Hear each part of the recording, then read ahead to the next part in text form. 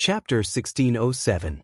Seeing that his automaton was completely shattered along with the icicle, Felix retreated in a daze. It's over. It was indeed over. Without the automaton, there was no way that Felix would be able to escape from the Walpurgis Royal Mechanic Academy. Naturally, there was no way he could escape the arrest of the Academy's higher-ups, the guards, and the discipline committee. He was destined to be sent to prison.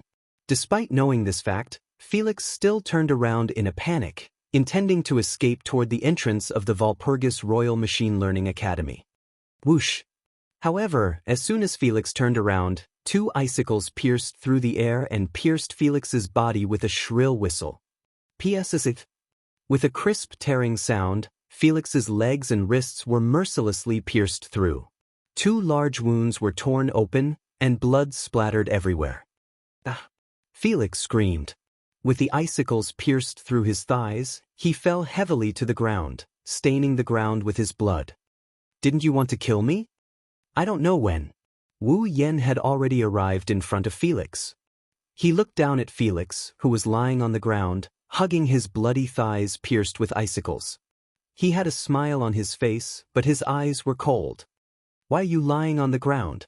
Come and kill me? You can't do this to me. Felix hugged his thighs and looked at Wu Yan's wine-red eyes flickering with cold light. He screamed in fear. I'm the eldest son of the Kingsford family. If you dare to do anything to me, my father, and the people in my family, they won't let you go. Wu Yan smiled. Is that so? As he said this, Wu Yan lifted his leg and kicked Felix in the stomach. Bam! Felix spat out a mouthful of blood. His bloodied body spun in the air and flew away. Then he smashed it hard on the ground. He bounced up heavily, staining the ground with blood and causing even more blood to flow out from his body. Felix's fingers trembled. He pointed at Wu Yen in disbelief. Then, his head tilted and he fainted. That's it? Looking at Felix lying in a pool of blood, Wu Yen snorted coldly and turned his head away. He really can't take a beating. Perhaps it was a common problem in every world, but the police would only appear after the incident was over. Almost as if they were counting the time, the moment Felix fainted, the guards and members of the discipline committee rushed out of the woods one by one with their automaton after another. Behind the guards and discipline committee members was Charlotte, who carried Sigmund in her arms and slowly walked out of the forest. Seeing the guards and discipline committee members arrest Felix, who was lying in a pool of blood, Charlotte's eyes were filled with complicated emotions. Who would have thought that the person who always helped her, tried his best to get close to her, wanted to invite her on a date, and made her yearn for him, was actually a small person wearing a mask? However, what Felix said was indeed true. It was because she was too naive that she yearned for someone who obviously had an ulterior motive. She lifted her head and looked at the starry night sky. What was unbelievable was that at this moment, her heart actually recovered its calmness. It's over. What's wrong? A familiar voice came from in front of Charlotte, mocking her. Playing the sentimental character isn't something you're good at. Charlotte came to her senses and cast her gaze forward, allowing a face with a faint smile to enter her eyes. Looking at the face that she'd known for less than 10 days, Charlotte had the urge to throw herself into his arms and cry. Sigmund. Nagisa walked up to Charlotte. She looked at the bloodied Sigmund and said worriedly, Are you all right? I'm fine, it just looks serious. Sigmund's voice was a bit low but still as calm as ever. The automaton lives on the magic power of its user. As long as Charles provides me with magic power and doesn't damage Eve's heart, I can heal all kinds of wounds. But it still needs time, right? Natsuki turned around and looked at Canon. Canon, please heal Sigmund. Yes. Canon nodded obediently. She walked up to Charlotte and took Sigmund from Charlotte's arms. Thank you. Charlotte stiffly thanked Natsuki with an unnatural tone. Sorry to trouble you.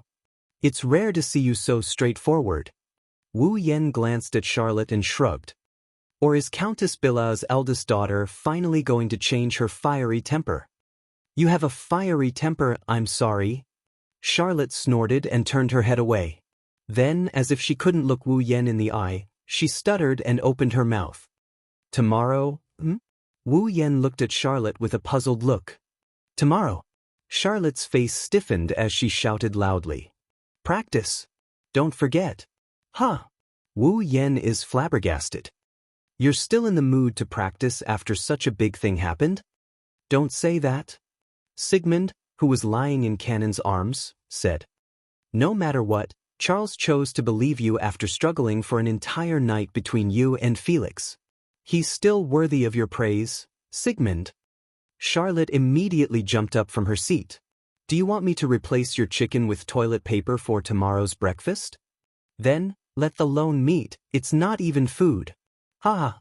Other than the confused Ikaros, Natsuki, and the embarrassed Charlotte, Wu Yen, Astria, Nagisa, and Cannon all laughed out loud.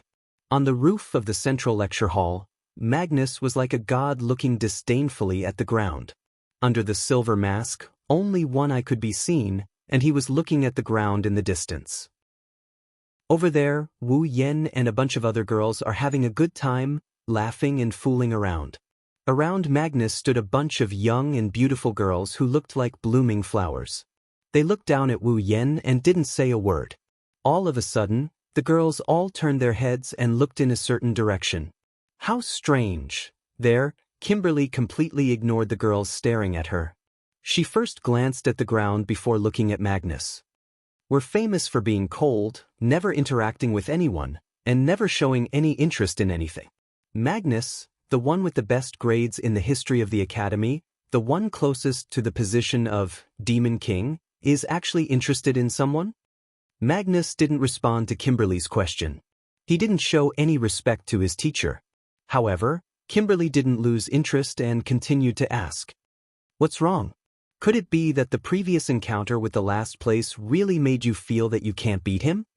This time, Magnus finally had some reaction. Didn't he say the same thing? Magnus raised his head slightly and responded without turning his head. Both of us have been holding back. If we don't fight, we don't know who will win. Oh? Kimberly chuckled. You didn't deny your interest in him? Magnus fell silent. Kimberly seemed to have lost her motivation to continue asking. She turned around and looked at Wu Yen, who was talking to the girls. Actually, we are also interested in him. Kimberly's eyes flashed. He clearly has 5 automatons with such high performance and strength, but we can't find out his background at all. We can't even find out who made those automatons. However, after checking the information written on the admission application, the result is all true. This is just too strange. After saying that, Kimberly said to Magnus, Don't worry. Just like a student in the academy who also has a powerful multiple automaton, but can't find out anything about it. Magnus glanced at Kimberly, turned around, and walked down. Peh. Kimberly shook her head. What an uncute student. Chapter 1608. Amidst the solemn music, the sky above the Walpurgis Royal Mechanic Academy reverberated with boiling cheers.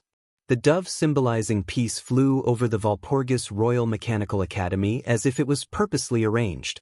In the open space in front of the clock tower of the academy, students wearing long black coats that resembled formal attire gathered together. At this moment, the eyes of these students were filled with passion as they looked in the direction of the clock tower. There was a platform there, and there was also a burly old man with a full beard, tan skin, and a sharp glint in his eyes.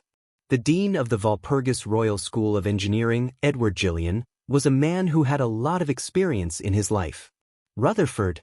The moment the solemn music ended, the dean on the platform opened his eyes and spoke loudly. Rai Shin. Step forward. As soon as he finished speaking, Raisin, who was wearing a uniform, brought Yaya, who was wearing a kimono, up to the platform and in front of the dean. I'm Edward Snowden. In the name of Rutherford, Your Excellency is recognized as the candidate of the Devil King and is allowed to attend Valpraki's party. A tray full of carvings was placed in front of Lei Zhen after the dean's words. It's on the tray. A pair of fingerless gloves, completely black in color and exquisitely sewn with gold thread, lay on top of the gloves, which were completely black and made of the finest silk. The gloves shone with a luster. It was a glove that could only be obtained by students who were qualified to participate in the night meeting. The moment they obtained this pair of gloves, the student who owned the gloves would be crowned with the title, Gauntlet Holder. Among the 1237 students in the entire Walpurgis Royal Tactical Academy, only less than 100 of them possessed this title. The Gauntlet Holder will be qualified to participate in the night gathering. In other words, Lei Jin now had the right to participate in the night party. After learning that Felix had been arrested, he could no longer take down the magic liquor, Balkandi, as a reward. After obtaining the qualification to join the night party, Lei Jin brought Yaya along to challenge the gauntlet in the academy like crazy. This kind of behavior earned Lei Jin the title of Mad Dog. However, it did make Lei Jin's name known. The executive department of the night party recognized Lei Jin's strength. Lei Jin was approved to become a gauntlet holder and obtain the qualification to participate in the night party. Standing in front of the platform, Lei Jin looked at the tray in front of him and looked at the position of the wrist part. There, a landing code embroidered with gold thread shined with a dazzling luster, shining under the sun. Login codenym, Sects can last. In other words, he was second to last. Lei Jin's mouth twitched slightly when he saw that his login code was actually his own ranking. You're ranked 100th in the night meeting. It was as if he had dealt the final blow to Lei Jin. The dean made the declaration expressionlessly. Is there a problem? No. Lei Jin took a deep breath and took the tray. Then he took Yaya and retreated to the back. The dean nodded and looked at the person beside Lei Jin. Wu Yan, step forward. The entire place fell silent. Wu Yan led Natsuki, Ikaros, Astria, Nagisa, and Kanon in their white night outfits. They parted the crowd and they slowly walked up the platform. This reaction was completely different from when Lei Jin was on stage. However, that was only natural. After all, the person in front of him had not only gone up against the number 1 student in the academy, Magnus, but also had the upper hand. Now, he had defeated Felix, one of the 13 meet players, who was ranked 4th. He was clearly just a freshman, but he was already so powerful. Furthermore, he had 5 automatons that were second only to Magnus in the academy, and all of them were extremely beautiful girls. It was impossible for him not to attract attention. When they arrived in front of the headmaster actually put on a smile and declared loudly, "I'm Edward Snowden.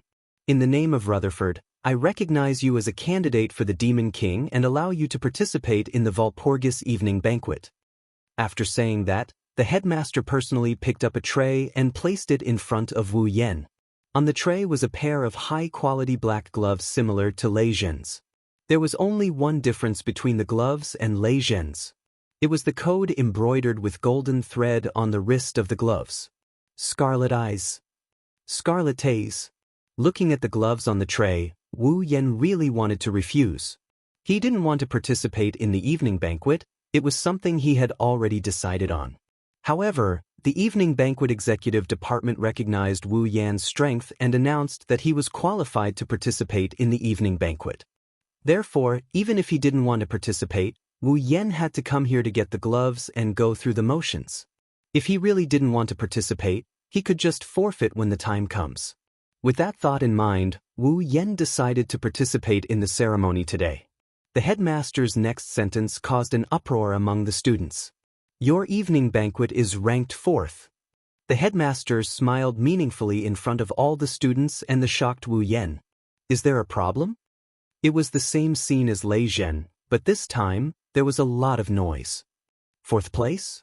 Didn't that mean Wu Yan was about to become one of the top 13 in the academy? The 4th place was also Felix's previous ranking. Could it be because Wu Yan defeated Felix that the headmaster and the evening banquet executive department decided to let him replace Felix's position? As a puppet user, your strength is clear for all to see. Amidst the noisy crowd, the headmaster's voice clearly traveled into everyone's ears. I believe that you have the qualifications to be ranked this way. If anyone disagrees, you can step forward and explain your reasons. If it is reasonable, this ranking can be changed. The moment the headmaster said that, the crowd quieted down. Although it was noisy, who would actually object to Wu Yan replacing Felix's position? That was someone who had defeated Felix and was able to fight against Magnus. Since no one has any objections, it is decided. The headmaster looked at Wu Yan with an expression that said he expected. Wu Yan, do you have any objections? Wu Yan met the headmaster's gaze. Coincidentally, the headmaster was also staring at Wu Yan. Or rather, he was sizing up Wu Yan. His sharp eyes were filled with an unfathomable light. Wu Yan sighed inwardly when he saw this. Forget it, it doesn't matter what my rank is. Anyway, he wasn't going to participate. Immediately, Wu Yan nodded in agreement. No objections. Seeing that Wu Yan had agreed, Canon immediately stepped forward and took the tray for Wu Yan. Then, the group retreated to Lei Zhen's side. The dean lowered his voice and spoke to Wu Yan and Lei Zhen in a friendly tone. Then I, the dean of the Walpurgis Royal Tactical Academy, hereby acknowledge that you are the official gauntlet from now on. The students cheered once again, bringing the simple award ceremony to an end. Under the gaze of all the students present, Wu Yan and Lei Zhen stood on the platform. They looked at each other and smiled. Next time, I won't lose again. Lei Zhen said resolutely. I will defeat you at the night party. We don't have to wait until the night gathering. After all, I'm not sure if I'll show up at the night gathering. If you want to challenge me, feel free to do so at any time. Wu Yan smiled as he looked at Lei Zhen's determined eyes. I've said it before. Although I hate trouble, I'm never afraid of challenges. The two of them looked at each other with a sharp look in their eyes at the same time. They reached out their hands at the same time and held each other's hands. The cheers of the students continued. Chapter 1609. Unpleasant. It's so unpleasant. In the student cafeteria, Charlotte violently cut the toast on the plate in front of her while venting her dissatisfaction with an indignant expression. How did a guy who came to the academy for less than 10 days become a gauntlet holder and one of the 13 people? Calm down, Seal. Sigmund, who was enjoying a chicken dish on the dining table, said coldly as he held a small piece of chicken in his little dragon claw. You're not upset because Wu Yan became a gauntlet or because he's one of the 13 meat players. You're upset because he's ranked higher than you, right? That's right. Charlotte choked and blurted out, as if she had nothing to lose. How can a guy whose theoretical score is so bad that he could hand in a blank paper be ranked higher than me? In the Walpurgis Royal Magic Academy, Charlotte was ranked 6th among the 100 participants of the night gathering. Charlot had spent more than a year to achieve this ranking. While improving his ingenious magic, he had also worked hard on his studies. She only got the ranking after she got the best results. In comparison, Wu Yan, who came to the academy for less than 10 days, had already handed in a blank paper. He was originally the last among the 1237 students, but now, he had climbed to 4th place. How could she not be dissatisfied? That's true.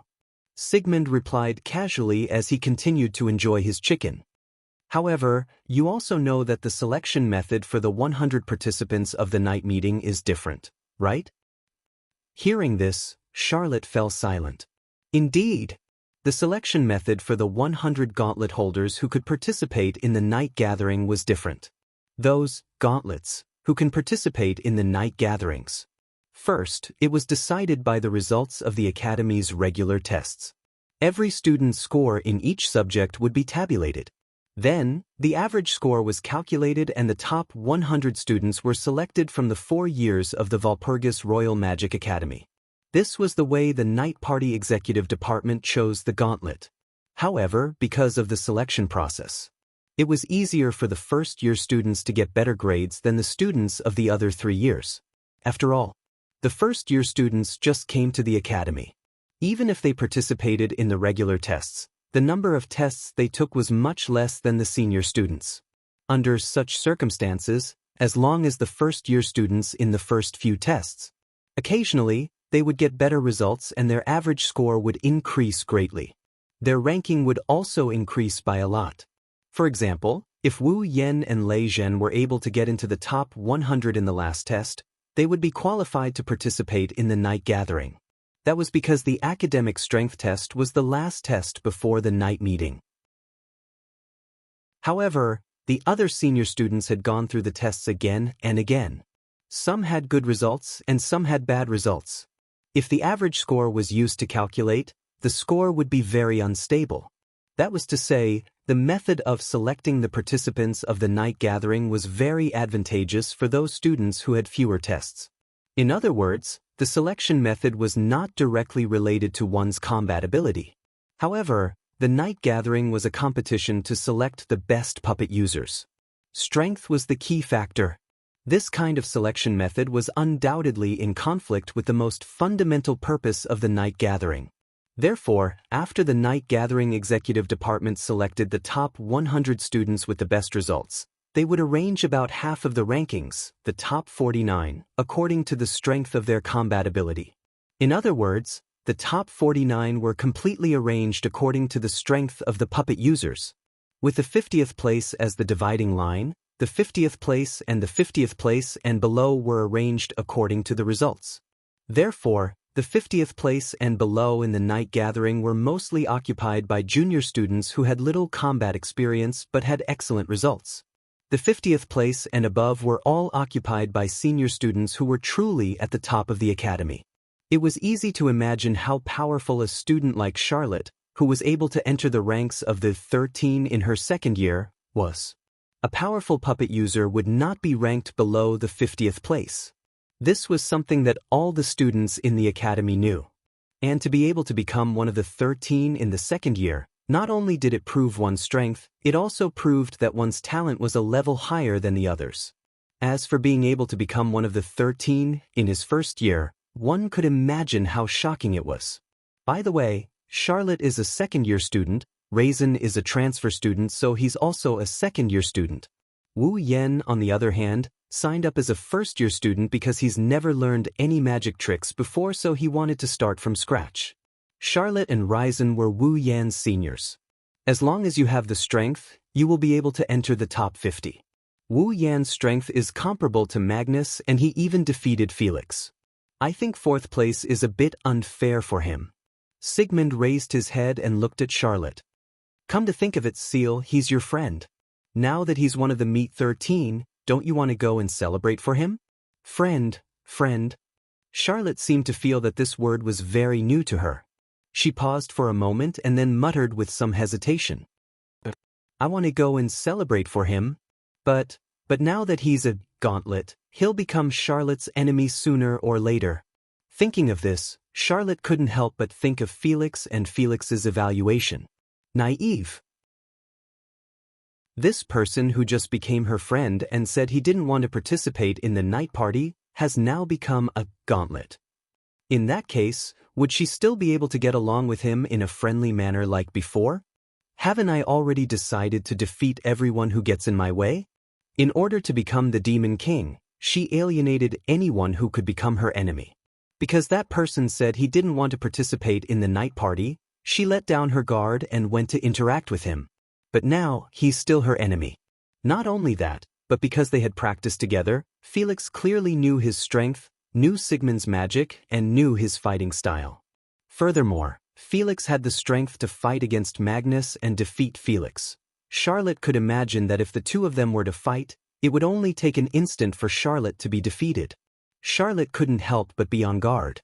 She didn't want to be called naive anymore. Seal? As if he saw through Charlotte's thoughts, Sigmund spoke in a deep voice. I think Wu Yan can be trusted. Trust? Charlotte laughed self-deprecatingly. But I've already been betrayed once, Sigmund said in response to Charlotte's self-deprecation. I think you've known for a long time that Felix would betray you. Charlotte was stunned. Indeed, you've been longing for the Felix who's always helped you and treated you gently. Or perhaps you're still longing for him even now, but you're only longing for that fake Felix. The real Felix isn't the Felix you like. Sigmund's words hit Charlotte's heart one by one. Perhaps you didn't realize it yourself, but in your subconscious, you've long suspected that Felix is trying to get close to you with ulterior motives. The proof is that even after struggling for an entire night, The person you chose to trust is still the friend you just met, not the person you like. Sigmund sighed. Since you chose to trust him, then trust him until the end. Charlotte was speechless. Chapter 1610. Walpurgis Wang Li Ji Academy, Tortoise Hut. In the end, I still got into trouble. Lying on a bed, Wu Yen raised his hand and looked at the black glove on his hand. His fingers were not covered, and the back of his hand was empty. There were only 2 intersecting black bands. On his wrist, there were a few English letters embroidered with golden thread. Scarlet Tays. Login codename, Scarlet Eyes. Twitching his lips, Wu Yen lowered his hand and looked at the ceiling. Since I'm going to participate, why don't you give me a better login code? Isn't it too casual to use the color of my pupils to decide my login code? I think it's pretty good, Scarlet Eyes. Sasaba, who was tidying up the laundry with Canon and Ikaros, tilted her head and blinked her cute big eyes. In our world, the second true ancestor's name is Scarlet Tays. You're also a true ancestor, it's not bad to have such a name. Why don't you just let me inherit Agrora's title? Wu Yen waved his hand while still lying on the bed. Fiery Knight Earl, she's obviously a super cute girl. Why would she have such a title? To be precise, Fiery Knight isn't Agrora's name, it's the 4th true ancestor's code, right? Natsuki's blue eyes flashed with nostalgia. She seemed to be thinking about the days she spent on Itagami Island. She glanced at Wu Yen when she regained her senses. You should be glad that you didn't get tricked like Raishin. Otherwise, I will give you a last stone login code. You'll be famous by then. That's true, Master. Astria was lying on the bed opposite Wu Yen. She pressed her pair of plump breasts onto the soft bed, flattening them. Are you going to participate in that meeting? Night meeting? Wu Yen shook his head without hesitation. Forget it. It's useless for me to participate in the meeting. I don't want to become a demon king. I might as well focus on completing the demigod path mission. You won't be able to play that kind of game. Natsuki closed her eyes. She laid on the back of the sofa. You're ranked 4th. How long would he have to wait before he could go on stage if he were to attend the night party? Wu Yen shrugged. Nagisa looked at him in confusion. Does the ranking have anything to do with the time? Of course not. Why would the Academy waste so much effort to come up with such a pointless ranking? Natsuki tapped her fan against the armrest of the sofa as she spoke. The gauntlet holders who are ranked at the top have preferential treatment. First of all, the order of appearance is already preferential treatment. Preferential treatment? Nagisa, Canon, and Astria stopped what they were doing and turned to look at Natsuki. Even Ikaros turned to look at Natsuki with her indigo eyes. Since you're interested, let's hear it. Natsuki shook her head. I've heard that the night party is based on the competition system of Royal Breast Battle. Royal Battle of the Breasts? Nagisa said with uncertainty. I think I've heard of that term before. I remember it's a special format to make the audience more excited. Every once in a while a participant will join in, right? Correct. Correct. Natsuki nodded. The night party of the Academy is only held at night. That's why it's called Walpurgis's Party. On the first night, the 100th and 99th place will fight each other. No matter what the result is, the 98th place will have to fight on the second night. Next night, the 97th place must join the battle as well. Every other night, a new gauntlet must join the fray. Wu Yen stood up and glanced at the girls before adding on his instructions. Moreover, the battle has a time limit. Before the clock rings at midnight, the battle will start. If there is no winner after midnight, the battle will end. The next night, a new enemy will join the battle, and the battle will begin. This is the uniqueness of the night meeting. The more survivors there are, the more chaotic the battle will be. In fact, there was even a possibility that those who were ranked lower would band together to waste time and work together to defeat those who were ranked higher. Isn't it easy to have an unfair result like this? Canon spoke with a confused expression. If someone keeps stalling for time, They can stay in the arena and wait until the 100th night. They might have some ace up their sleeves and defeat the first place. That doesn't prove that they're the best gauntlet user, right? Yes. If the 100th place player can survive until the end, that's a skill. Wu Yan chuckled.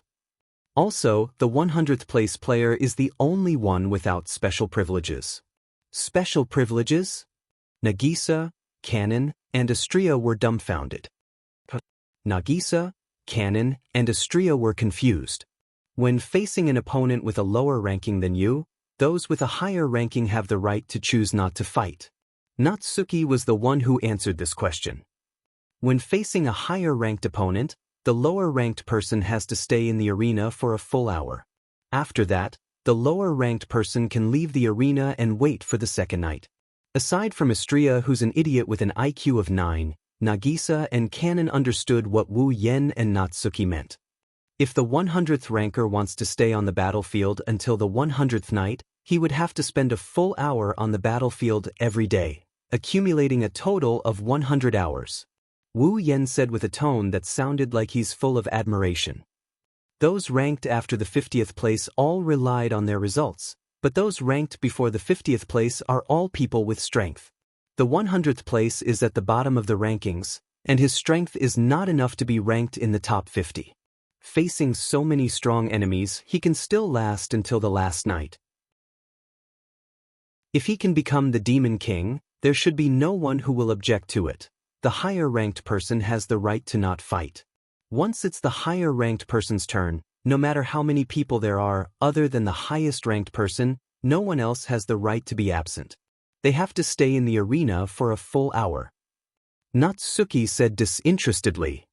With the addition of one person every night, if the 4th place player wants to fight, they have to wait until the 4th night. Not necessarily. Wu Yan shrugged. Those with a high ranking also have the right to be automatically demoted. So, if I want to fight, I can directly drop to the 100th or 99th place and I can fight on the first night. Then, Kanon met Wu Yan's gaze with her breathtaking eyes. Oni-chan, do you want to fight? There's no reason for me to fight.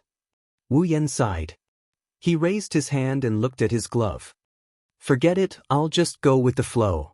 Natsuki, Ikaros, Astria, Nagisa, and Kanon nodded in agreement. For the girls, there's no need to consider whether they want to participate in the night party. As long as Wu Yan decides to participate, they will participate. It's that simple. Clang. At this moment, there was a knock on the window. Everyone in the room paused for a moment before they looked at each other and smiled. Natsuki, the smallest person in the room, looked like an old woman. She glanced at Wu Yan from the corner of her eyes. It's that brat, right? I think so. Wu Yan didn't know whether to laugh or cry. She's the only one I'm familiar with in the academy. No one else would come looking for me, let alone using this method. Let's go take a look. Natsuki closed her eyes and said, That brat should be very lost right now. Lost? Nagisa, Kanon, and Astria were confused again. It seems like Natsuki is the only one who saw through Charlotte's thoughts. All right. Wu Yan hesitated for a moment before standing up. I'll go take a look. Master! Ikaros stood up. Wu Yan patted Ikaros's head to comfort her. I'll be fine. Ikaros nodded. Chapter 1612. Valpurgis Royal Mecha Academy, an open space in the depths of the forest, Rasterkayan. A delicate shout resounded from the sky above the open space and fell, and the sharp sound of breaking through the air also resounded through the sky. In the open space, a deadly beam of light shot out like a shooting star with a piercing sound. In the blink of an eye, it was in front of a beautiful girl with a pair of pure white wings who was holding a laser lightsaber and was as beautiful as an angel. Astria's expression didn't change in the face of such a powerful beam. Her crimson eyes flickered as she thrusted her laser lightsaber at a certain point on the side of the beam. Boom! Instantly, a ferocious power erupted from the girl's slender and voluptuous body. Through the laser light sword in her hand, She exerted all of her power on the side of the incoming light beam. She actually forcefully shook off the fatal light beam that could destroy everything and sent it flying. Looking at this scene, Charlotte, who was standing on top of Sigmund's gigantic dragon head, gasped in shock. Not only was the laser lightsaber not destroyed when it collided with the element of destruction, it even sent the raster cannon flying. How is this possible? I don't have time to distract you, Charlotte. While Charlotte's heart was in shock, a teasing voice drilled into her ears. Then, a magical light flashed at the corner of the clearing and entered Astria's body. "Cut!" Astria shouted. She flapped her wings and dashed forward, leaving afterimages in her wake. She appeared above Sigmund in the blink of an eye with her laser sword in hand. She aimed at Sigmund's head without any fancy moves. She swung it down. Whoosh! The vibrating laser lightsaber whistled through the air, accompanied by the sound of the wind. The strong wind caused Charlotte's uniform to stick tightly to her body as she stood on Sigmund's head. Sigmund! Charlotte didn't dare to be careless. She quickly gave the order. Then he poured the mana in his body into Sigmund's body. Roar! Sigmund roared in anger.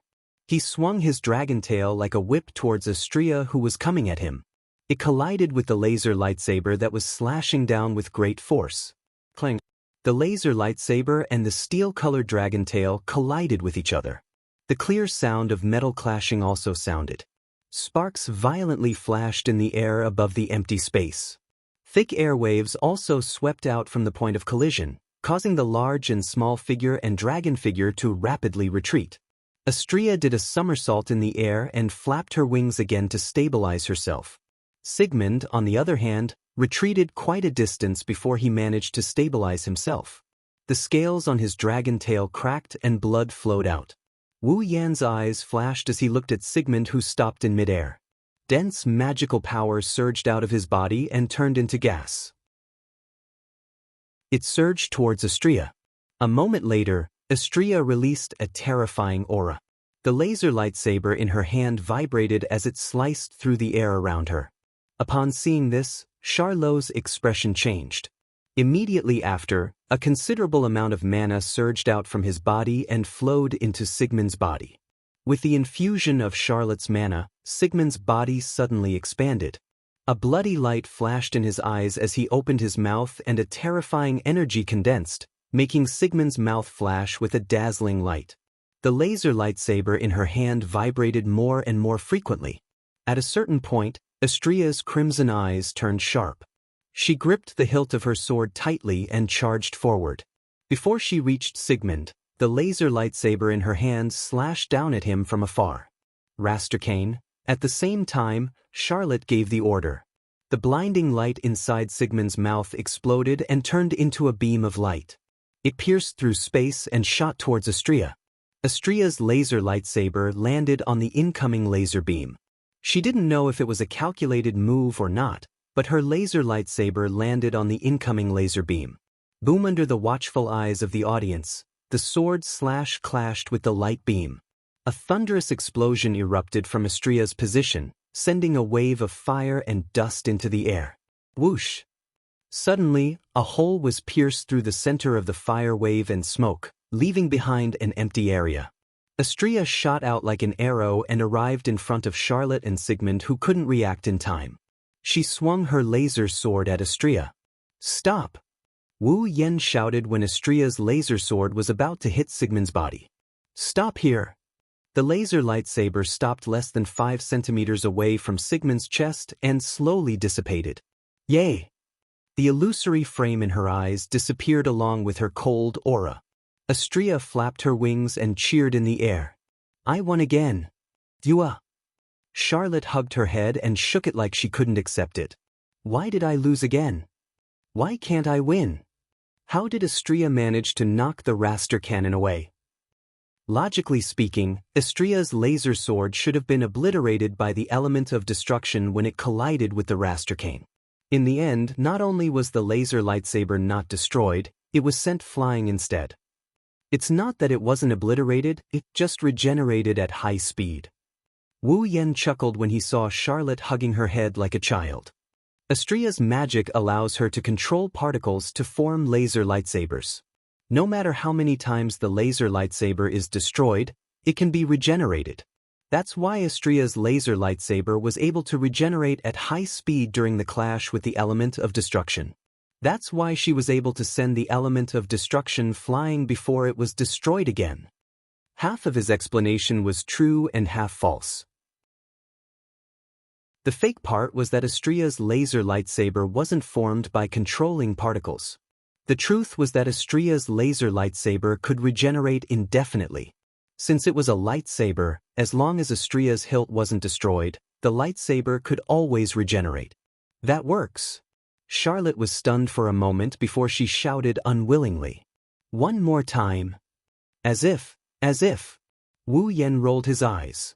Lunch break is almost over and we haven't eaten yet. How many more times do you want to fight? Ugh. Wu. Charlotte immediately whimpered. You have to use at least 2 automatons, otherwise, it means I'm not improving at all. Ugh. I'm also improving all the time, okay? Wu Yan waved his hand. He turned around and he headed towards Natsuki, Ikaros, Nagisa, and Kanon who were resting under the shade of a tree. That's why I hope you can continue next time. That was the truth. He may not be as good as Charlotte, but his mastery of magic is still improving. His mastery of controlling and manipulating automaton is also getting better and better. The fact that Astria was able to use super regeneration to clash with Sigmund's magic and send him flying was proof of that. When the laser sword clashed with Sigmund's magic, Wu Yan used force domination on Astria. Otherwise, Astria wouldn't be able to come up with such a strategy with her limited brain. The fact that Wu Yan is able to use forceful domination proves that he has taken a solid first step on the path of puppeteer. Charlotte jumped down from Sigmund's head and brought Sigmund, who had shrunk to stand on her head, to the shade of a tree. She flicked her long blonde hair and walked to the shade. Under the shade, Ikaros, Nagisa, and Kanon laid out a cloth and sat on it with Natsuki. And in the middle of the 4 girls, there was a large pile of delicious food. It looked like a picnic. Chapter 1613. Wah! Astria's eyes glowed when she saw the delicacies on the table. She pounced on them. Author of this article. First dish, I happen to be hungry. Master. Ikaros ignored Astria who pounced on her. She picked up a sandwich and handed it to Wu Yan. Thanks, Ikaros. Wu Yan rubbed Ikaros's head. Ikaros's indigo eyes loosened up. She looked like she's enjoying this. Wu Yan took a bite of the sandwich Ikaros gave him. He looked at the delicacies on the table and asked, "Who did all of this?" "Kanon-shun, Ikaros, and I made these." Nagisa put her hands on her hips proudly. She looked at Wu Yan expectantly. "How is it? Is it good?" "Not bad. Not bad." Wu Yan chewed on the sandwich as he gave an honest evaluation. It's just that the taste is a little too strong. If it's a little lighter, it would be 90 points. Is the taste too strong? Nagisa picked up a sandwich and started munching on it. I heard the English prefer a strong taste, so Nagisa wanted to do as the Romans do. I wanted to make the taste a little heavier. Is that so? Astria stuffed her sandwiches into her mouth without saying a word. I think it's delicious. Haha. Wu Yan laughed dryly. To you, as long as it's food, it's delicious. Master, Ikaros said with a bit of unease. You don't like the taste? Of course not. Of course not. Wu Yan shook his head. It's just that I prefer a lighter taste. If Ikaros likes a stronger taste, we can make it that way from now on. No. Ikaros shook her head. Whatever Master likes, Ikaros will like. Oh. Wu Yan lovingly reached out his hand and patted Ikaros' head. Then, big brother. Kanon placed a plate of pastries in front of Wu Yan. Try this. This one has a lighter taste. All right, Teacher Nangong's words. Do you want to drink black tea? Nagisa took out a tea set from a basket and poured out a cup of black tea excitedly. Nagisa is prepared as well, but Nagisa just learned from Ikaros and Kanon-chan.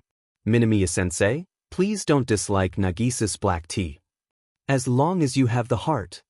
Natsuki looked at Nagisa. It was as if he was looking at his own sister. Become amiable. And intimate. Natsuki's current appearance was far too different from the usual Natsuki who had no interest in anything, as if everything in the world was beneath her. Wu Yan almost fell into a daze.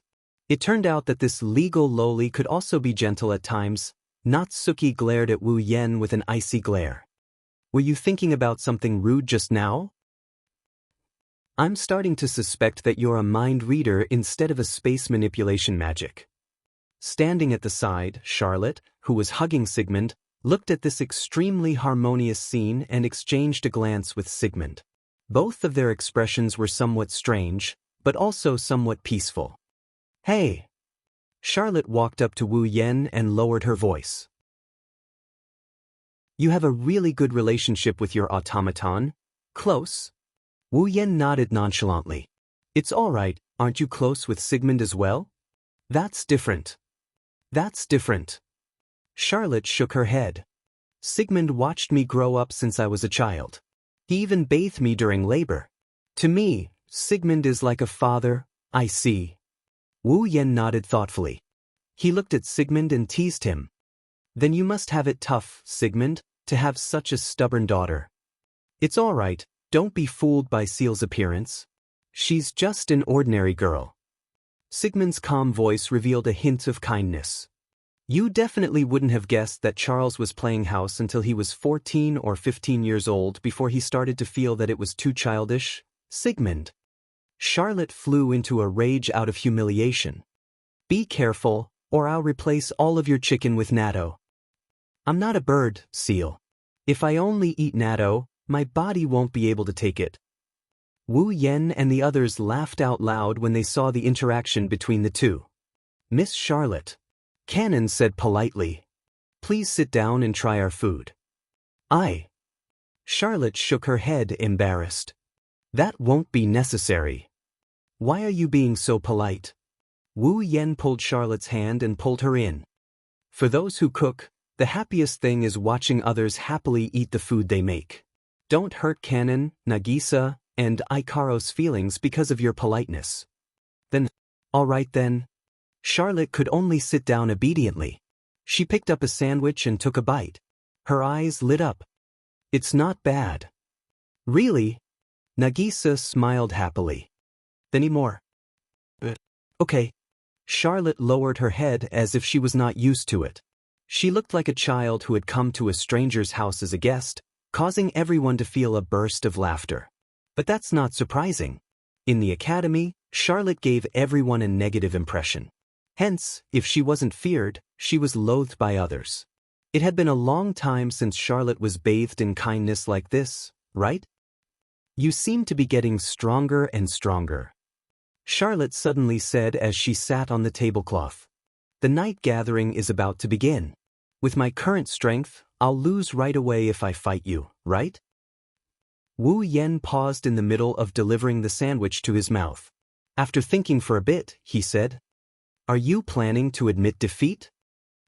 If it was the usual Charlotte, she would have retorted and said, I am the Charlotte of the Bilo family. But this time, Charlotte seemed to be deeply moved as she spoke softly. In the past, I didn't understand how a freshman like you could be so strong that even Magnus would be suppressed by you. Now, I roughly understand. As she said this, Charlotte's gaze swept across her surroundings. She glanced at Natsuki, who was drinking tea with her eyes closed. She glanced at Nagisa, who was drinking tea with a smile on her face. She glanced at Ikaros, who was holding a basket and staring at Wu Yan. He glanced at Cannon, who was arranging the dishes on the tablecloth and arranging them neatly. She glanced at Astria, who was happily munching on a sandwich. You and them trust each other. Charlotte spoke her mind.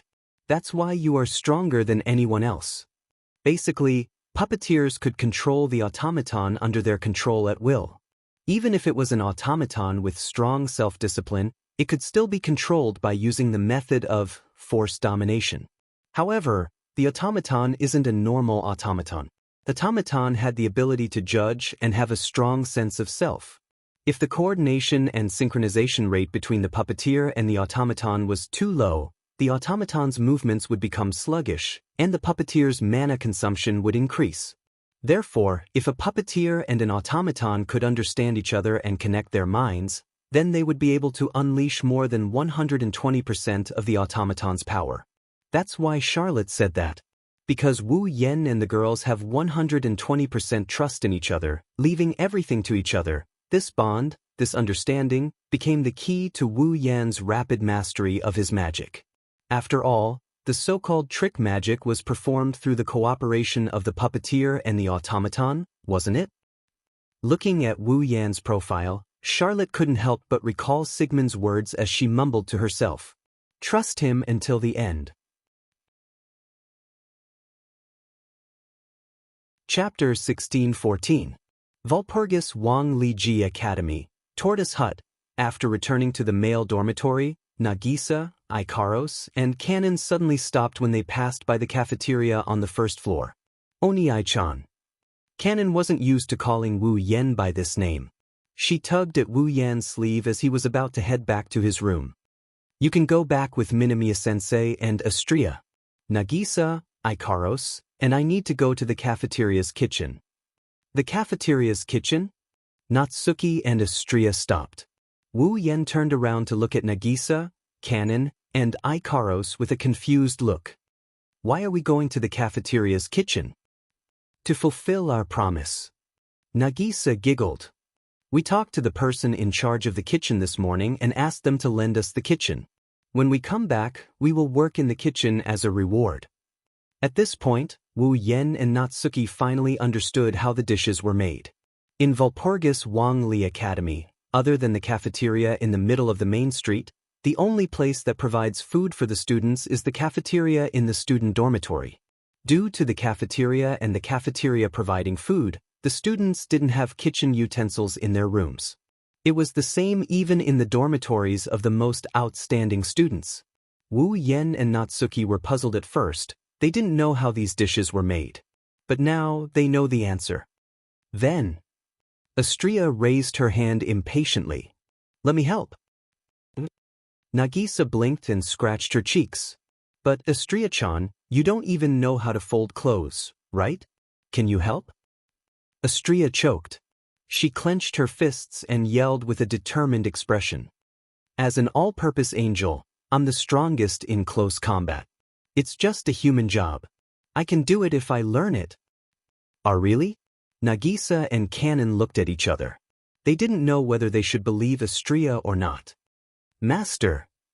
Ikaros spoke in a soft voice.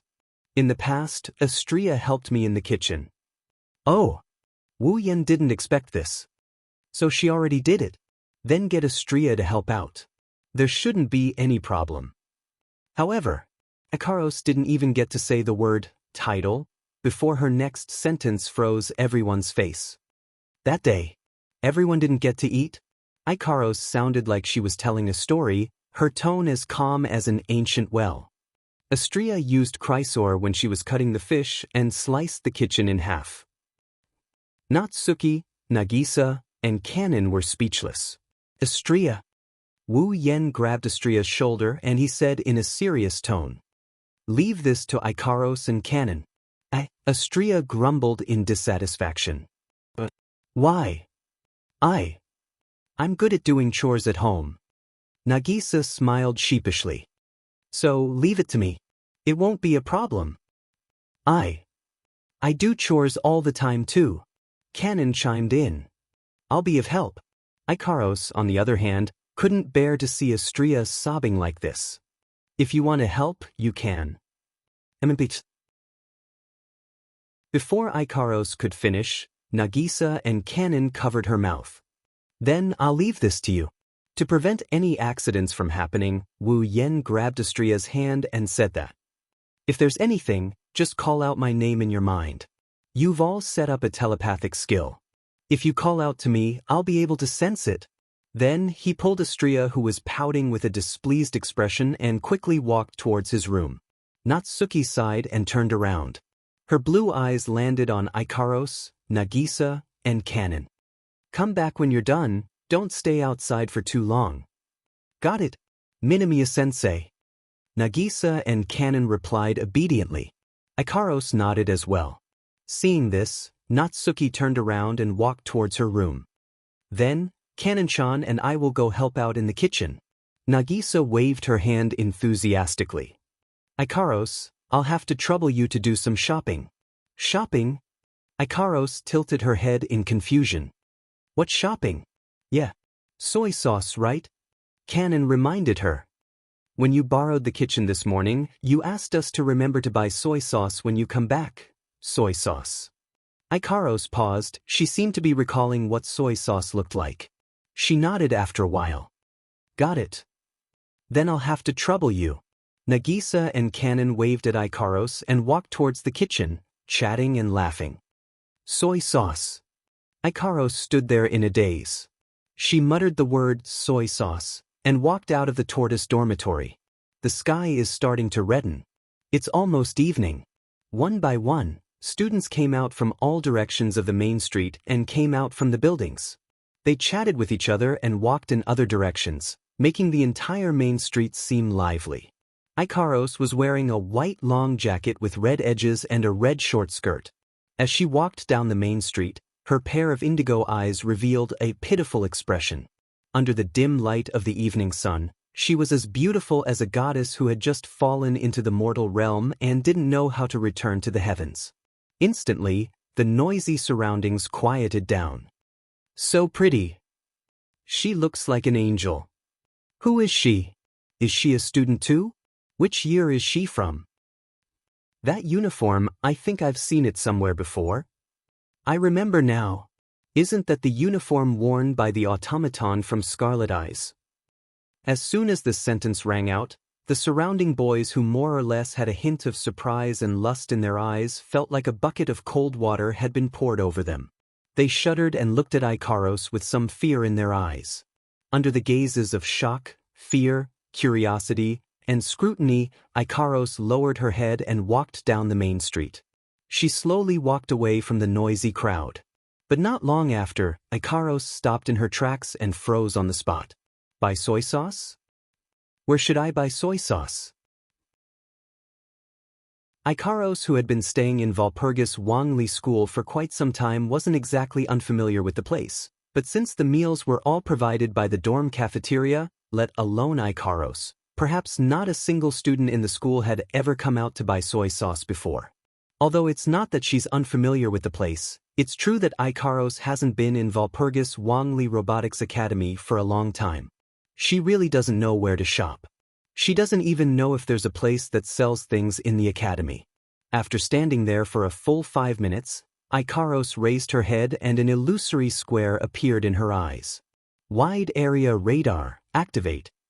The moment her voice fell, the illusory frame in Ikaros's eyes also fluctuated. But nothing happened. Ikaros was stunned again. No. Mana. Yes. No mana. In this world, due to the restriction bracelet, not only was Ikaros suppressed to level 69, she was also restricted to the same level as an automaton. Without magic, Ikaros is just an ordinary person. And now Wu Yen isn't with Ikaros. Ikaros didn't know what to do. Wu Yen placed a telepathic spell in every girl's body. Aside from being able to sense Wu Yen when the girls are in danger, Wu Yen also said that if the girls were to call out to him in their minds, he would be able to sense it. If Ikaros were to call out to Wu Yen now, not only would Wu Yen send his mana over, he would also come in person. But Ikaros didn't want to trouble Wu Yen. Right at this moment, a young girl slowly walked over from the front. Chapter 1615.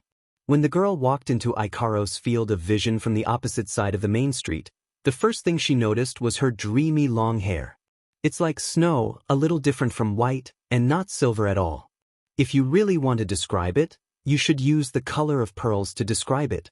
The pearl-colored hair was tied to the right side of the girl's head with a black flower-like hair ornament, allowing the long hair to hang down in a ponytail. Under the evening sun, it shone with a peculiar luster. The girl was wearing the uniform of the Walpurgis Wangli Academy. However, due to the girl's mature voluptuousness, The front part of her chest was open like a coat, allowing people to clearly see her fair skin and a pair of soft fleshy sides. An exceptionally long scarf was wrapped around the young girl's neck and secured. The silk ribbon fluttered behind her back, making her look exceptionally adorable. Other than that, the girl also had a pair of ruby-like eyes, abnormally fair skin, and a somewhat vacant expression on her delicate face, making her look like she was at a loss, delicate and pitiful. At first glance, this girl, other than her appearance, her temperament was a little similar to Ikaros. However, unlike Ikaros, who was pure and holy, the pearl-colored haired girl was more lovable, and in this aspect, she was quite similar to Ikaros. Next to the girl, there was a dog half the height of a person. A pitch-black wolfhound followed her every step. Compared to normal wolfhounds, it was slightly bigger. However, the wolfhound's shoulders, limbs, and the front of its head were all covered with steel-colored armor. When it walked on the ground, its steps were also powerful, and its eyes would flash with a fierce glint from time to time. Even though it was a dog, it gave off a more dangerous feeling than a wolf.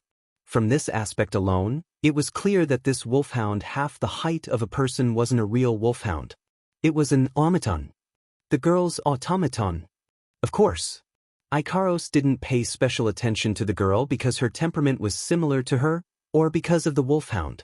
What really attracted Ikaros's attention was the basket of sandwiches in the girl's hand. Inside the basket, other than the sandwiches, there was also a small bottle. There was some black liquid in the bottle. Soy sauce. After realizing this, Li Yundong said Ikaros's pair of indigo eyes couldn't leave the bottle in the girl's hand. As the girl walked closer, the distance between her and Ikaros kept shrinking. Ikaros's gaze also kept following the soy sauce bottle in the girl's hand. Such an obvious display. Finally, it attracted the girl's attention. The girl's footsteps stopped on the spot, looking at Ikaros, who stood not far in front of her staring at the basket in her hand. A timid expression appeared on her face. You. The wolfhound, the girl's automaton, of which the girl's is of a person, of a girl, of course, of her of a person, and bared its of its teeth. However, Ikaros didn't even look at the wolfhound, still staring at the basket in the girl's hand. That. The girl mustered up her courage and spoke in a voice as soft as a mosquito. Do you need something? Ikaros didn't speak, still staring at the basket in the girl's hand. The girl tilted her head, a question mark floated above her head. Following Ikaros's gaze, she looked at the basket in her hand and timidly took a step to the left.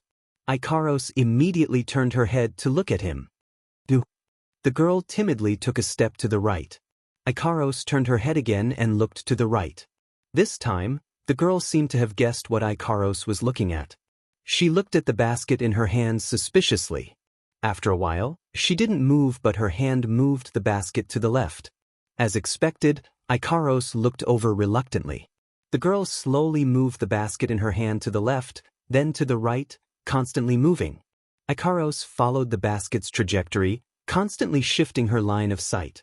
Suddenly, on the main street, a young girl moved the basket with all her might, while another young girl moved her head back and forth, following the direction of the basket. This strange scene caused the nearby students to stare in a daze.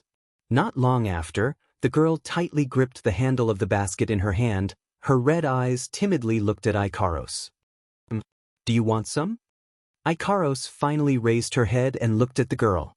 She lightly shook her head and spat out 2 words. Soy sauce? Soy sauce? It took the girl 4 to 5 seconds to understand what Ikaros meant. She took out the soy sauce bottle from the basket in her hand and said with uncertainty, You want this? Ikaros looked straight at the girl without saying a word. Before the girl could feel uncomfortable, she nodded. I'm here to buy soy sauce. Buy soy sauce? The girl was stunned for a moment before she weakly opened her mouth. I'm not a soy sauce seller, not a soy sauce seller. Ikaros lowered her head again. Not a soy sauce seller. Ikaros didn't pay any more attention to the girl. She turned around and lifted her foot, as if she was about to leave. Wait! The pearl-haired girl hurriedly stopped her. Gripping the soy sauce bottle in her hand, the girl hesitantly walked in front of Ikaros.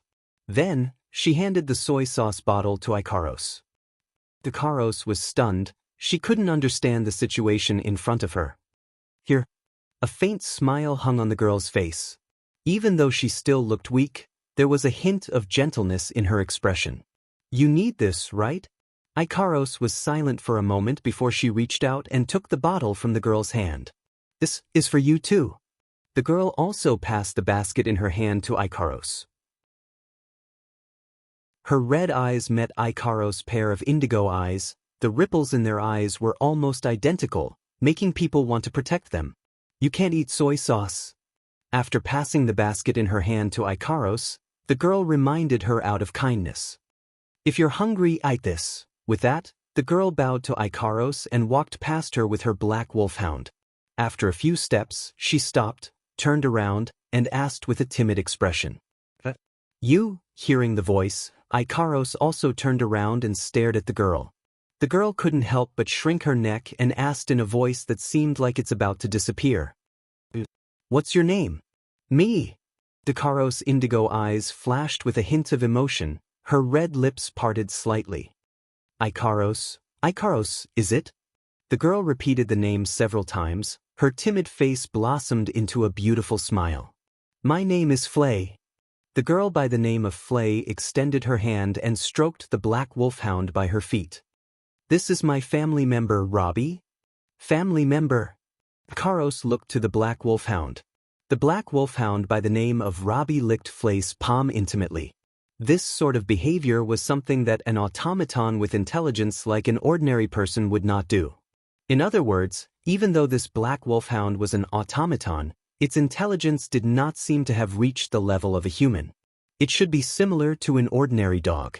The young girl named Flay, on the other hand, called this dog-shaped automaton that did not have much intelligence, but she called it her family. If others were to hear this, they might want to laugh. However, Ikaros clenched her hands before her chest. Her heart that would only waver when she faced Wu Yen, for the first time, began to have feelings for something else. After all, Ikaros was also not a human. Until next time, after she finished her introduction, Flay bowed again. Then, she brought Robbie with her and walked toward the other side of the main street. Seeing Flay's gradually disappearing figure, Ikaros lowered her head. Her indigo eyes were fluctuating nonstop. Family member. Chapter 1616. The darkness of the night shrouded the brightly lit Walpurgis Royal Mechanical Academy, setting off gusts of cold wind that gently ruffled everything in the academy. Reading the latest novel, the moon was high in the sky, and the stars were twinkling. The night breeze blew through every building, every tree, every street, and every space in the Walpurgis Royal Mechanical Academy, bringing with it a series of whistling noises that swept through every corner of the academy. In the Walpurgis Wang Li Academy, a young girl slowly walked out of the tortoise-like male dormitory that belonged to the weaker students. Pink hair swayed with the wind, two long ponytails moved up and down with the owner's steps, also swaying left and right with the cold wind. At the same time, the girl's short red skirt swayed in circles, exposing her fair thighs to the air from time to time, causing one to think of an elegant figure. Walking to the center of the courtyard, Ikaros gently raised her beautiful face and looked at the sky. Her indigo pupils reflected the stars in the night sky. The shadows of the stars were clearly embellished on her face. Unbeknownst to anyone, a pair of pink wings unfurled behind Ikaros' back. Pink feathers fluttered from the wings and fluttered into the night sky, carried by the night breeze. The angel-like girl stood on the ground with a pair of pink wings. Her eyes seemed to contain the entire starry sky. Her delicate face was exposed under the moonlight, like a silver veil, shimmering faintly. Beautiful. Extremely beautiful. Breathtakingly beautiful. Breathtakingly beautiful. This otherworldly angel stood in the courtyard of an old dormitory. She was lucky enough to be seen by the boys in the dormitory who happened to pass by their room windows. In an instant, the windows of the tortoise-like dormitory were opened one by one. The boys' heads poked out and looked at the angelic girl standing in the courtyard. His eyes were already wide open in shock. They stood there in a daze. At this moment, every window of the tortoise-like dormitory was filled with people. at least 40 to 50 of them. But these people seemed to have made an appointment. No one made a sound, as if they were afraid to break this beautiful scene that they might only see once in their lives. The boys in the tortoise-like dormitory watched quietly. There was only one thought left in their minds. Is that girl really an automaton? Or should I say, is that girl really a species that exists in this world? Impossible, right? How can there be such a beautiful person in this world? This person is definitely an angel that fell from the sky. With such thoughts, the boys in the tortoise-like dormitory were mesmerized by this scene, oblivious to the fact that this otherworldly angel's heart was filled with confusion. She clasped her hands together and placed them in front of her chest, making a praying pose. Ikaros looked at the round moon, her eyes filled with intoxicating ripples. Family. Even if they weren't human, could they still become family members with humans? Automaton? Angel? Aren't they all weapons? Weapons can become family of humans? Ikaros, who wasn't very good at emotions to begin with, fell into a deep confusion, unable to extricate herself. Ikaros couldn't help but fall into a deep state of confusion, unable to extricate herself. While Ikaros was deep in the abyss of bewilderment, the boys in the tortoiseshell dorm were looking through the window at the angelic girl bathed in moonlight with infatuation. At that moment, a person silently appeared behind Ikaros. Then, a coat draped over Ikaros' body. Ikaros was stunned for a moment before she snapped out of her daze. The moment she snapped out of her daze, a voice that was deeply engraved in her soul entered her ears. The night is very cold. It's just a simple sentence, but it instantly filled Ikaros' heart that was in a state of confusion. Ikaros tilted her head and looked at the person beside her.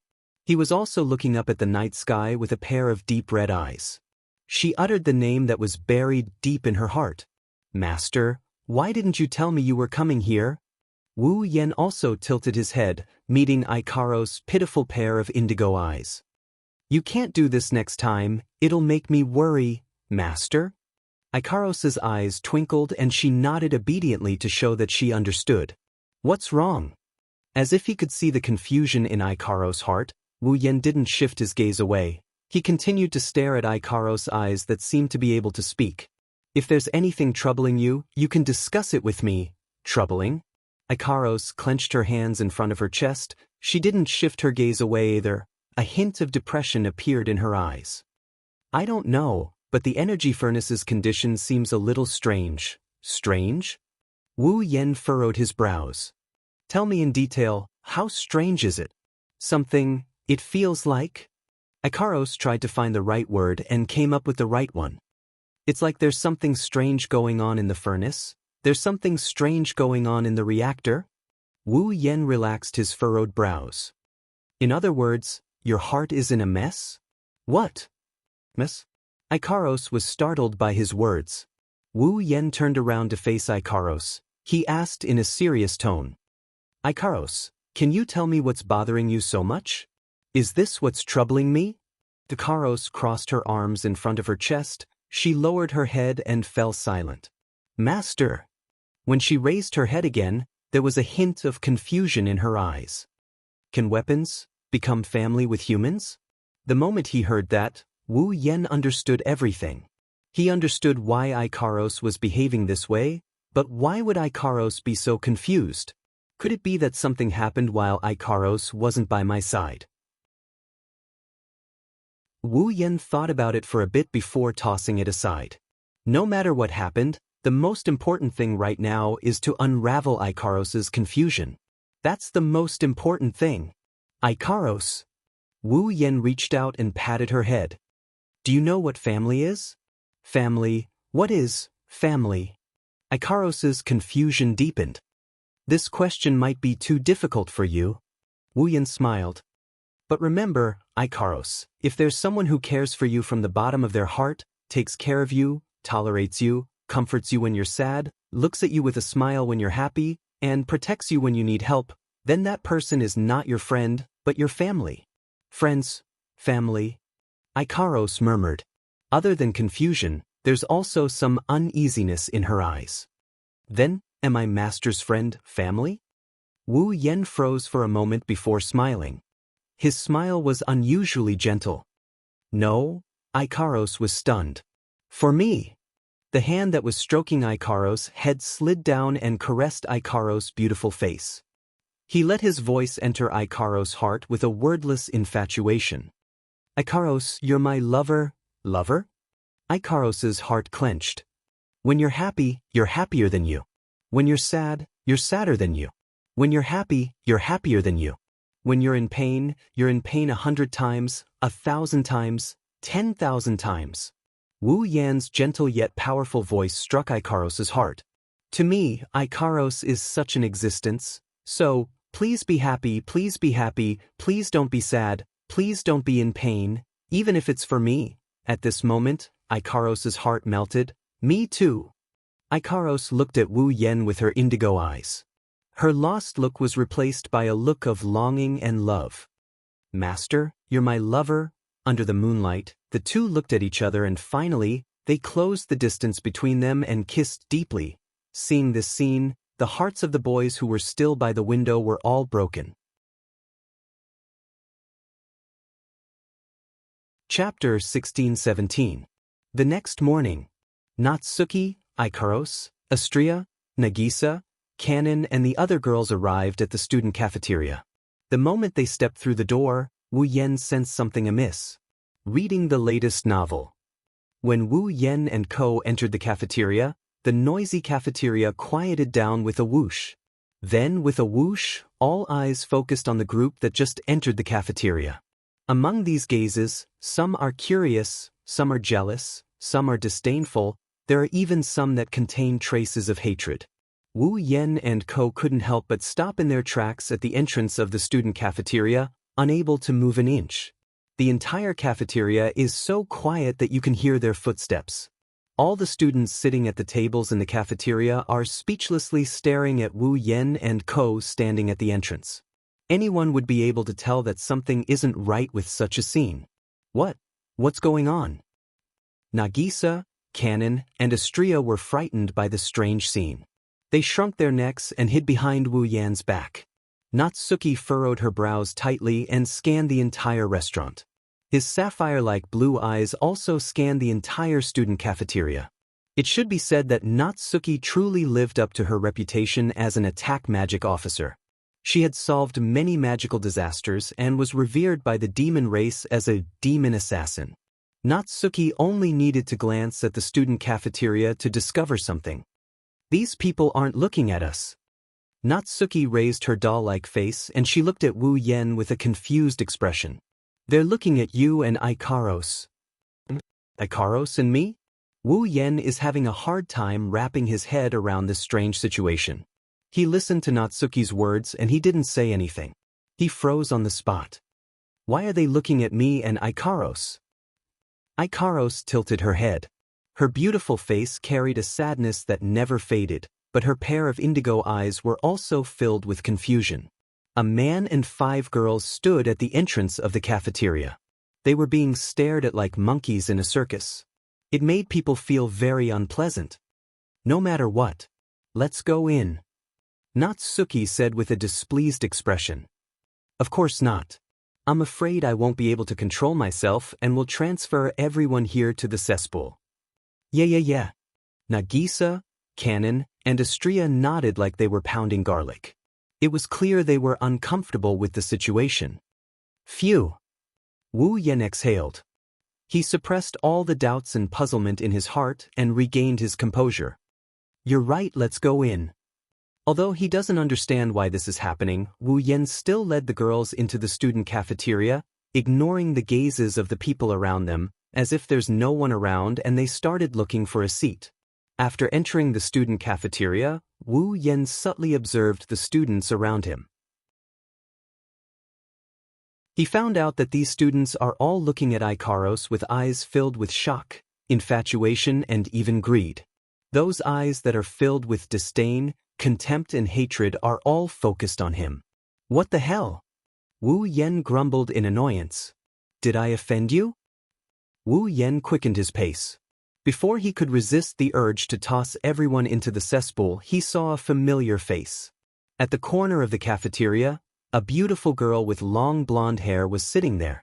There was a small dragon chewing on chicken on the table in front of her. A beautiful girl with a small dragon is currently looking at Wu Yan like he's some filthy thing. Her eyes are filled with coldness. Charlotte. Under Charlotte's cold gaze, Wu Yan felt conflicted about whether he should go over or not. But after a while, he dismissed the idea and walked over while smiling in an embarrassed manner. "Yo, you're here to eat?" Charlotte didn't say anything, she just stared at Wu Yan. Before Wu Yan started to feel uncomfortable, she opened her red lips and coldly spat out a sentence. "Perverted pervert. Perverted pervert." Natsuki, Hirisa, Kanon, Astria, and even Ikaros were stunned by his words. Wu Yan had a shocked expression on his face. "I don't think I molested you, right? What did you say?" The coldness in Charlot's eyes was replaced with killing intent. "Do you want me to make a hole in your body? Why else would you scold me?" Wu Yan pursed his lips in annoyance. "Since I didn't molest you, why did you call me a pervert?" Charlotte didn't explain herself. She just snorted and turned her head away. Sigmund, who was enjoying the chicken, suddenly raised his head and pointed at the newspaper on the table with his oily claws. "Look at that." Wu Yan exchanged glances with the other girls before sitting down and picking up the newspaper on the table. They gathered their heads together and focused their attention on the newspaper. The next moment, be it Wu Yan or the girls, all of them widened their eyes in shock.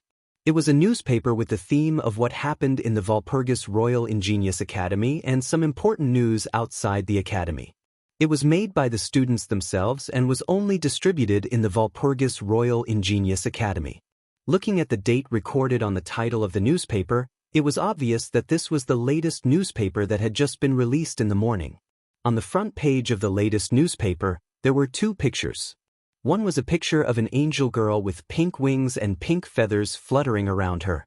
She was praying to the full moon with her eyes closed. One was a picture of an angelic girl with pink wings hugging a uniformed male student and kissing him passionately under the full moon. The former is of course Ikaros. The latter is the picture of Wu Yan and Ikaros kissing in the courtyard of the Tortoise dormitory last night. What is going on?" Wu Yan yelled out. Ikaros's face turned bright red as well. It's a rare sight for her to do so. "Oni-chan, master." "Why you guys?" Nagisa, Kanon, and Astria stared at Wu Yan and Ikaros with disbelief. Ikaros is blushing from embarrassment. "You guys did this in the courtyard of the dormitory?" "I see." Natsuki chuckled, but there was no joy in her eyes. "I finally understand why those students are looking at us with such gazes. The beautiful scene of Ikaros praying under the moon. I believe anyone who saw it would be stunned. Some of them might even fall in love with her at first sight. However, such a goddess, who had a 90% chance of falling in love at first sight, had thrown herself into another man's embrace and kissed him. Who wouldn't hate Wu Yan for that? As for the disdainful gazes and Charlotte's perverted comments, it's easy to understand. In other people's eyes, Ikaros is an automaton. Kissing your own automaton? For those whose values towards automaton were still stuck at the level of an item, such an action should be no different from hugging and kissing a moving doll, right? That's why the people who read the newspaper have the impression that Wu Yan is a fetish. Disdain? Disdain? Isn't that obvious? Natsuki, Nagisa, and Kanon didn't know what to say. Astria, who still can't wrap her head around Ikaros's blushing face, kept mumbling to herself. Only Wu Yan was speechless. What's wrong with kissing each other? Wasn't it normal to hug and kiss one's lover? Boring. Wu Yan lost interest in this matter. He tossed the newspaper on the table and narrowed his eyes at Charlotte. Don't tell me you're the same as those superficial guys who think that kissing an automaton is a pervert? Charlotte wanted to say yes, but she couldn't bring herself to say it. After all, Charlotte also treated her automaton as her family and not an item. Chapter 16-18. Maybe it's because they got bored or because there's not much time left before class. The students retracted their gazes and allowed the cafeteria to return to normal. Wu Yen, Natsuki, Ikaros, Astria, Nagisa, Canon, and even Charlotte sighed in relief when the others stopped looking at them. At this time, from the entrance of the cafeteria, a young man wearing a military belt on his uniform walked in with a girl wearing a short black kimono. His gaze moved around the cafeteria for a bit before stopping at Wu Yan's table. Yo! As if they were old friends who had known each other for many years, a young man wearing a short black kimono and a military belt around his waist greeted them as if nothing had happened and walked over. This morning's newspaper. Gulp. Before he could finish his sentence, a powerful elbow landed on the young man's stomach. The young man clutched his stomach as his face contorted in pain. I might not be from the same country as you, but I'm sure you've heard of them, right? Wu Yen picked up a cup of black tea from the table and he sipped it leisurely. There's a saying, loose lips cause loose ends. Do you understand now, Raisin? Yes. Understood. Lei Zhen squeezed out a sound as he clutched his stomach. I just want to have a meal with you. I don't want to eat with you. It wasn't Wu Yen who spoke, it was Charlotte who frowned. Charlotte looked at Raisin with a cold gaze. You better stay away from me. Wow, that's so scary. Lei Zhen pretended to cry out with a condescending smile on his face. As expected of the legendary Tyrant Rex. His temper is really irritable. Do you want to die? Second to last.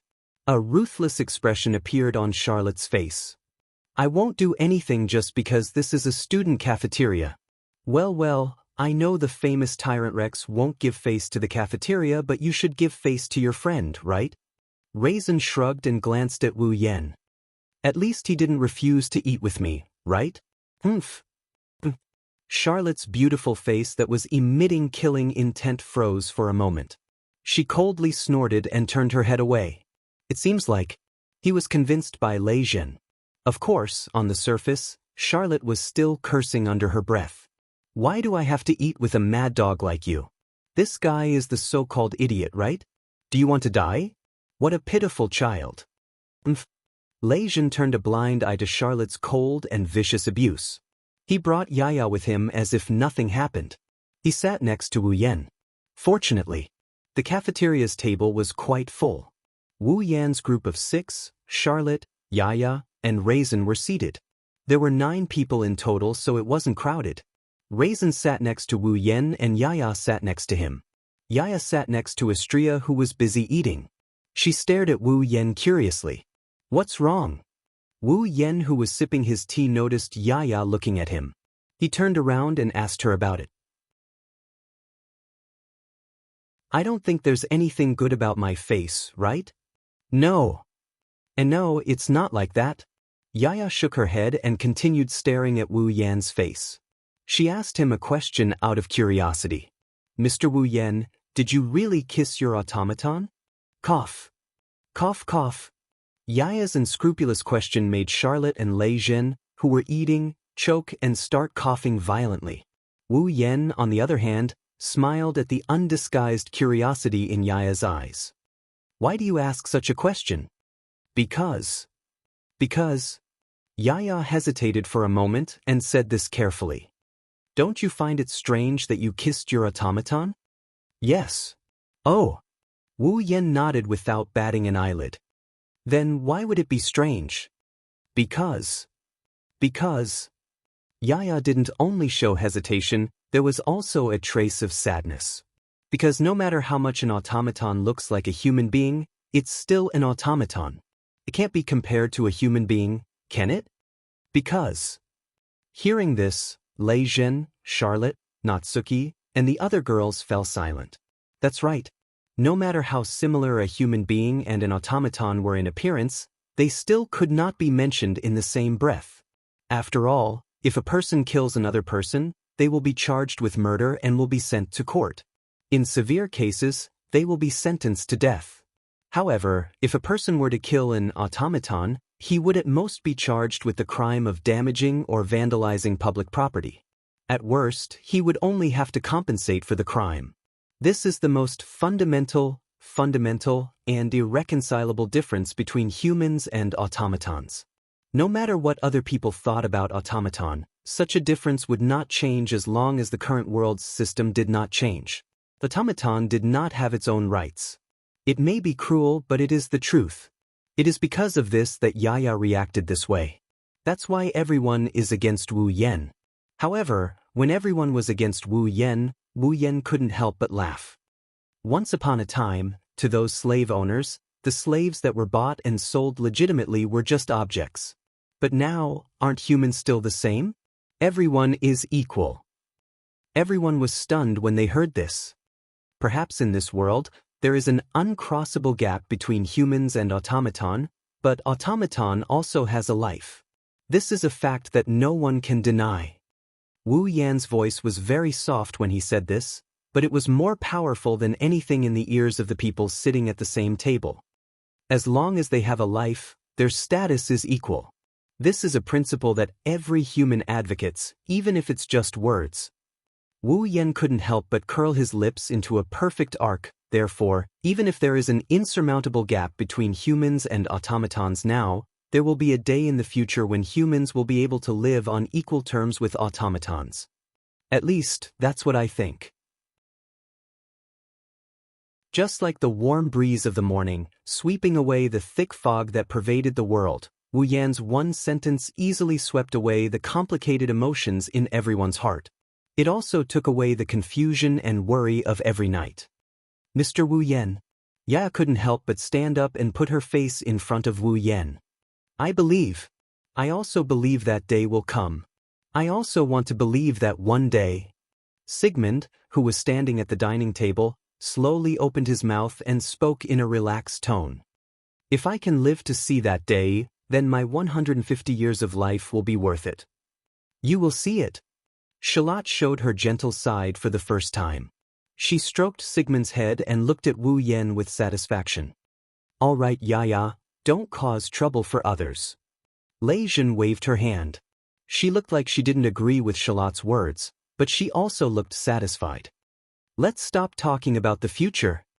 Wu Yan picked up his teacup and looked at Lei Jin. There are so many seats here, why are you sitting here? Don't tell me you're afraid of being lonely or gossipy. The surrounding girls all turned their attention to Lei Jin, making him feel a little awkward. Did I get caught? You have something to say, right? Wu Yan pursed his lips. If you have something to say, then just say it. Well, as you know, I haven't been in this academy for long. So, I want to ask about someone. Lei Jin scratched his cheek and looked at Charlotte. Wu Yan is also a new student of this academy, so it's natural that he wouldn't know too much. This time, Lei Jin was here for Charlotte. Actually, someone tried to assassinate me this morning.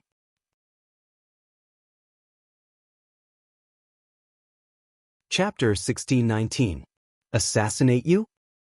Everyone sitting around the table looked at the serious Lei Jin in surprise. Someone tried to assassinate you? Charlotte frowned and waved her hand in disgust. Then why aren't you dead yet? Why do you say that?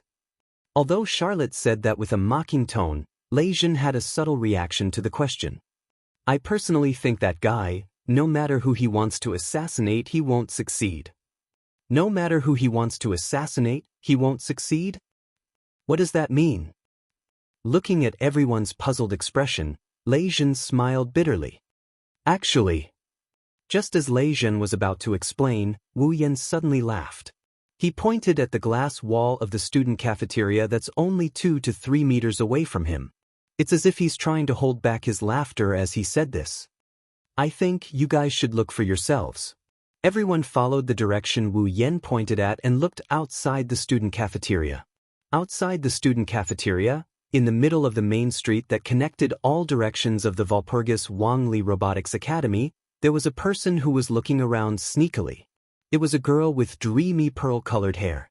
Her long hair was tied to the right side of her head with a black hairpin that looked like a wreath. A ponytail hung down from the right side of her head, and a long scarf was wrapped around her neck. There was a slit in the front of her uniform, revealing her voluptuous breasts. The girl's eyes were red, and her skin was very white to the point of being morbid. However, that delicate face of hers, even for someone like Wu Yan who is used to seeing all kinds of pretty girls and surrounded by pretty girls all the time, he can still say that she's beautiful. Beside the beautiful girl was a large black wolf dog. When they saw the beautiful girl with pearl-colored hair, no one noticed. At the side, Dakaros, who has been quietly guarding Wu Yan, had a look of surprise in her eyes. It's her. She's the one who wanted to assassinate me. Lei Zhen's mouth was slightly agape as he exclaimed. But why did she come here? Pearl-colored hair? And he even has a dog-shaped automaton with him? Charlotte seemed to have thought of something. I remember now, she's a third-year student of the Academy's Tactical Tactics department. She's ranked 99th in the night gathering, the Gauntlet. Log in to Flay with the code name, Quiet Noise. She's a gauntlet? This time, it was Lei Zhen's turn to be surprised. She's ranked 99th? Doesn't that mean? Yaya said with uncertainty. That Miss Flay is our opponent in the first battle of the night gathering? Our opponent in the gathering? Natsuki looked directly at Flay who was looking all around outside. She spoke without turning her head around. So, only that little girl knew how to assassinate? Lei Zhen was ranked 100th in the evening party. In other words, Flay who was ranked 99th was trying to assassinate Lei Zhen because she wanted to eliminate her opponent. I understand now. Charlotte crossed her arms and glanced at Lei Zhen. Flay felt that she would definitely lose if she were to fight you openly in the night gathering. That's why she wanted to assassinate you and eliminate her opponent, right? She felt that she would definitely lose if she were to fight me? Lei Zhen's face was filled with confusion. Aren't you being too unconfident in yourself? I should say that you're the one who doesn't have self-awareness. Wu Yan glared at Lei Zhen in an annoyed manner. Boy, you're the one who has been madly challenging the gauntlet in order to obtain the qualifications to participate in the night gathering. You're the one who obtained the glorious title of Mad Dog. Although you're ranked 100th in the night gathering, you must have defeated quite a number of gauntlets when you were crazily challenging them, right? Natsuki explained in a bored manner. Your strength is definitely not ranked in the night gathering. Everyone in the academy knows that. Other than you who's ranked in the night gathering, that little girl who's ranked 99th is the weakest among the people who participated in the night gathering. I'm afraid that Flay also knows that. Charlotte said in a sympathetic manner. She knows that she's the weakest in the night gathering. Because of that, she wanted to kill her opponent. Nagisa held Cannon's hand. She had an expression of disbelief on her face. That can't be, right? That girl doesn't look like a bad person, does she? Lei Zhen grew silent. He looked outside the student cafeteria and did not ask any more questions. Under the attentive gazes of Wu Yan and the others, Flay seemed to be planning to do something. She patted Raby who was beneath her. Immediately, Raby turned around and ran into the bushes at the side. When he came out again, he was holding a pitch-black iron cage that could hold more than 10 people in his mouth. He dragged it to Flay's side. A cage? Charlotte was stunned. Why did Flay bring out a cage? Could it be? The corner of Lei Zhen's mouth started twitching. She's trying to lure me in and lock me up, right? If that's true, then that would be a masterpiece. Even Wu Yan didn't know whether to laugh or cry. Such a large cage is placed in the middle of the main street. How is that girl going to lure someone in? This question was quickly answered by Flay. Flay entered the large iron cage and took out a low-grade photo album with a half-naked woman on the cover. She placed the photo album in the center of the iron cage. That. Natsuki's delicate and pretty face turned marvelous. Could it be that this is a bait used to lure prey? Hee hee. Lei Zhen had an expression as if he wanted to die. He opened his mouth and laughed emotionlessly. So, in her eyes, I am a man who can be hooked with that kind of thing. You. Nagisa, Cannon, and Astria blushed. For them who are pure and kind-hearted, even a low-grade photo album is lethal. Kacha. Suddenly, a sound came from outside the restaurant. Everyone immediately looked at the direction of the iron cage. Then, they were all embarrassed. It was unknown whether the mechanism of the iron cage had been triggered or not, but before Flay could come out, the iron cage's door was loosened and was closed. Flay turned her head and looked in the direction of the door. She fell into a daze. After a dozen or so seconds, she finally understood that she had been locked in the trap that she had set. She panicked and started running around the iron cage. As a result, Flay stepped on her own scarf and fell to the ground with a... Seeing Flay falling down with such force and flattening her full breasts, Charlotte, Nagisa and Cannon all felt heartache for Flay even though they were lacking in bust size. Leijun covered his face. He couldn't bear to look at Flay. At this moment, Leijun noticed something. Wu Yan's gaze was no longer on Flay. He was looking at the other side of the street. Everyone also looked at the direction Wu Yan was looking at. There, a tall and thin male student was slowly walking toward the iron cage. He had a sturdy body and a short cloak that looked like a scarf draped over his shoulders. The side of his face was well defined and his gaze was terrifyingly sharp. Moreover, this male student had a unique short hair. His short hair was the same as Flay's. It was pearl-colored. But it wasn't just the same hair color. This male student's appearance was also very similar to Flay's. Behind this male student was a robot. It was a 2-meter-tall robot with a body that was as sharp as a blade. Its body was made of metal. There was a pair of wings with spikes sticking out from its back. There were also 2 huge blades on its back. There was no need to think about it. That was definitely the male student's automaton.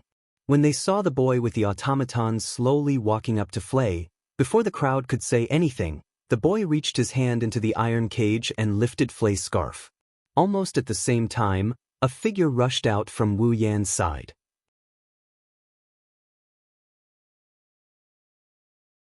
Chapter 1620. On the main street outside the student cafeteria, in the pitch-black iron cage, Flay had just crawled up from the ground when a hand suddenly extended over and grabbed Flay's scarf. Flay felt her vision blur for a moment. Then, the hand that grabbed her scarf did not possess much strength. However, with Flay's slender body, she was absolutely unable to resist the strength of the hand that grabbed her scarf. The hand pulled Flay over. Bang! Following a muffled sound, Flay was smashed into the iron pipes at the edge of the iron cage. Although she did not hit her head, her body was still in pain from the collision. Flay reflexively raised her head and looked in front of her. The next moment, a person with the same hair color as her, a face that was 70% similar to her, and red pupils that contained sharp killing intent entered Flay's line of sight. Seeing this handsome yet frightening face, Flay muttered in a daze. Loki. The male student that Flay addressed as Loki swept his gaze through the iron cage. Then he coldly looked at Flay. You're doing something that makes one unable to hold back their laughter again? Woo! Flay seemed to be very afraid of Loki. She cowardly shrunk her head back. However, she still answered Loki's question with a mosquito-like voice. If I don't do that, I won't be able to win the night assembly. Even if you do that, you will still not be able to win against anyone in the night assembly. Loki spoke those cold, emotionless and impactful words. Could it be that you still don't understand how weak you are? Do you not understand the fact that you are the weakest among all the participants in the night assembly? Weakest. It was true that Flay had received quite a shock. However, she should also know this. Thus, she did not refute Loki's words. Instead, she weakly opened her mouth. Even if this is the case, I am still a puppet user. In my eyes, there is no such thing as a puppet user or not. Loki coldly looked at Flay. There is only the concept of the strong and the weak. As for you, you are the latter. After saying those words, Rocky violently flung away Flay's scarf, causing her to stagger and almost fall to the ground. If you understand, then throw that thing away from me, saying such a sentence. Loki's sharp gaze also shifted to Flay's hand. It was in Flay's hand. It was a pair of finger-revealing black gloves that could only be owned by the participants of the night gathering, the top 100 gauntlet holders. The login code embroidered with golden thread on the gloves was Quiet Noise, private lent roar. Evidently, the thing Rocky was referring to was Flay's gloves. On the battlefield of the night meeting, it didn't matter if the automaton was destroyed by the opponent, or perhaps the puppet itself had been defeated. None of them could disqualify puppet operator from participating in the night meeting. The only criterion to determine the winner of the night meeting was the presence or absence of gloves. That is to say, if two puppeteers were to engage in an ingenious battle at a night gathering, the two puppeteers would be able to defeat each other. In order to win against the opponent, the winning condition was not to destroy the automaton or defeat the puppet operator, but to snatch the opponent's gloves. Once the gauntlet holder's gloves were snatched away, even if the gauntlet holder's automaton was still intact, the gauntlet holder still had some strength left, and the gauntlet holder might even be beaten half to death by the gauntlet holder. Even if the gauntlet holder was about to win, the gauntlet holder would still be declared the loser. Of course, in the night meeting, the gauntlet holder was not allowed to attack the puppet operator directly. Otherwise, the gauntlet holder would lose the right to participate and the gauntlet holder would be declared the loser. Therefore, defeating the opponent's automaton and snatching the gauntlet holder's gloves had become a part of the winning process. In other words, if Flay really threw away her gloves, she would lose the right to participate in the night meeting as well. Feeling Rocky's gaze, Flay couldn't help but hide her hands behind her back and cower a little. However, she did not follow Rocky's words and throw away her gloves. Tisk. Rocky clicked his tongue and turned his gaze to the side. A large black wolf dog was baring its teeth at him. Raby. This fellow is the one you're relying on to participate in the night meeting, right?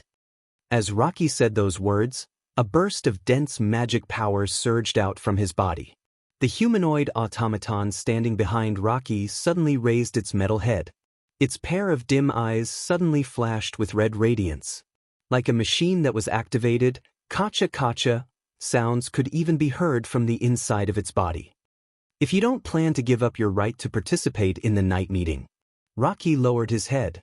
His bangs covered his expression. However, the magic power surging out from his body grew stronger and stronger. I'll destroy it. Flay turned pale with fright. She shook her head with all her might. Then throw away the gauntlet. Rocky revealed a ruthless expression. However, there was an undetectable anxiousness in his tone. Throw it away. But. Flay was so anxious that she was about to cry. If you throw away the gauntlet, Raby will also, and everyone else, humph. Rocky snorted coldly. He no longer bothered with superfluous words. Angel Ji. The humanoid automaton by the name of Angel Ji moved in response to Rocky's call. The spiked wings on its back spread open. The two enormous blades on its back rose and fell. They landed on its mechanical arms. Then, as if they had fused with its arms, the two enormous blades attached to its arms.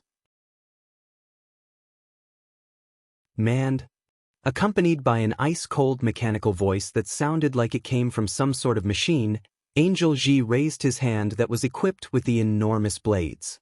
Then, a burst of wind and a sharp whistle sounded. Without the slightest hesitation, he slashed his hand toward Raby, who was baring his teeth at Rocky. Raby! Flay's frighteningly pale face immediately turned deathly pale. Bang! At the moment when Angel Ji's enormous blade was about to land on Raby's head, one of the glass windows in the student cafeteria suddenly exploded. Immediately afterward, a figure shot out explosively from the student cafeteria. Like a fighter jet whistling through the air, that figure arrived before Angel Ji in a flash. Then she extended her slender hand to receive Angel Ji's enormous blade. In the next moment, a transparent protective barrier formed from crystals was formed from the slender palm that was slashing towards Cherub's giant blade. Like ripples on the surface of water, the barrier shook and expanded. Clang! The enormous blade smashed down heavily onto the transparent protective barrier formed from crystals. Following a loud collision sound, a burst of shockwaves exploded. From this, it could be seen how powerful the enormous blade was. If this attack landed on Raby, who hadn't even activated his magic circuit and hadn't received Flay's magic power, then there was no doubt that Rabi would definitely die. It was clear that Loki wanted to kill Rabi. However, this sure-kill attack was blocked by the protective barrier that appeared out of nowhere. At this moment, Loki and Flay finally saw the full appearance of the figure that rushed out from the student cafeteria and arrived before Angel Ji. Then, she raised a protective barrier and blocked Angel Ji's attack. Her pink hair was slightly swollen, and there was a pure white halo above her head. Her pair of dark red pupils fluctuated with an illusory square frame. Pink wings adorned her back, bringing up pink feathers, and the long hem of her night suit fluttering back and forth in the wind, making her look like an angel. Surprisingly, it was Ikaros. Flay's face was filled with astonishment. "It's you? You?" Loki stared straight at Ikaros, who was holding up a crystal barrier. His red pupils shrunk. Then, he abruptly turned his head around and swept his sharp and vigilant gaze across the surroundings.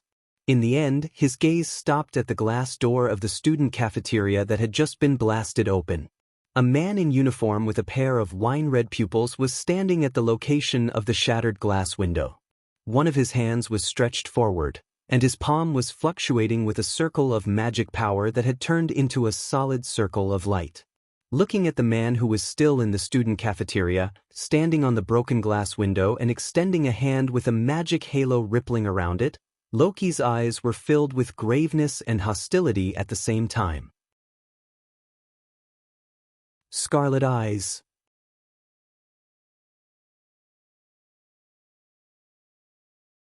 Chapter 1621.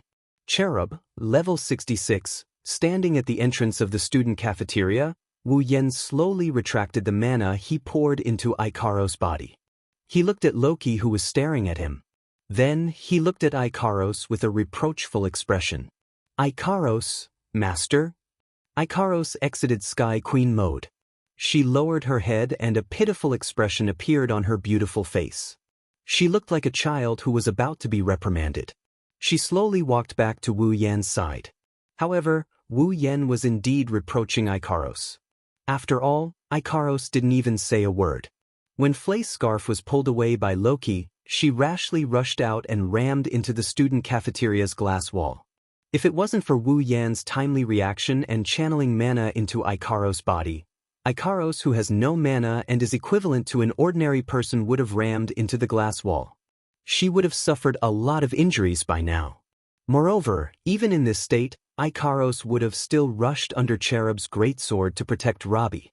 At that time, Ikaros, who is equivalent to an ordinary person, would have been seriously injured by Cherub's greatsword. Wu Yan didn't understand why Ikaros would suddenly rush out and protect Rabi, and to protect the rabbi, but the action itself was too reckless. When he thought about what would have happened to Ikaros if he didn't react in time and didn't channel mana into her, Wu Yan felt a lingering fear in his heart. His gaze towards Ikaros became even more reproachful. "Next time, at least inform me first, okay?" He wanted to reprimand Ikaros, but when he saw Ikaros lowering her head, she looked so pitiful. Wu Yan's heart softened. As a result, the reproach he intended to say turned into a plea. This caused Ikaros to be stunned. She lowered her head even more. "I'm sorry, master." Wu Yan extended his hand. He rubbed Ikaros' head. To comfort her, his gaze shot out like an arrow, meeting the sharp eyes of Loki, who had been staring at him all this time. "Who is that guy?" Lei Jin was also observing Loki from the side. "She looks just like Flay, of course." "Loki is Flay's younger brother," Charlotte replied reflexively before looking at Lei Jin in surprise. "Don't tell me you don't even know Sword Emperor Loki?" "Sword Emperor Loki?" Lei Jin narrowed his eyes as if he remembered something. He looked at Loki. "So that's how it is. He's one of the Meet 13 ranked at the top of the night party. He's a second-year student like us, but he's the Burning Flame Sword, who ranks 7th, right? Fortunately, you're not too ignorant." Charlotte looked at Loki with a serious expression. "That's right, he's Loki. So far, he's never been defeated in actual combat exercises. He's known as a strong competitor who can compete with the number 1 martial, which is Magnus. An opponent who can compete with Magnus." Lei Jin's gaze towards Loki had already changed. He wasn't shocked by Loki's strength. Instead, it was a natural reaction when he heard the name Magnus. However, this reaction was not fear toward the strong. Instead, it was anger, hatred, and other similar emotions. Of course, this emotion only flashed through Lei Zhen's eyes for a moment. In the next second, Lei Zhen returned to his usual arrogant tone. That guy called Loki is ranked 7th and you're ranked 6th, but he's said to be an opponent who can compete with Magnus, but you don't. What's going on?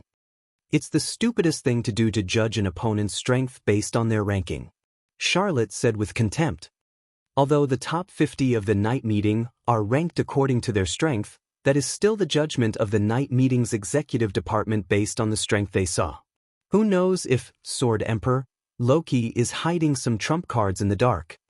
If the Gauntlet's ranking was based on their strength, you wouldn't be ranked in such a pitiful position. Charlotte's gaze turned towards Wu Yan. As for him, he won't just be ranked 4th. Lei Zhen didn't know what to say. During this time, Wu Yan and Loki stared at each other from afar. They didn't say anything. However, in the air, a sense of nervousness that made one's heart beat faster unconsciously filled the air. It was not until a long time later that Loki was the first to break the silence. You can't even control your own automaton? Scarlet eyes. Looks like our red blaze, the eyes of the legendary Sword Emperor, had some problems as well. Wu Yan raised an eyebrow and he chuckled. Could it be that you couldn't even see that I was transferring magic power to my automaton just now? In other words, Ikaros' attack was ordered by Wu Yan.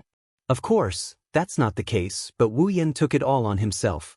Ikaros' indigo eyes were filled with infatuation and Loki's expression darkened.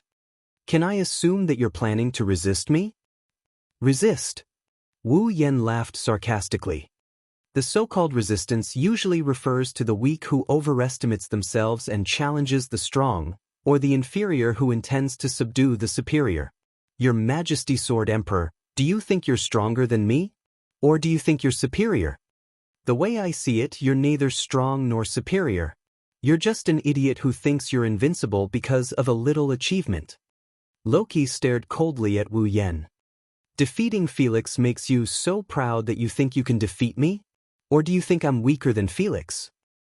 I think you're mistaken, Wu Yan sneered. To me, Felix is just an ant that I can kill with a pinch. He's not even worth mentioning. As for you, even if you're stronger than Felix, you're just a slightly bigger ant. As soon as he finished speaking, Loki abruptly raised his head. A burst of mana visible to the naked eye turned into a substantial mist that rose in spirals. Although I'm humble and forgiving, there are 3 kinds of people I can't forgive: those who order me, those who resist me, and... Loki's red eyes flashed with killing intent. His sharp gaze landed on Wu Yan. I don't know where you came from, you meddlesome eyesore. No, you're neither humble nor forgiving. Wu Yan didn't even bat an eyelid at Loki's mist-like magic power.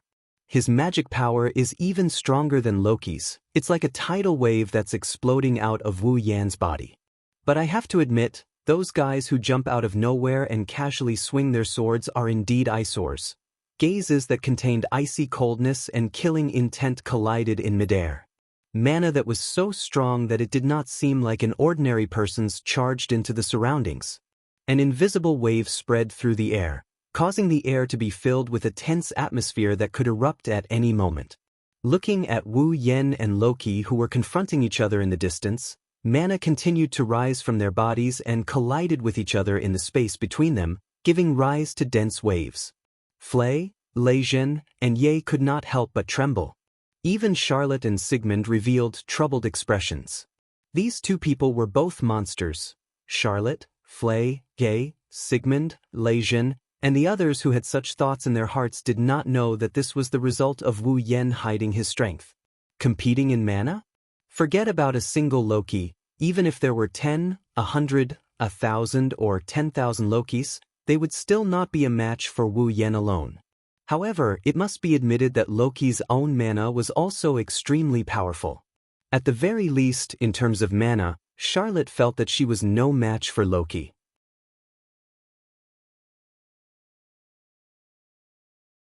Chapter 1622. As the mana collided with each other, the students who were gathered in the cafeteria and the main street all retreated far away as if they were afraid of being caught in the crossfire. Charlotte, Yaya, Sigmund, and Raisin also retreated a distance away. Natsuki, Ikaros, Astria, Nagisa, and Kanon acted as their automaton and stood beside Wu Yen without saying a word. Only Flay, who was trapped in the iron cage, had nowhere to run. She could only endure the suffocating pressure and tightly hold onto the steel pipe of the iron cage. Cold sweat dripped down her face. Raby curled up into a ball and hid behind the iron cage. As time passed, the two of them, who were constantly releasing their magic power, finally showed different performances. Wu Yen still had a calm expression on his face. He looked at Loki with a smile that was not a smile. His eyes were filled with curiosity. On the other hand, Loki's face started to turn red. As if he used too much strength, his face was covered in sweat. The mana rising from his body also started to weaken at a slow rate. When Charlot, Sigmund, Flay, Ye, Leijin, and the others saw this scene, they understood what was going on even if they didn't have good judgment. Who was the victor of this hidden battle? However, this hidden battle was fated to have no result. Flay, who was inside the iron cage, looked at Loki. Her face was covered in sweat and she looked like she was about to vomit blood. Her face was terrifyingly red. She couldn't help but call out worriedly. Loki, Fu Lei's cry did not appear to be that abrupt in this completely silent place. Instead, it clearly reverberated through the air. Ikaros, who was standing beside Wu Yen, couldn't help but stretch out her hand and pull on Wu Yan's sleeve. Master? There was no need to think about it. Ikaros wanted Wu Yen to be lenient. Wu Yen was surprised that Ikaros, who had always silently followed his orders, would take the initiative to express her will. At the same time, he had a guess. Perhaps Ikaros has some sort of relationship with Flay. That might be the case, no matter what. Wu Yen naturally wouldn't go against Ikaros's rare wish. He slowly retracted his mana. Sensing Wu Yen retracting his mana, Loki stopped. Loki hurriedly stopped the magic that was constantly gushing out. He started panting. The entire arena returned to silence. Charlotte, Nagisa, and Kanon, who thought the two were going to fight, immediately heaved a sigh of relief. They all gathered around Wu Yen. Let's stop here. Charlotte took a glance at Wu Yen, whose expression remained unchanged. Glancing at Rocky, who was sweating profusely and gasping for breath, he said in a stern voice, "Whatever grudges you have, let's settle them during the night meeting." However, Charlotte's words gave Loki a way out, but in return, Loki's cold gaze was met with an icy glare. "Are you planning to get in my way? Tyrant Rex. If you continue like this, you're the one who'll suffer, Your Majesty Sword Emperor." Raisin stepped forward and stared at Loki. "Or, do you plan to face all of us alone? The second to last?" Loki's brows twitched. He stared at Raisin like a predator staring at its prey. "You're a mad dog? Are you planning to meddle in my business? So, I can only apologize to you." Leijin didn't want to be outdone and sneered. "It's your sister's fault for being so popular with dogs. A mad dog like me can only obediently run over and wag my tail." Loki glanced at Charlotte, Raisin, Flay, and the automatons. Finally, his gaze stopped on Wu Yen. "You'd better not meddle in the affairs between me and my brother anymore, Scarlet." Wu Yen curled his lips when he heard Loki's words. "Are you threatening me?" "It's just a warning." Rocky's voice was cold as he opened his mouth and said this. "I'll say it again. Don't think that you're invincible." After saying that, Loki turned around. His automaton, Cherub, had also dispelled its combat-ready state. The two giant blades in its hands fell from its arms and were put away on its back, hanging up. Loki left the scene with Archangel, who was making clanking noises. "That guy." Looking at Loki's back as he gradually walked away, Charlotte and Leijin's hearts sank slightly. From the situation just now, everyone could see that Rocky was at an absolute disadvantage. Ignoring the fact that Wu Yen is more powerful than Loki, Charlotte and Raisin also showed signs of wanting to join the fray. Although Loki had stopped his attack, He was obviously not afraid when he was facing two players who were ranked in the top 13 and a strong gauntlet. Therefore, Charlotte and Lei Jin both understood. Loki did not stop because the situation was not right. Loki was confident. Even if he had to fight against Charlotte and Lei Jin, he was confident that he could win. That was why Loki's gaze only swept past Charlotte and Raisin. It stopped on Wu Yen. Loki was not confident he could win against Wu Yen. However, Loki's last words did not express his confidence in winning, but his determination to die. He was telling Wu Yen that, even if he can't win, he will still fight. That was all. What an annoying bastard. Charlotte hugged Sigmund with a fierce expression on her face. Who does he think he is? Does he think he can win against me just because he can compete with Magnus? Don't let me see him at the night party. Well, from a certain perspective, you're quite the scary guy. Wu Yen shrugged as if nothing had happened and he teased him nonchalantly. I think that the Sword Emperor will regret being targeted by you in the future. While they were talking, the surrounding students also dispersed noisily. Come to think of it, not long after, the news of Scarlet Eyes, Tyrant Rex, and Sacred Blaze, the three meaty existences almost fighting would spread throughout the entire academy, wouldn't it? As the surrounding students dispersed noisily, Ikaros quietly walked over to the iron cage and opened it. Then she extended her hand toward Flay. Flay looked at Ikaros' hand in a daze. After a while, she came back to her senses.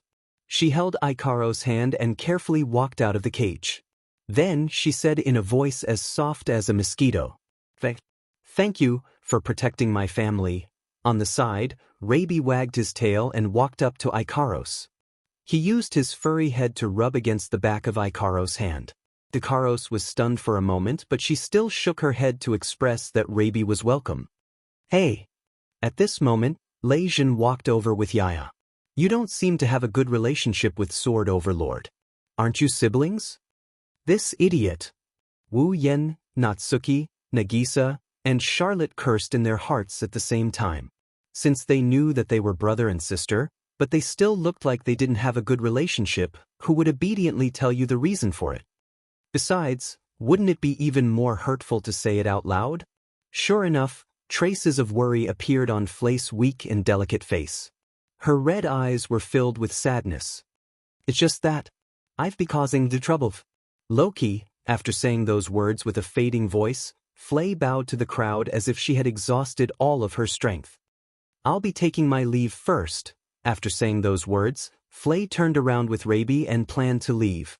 Seeing Flay's lonely back, Ikaros opened her vermilion lips. She seemed to want to say something but was unable to say anything. She could only quietly look at Flay's back without saying a word. Wu Yen, who saw Ikaros' reaction, smiled bitterly in his heart. Suddenly, he opened his mouth and said something that caused the expressions of everyone present to stiffen. Say, Senior Sister Flay, do you want to go on a date with me?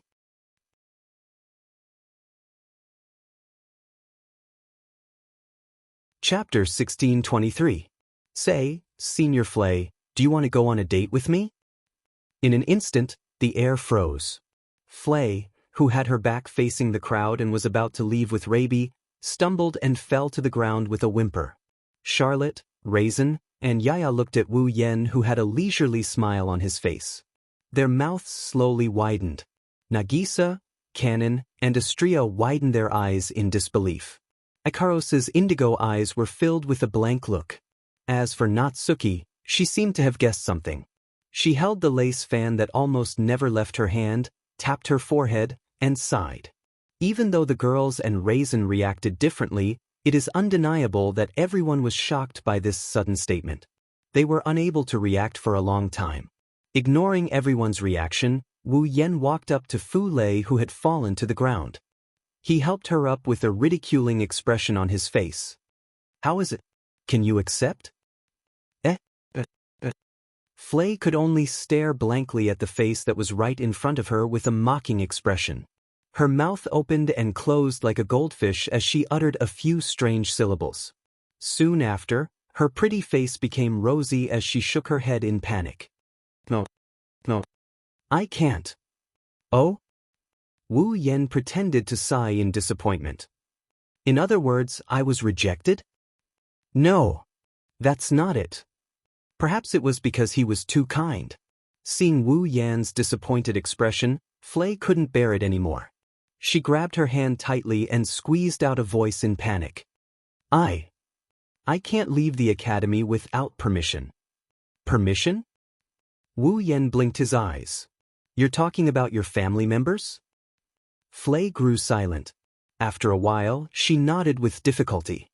Lord Father doesn't allow us to run around. I'm just strolling around the city. Wu Yan said with a smile.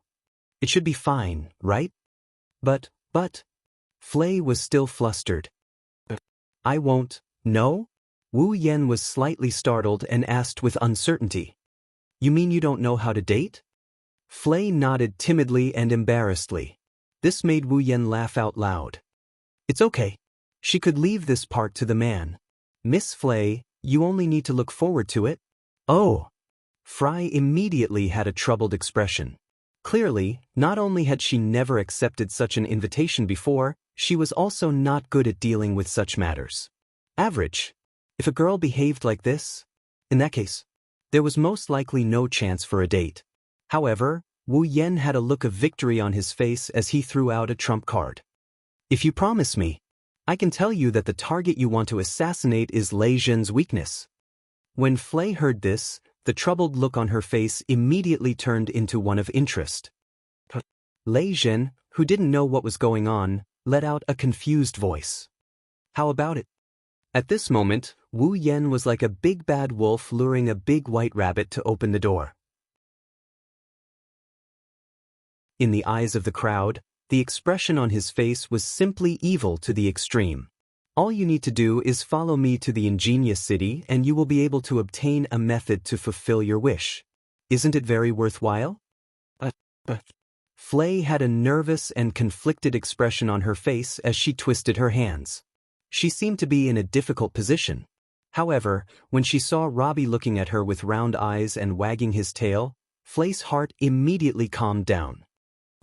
I understand. Flay stood up and bowed as if she didn't dare to look at Wu Yan's face. Please let me have a date with you, she agreed. Everyone, who had been confused by the sudden development, was once again confused. Thank you very much. Wu Yan revealed a bright smile. In that case, at this time tomorrow, please invite Senior Flay to the entrance. We will meet there. Yes. Flay's entire body trembled as she replied in panic. Soon after, she hugged Robbie at a loss as to what to do. Robbie carried her on his back and they ran away as if they were escaping. Lei Zhen and the group of girls could only stare blankly as Fry was carried on Rabi's back and gradually disappeared into the distance. It was only after a long time that they finally reacted. Charlotte pointed at Wu Yan with a trembling hand. You bastard, did you fall for that big-breasted woman? Teacher. Nagisa is so angry that she even called Wu Yan by the way she used to address him. One can only imagine how angry she is right now. How dare you invite another girl to a date in front of Nagisa? Even Nagisa won't forgive you. Master? Idiot. You're so bad. Womanizer. Astria spat out all the insults she could think of in her pitiful brain. She looked at Wu Yan with disdain. My big sisters are beside you. Wu Yan-sen, Yaya misjudged you. Yaya also yelled out. I can't believe that he abandoned his automaton to go on a date with a human woman. This is too abnormal. What you said is the most abnormal.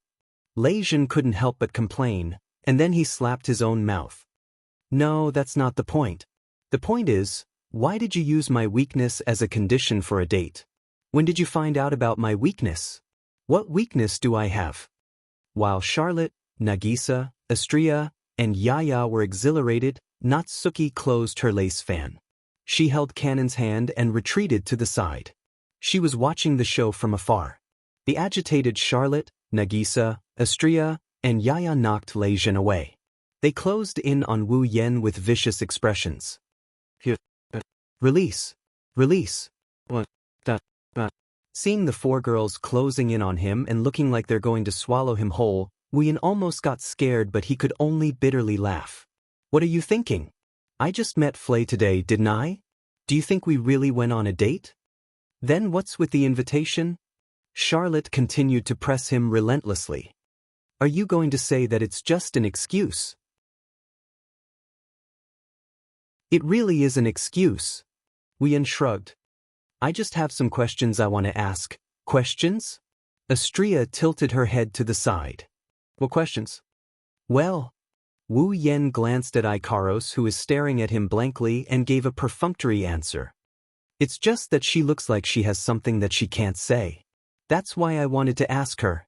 Didn't Nagisa say that Flay isn't the kind of person who would kill others just to obtain victory in a night gathering? Nagisa nodded in agreement with Wu Yan.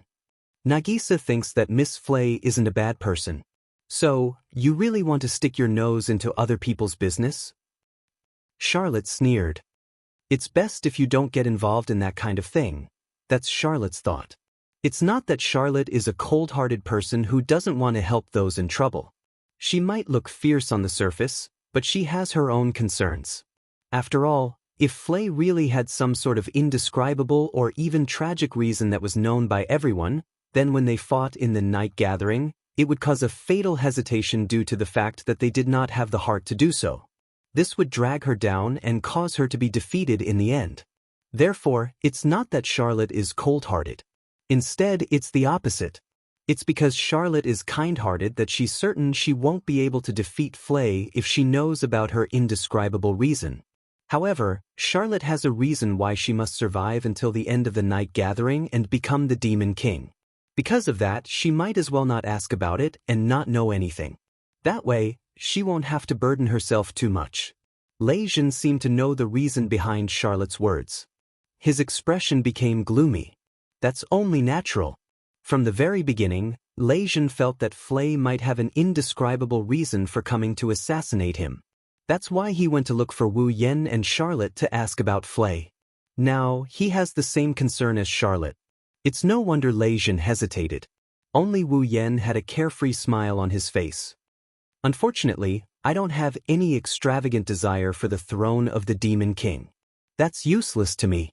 After saying that, Wu Yan turned his gaze toward the direction Flay left. A thoughtful expression appeared on his face.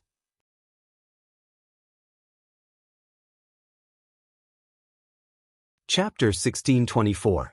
Please tell me what you really think. Sensei. Nighttime, in one of the rooms in the Kamehameha dormitory, Nagisa and Xianxia surrounded Wu Yan on the bed in an aggressive manner. The one who spoke was Nagisa. She had her hands on her hips as she glared at Wu Yan with her bright red eyes. Are you serious? Are you serious? Are you sure you won't do anything to Miss Flare? Under Nagisa's relentless questioning, Wu Yan could only lean against the edge of the bed. He looked like he just ate something bad. After a while, he finally managed to squeeze out this sentence. I don't mind answering this question that you've answered for no less than 10 times, but before you answer that question. Wu Yan's eyes twitched as he pointed at Xianxia and yelled out. Xianxia, can you put away that weapon of mass destruction in your hand? Xianxia raised the kitchen knife in her hand and pointed it at Wu Yan's chest. She stuck out her big boobs. This is a necessary tool to get a man's honest answer. No. This is a threat. You just want me to give you a satisfying answer. Wu Yan refuted with all his might. By the way, who told you this is a necessary tool to get a man's honest answer? Hearing this question, Jiang Fei snorted. Xianxia puffed up her chest proudly. Her boobs bounced up and down. Sister Shoku taught me this. Misaki-chan? Wu Yan clenched his teeth in anger. Wu Yan gritted his teeth. Damned two-faced queen, I will teach you a lesson when we get back. Don't change the topic. Sensei. Nagisa's anger turned into dissatisfaction. Xianxia raised her kitchen knife again. The two girls looked at Wu Yan with their red eyes as they inched closer to Wu Yan. As Nagisa and Xianxia got closer, a light fragrance wafted into Wu Yan's nose. Wu Yan's heart skipped a beat. He even felt a little dizzy. Compared to a kitchen knife, this is a necessary tool to get a man's honest answer. However, no matter how Nagisa and Astria interrogated him, Wu Yen could only give one answer. There was only one answer. I really won't do anything. Wu Yen tried to defend himself. We just got to know each other today. Even if I want to do something to you, Fleer-senpai won't agree to it, right? Or do you think I am the kind of person who will force myself on you? Then, why can't you bring us with you? Nagisa puffed up her cheeks. We also want to have a good chat with Fleer-senpai. However, Automaton cannot leave the academy. Otherwise, not only will the automaton user be expelled, but the automaton will also be expelled. If an automaton tries to leave the academy, it will be confiscated or even disassembled. Wu Yen tried to reason with them. I know that with Natsuki around, you guys will definitely be able to leave the academy safely. But think about it, once someone finds out, I will be expelled. At that time, the device that the technology department lent me will also be taken back. We will have to find another way to complete our mission. Currently, Wu Yen has started to replicate Eve's heart using the device he borrowed from the technology department and the main body of Eve's heart he got from Magnus. The materials were secretly bought from the outside. The device was borrowed from the technology department. He already learned how to operate the device and replicate it. Now, Wu Yen will take some time out every day to replicate Eve's heart. In other words, the third phase of the Demigod Path mission is progressing smoothly like never before. All he needed was some time. Once he had replicated all 1 million Eve's hearts, the third round of the Demigod quest would be completed. Therefore, if he is expelled from the academy, he will have to waste a lot of time and effort to complete the third phase of the Demigod Path mission. Besides, it's true that he didn't leave the academy to get all lovey-dovey with the girls. There's no need to waste time on such a trivial matter. Even Astria with an IQ of 9 understood this. Nagisa must have understood as well. At that moment, the two young girls looked at each other, their faces filled with unwillingness. It seems like Nagisa and Astria really want to go out with Wu Yen. Be good and listen to me. There will be plenty of opportunities in the future. Wu Yen patted Nagisa and Astria's head. Next time, I'll take you out to play. Also, this time, I'll bring you gifts, so be good and listen to me. Gift? Gift? Astria's eyes glowed. Then, can I have a cake? Ice cream. I want ice cream. Nagisa pouted. I want a large one. Okay. Wu Yen sighed in relief. He smiled apologetically and agreed. Wu Yen felt something tugging at the corner of his shirt. His line of sight met with a pair of icy green eyes that seemed to be looking at him expectantly. I want to read as well. Cannon tugged at Wu Yan's sleeve in a bashful manner. Can you bring me some books? Yes. I think we ran out of black tea leaves. Natsuki, who was sitting on the sofa, chimed in. Bring back some tea leaves too. Okay. Wu Yen rolled his eyes. He patted Cannon's head. Cannon blushed, but her eyes were filled with satisfaction. She looked at the head of the bed. The Karos is standing there silently with her head lowered. As usual, she's guarding the spot closest to Wu Yen. Ikaros. Wu Yen smiled at Ikaros' beautiful eyes. What about you? Do you want me to bring anything back? Ikaros paused for a moment, then she was at a loss. Master, do you want something? Can I bring it back for you? No. It's not me, it's you. Wu Yen said patiently. What do you want? Ikaros' expression became more and more blank. In the end, she cautiously said this sentence. Master, what do you want? Wu Yen, Natsuki, Nagisa, Cannon, and the others understood the situation. What Wu Yen wants is what Ikaros wants. There was no doubt that this young girl had no desires. She lived only for her master. She wholeheartedly thought for her master. Her heart was completely devoted to her master. She was a young girl who made people feel sorry for her, but also made people want to protect her for a lifetime. Ikaros-chan. Nagisa had already pounced on Ikaros. Nagisa is getting more and more fond of Ikaros-chan. Ikaros tilted her head in confusion. She didn't understand why Nagisa would act like this. She copied Wu Yan and patted Nagisa's head. Even Natsuki couldn't help but speak up for this girl who only cares about Wu Yan. That Flay, if you can help her, please do your best to help her. Natsuki's delicate face was expressionless as she looked at Wu Yan.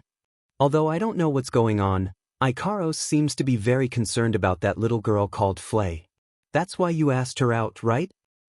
Wu Yan shrugged with a "I knew I couldn't hide it from you" expression. He held Ikaros' hand and called out softly. Ikaros. Ikaros's pair of wings adorning her ears shook cutely as she turned her pitiful eyes towards Wu Yan's face. Master. Flay and the rabbi did have some trouble. Wu Yan smiled at Ikaros. Do you want to help them? Ikaros' eyes flashed with a faint light. After some thought, she nodded timidly as if she's afraid of angering Wu Yan. I don't want to see them hurt, Master.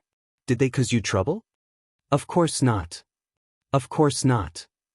Wu Yan tightened his grip on Ikaros' hand. The corner of his lips curled up. Leave this matter to me. Hearing that, Ikaros's face loosened up imperceptibly.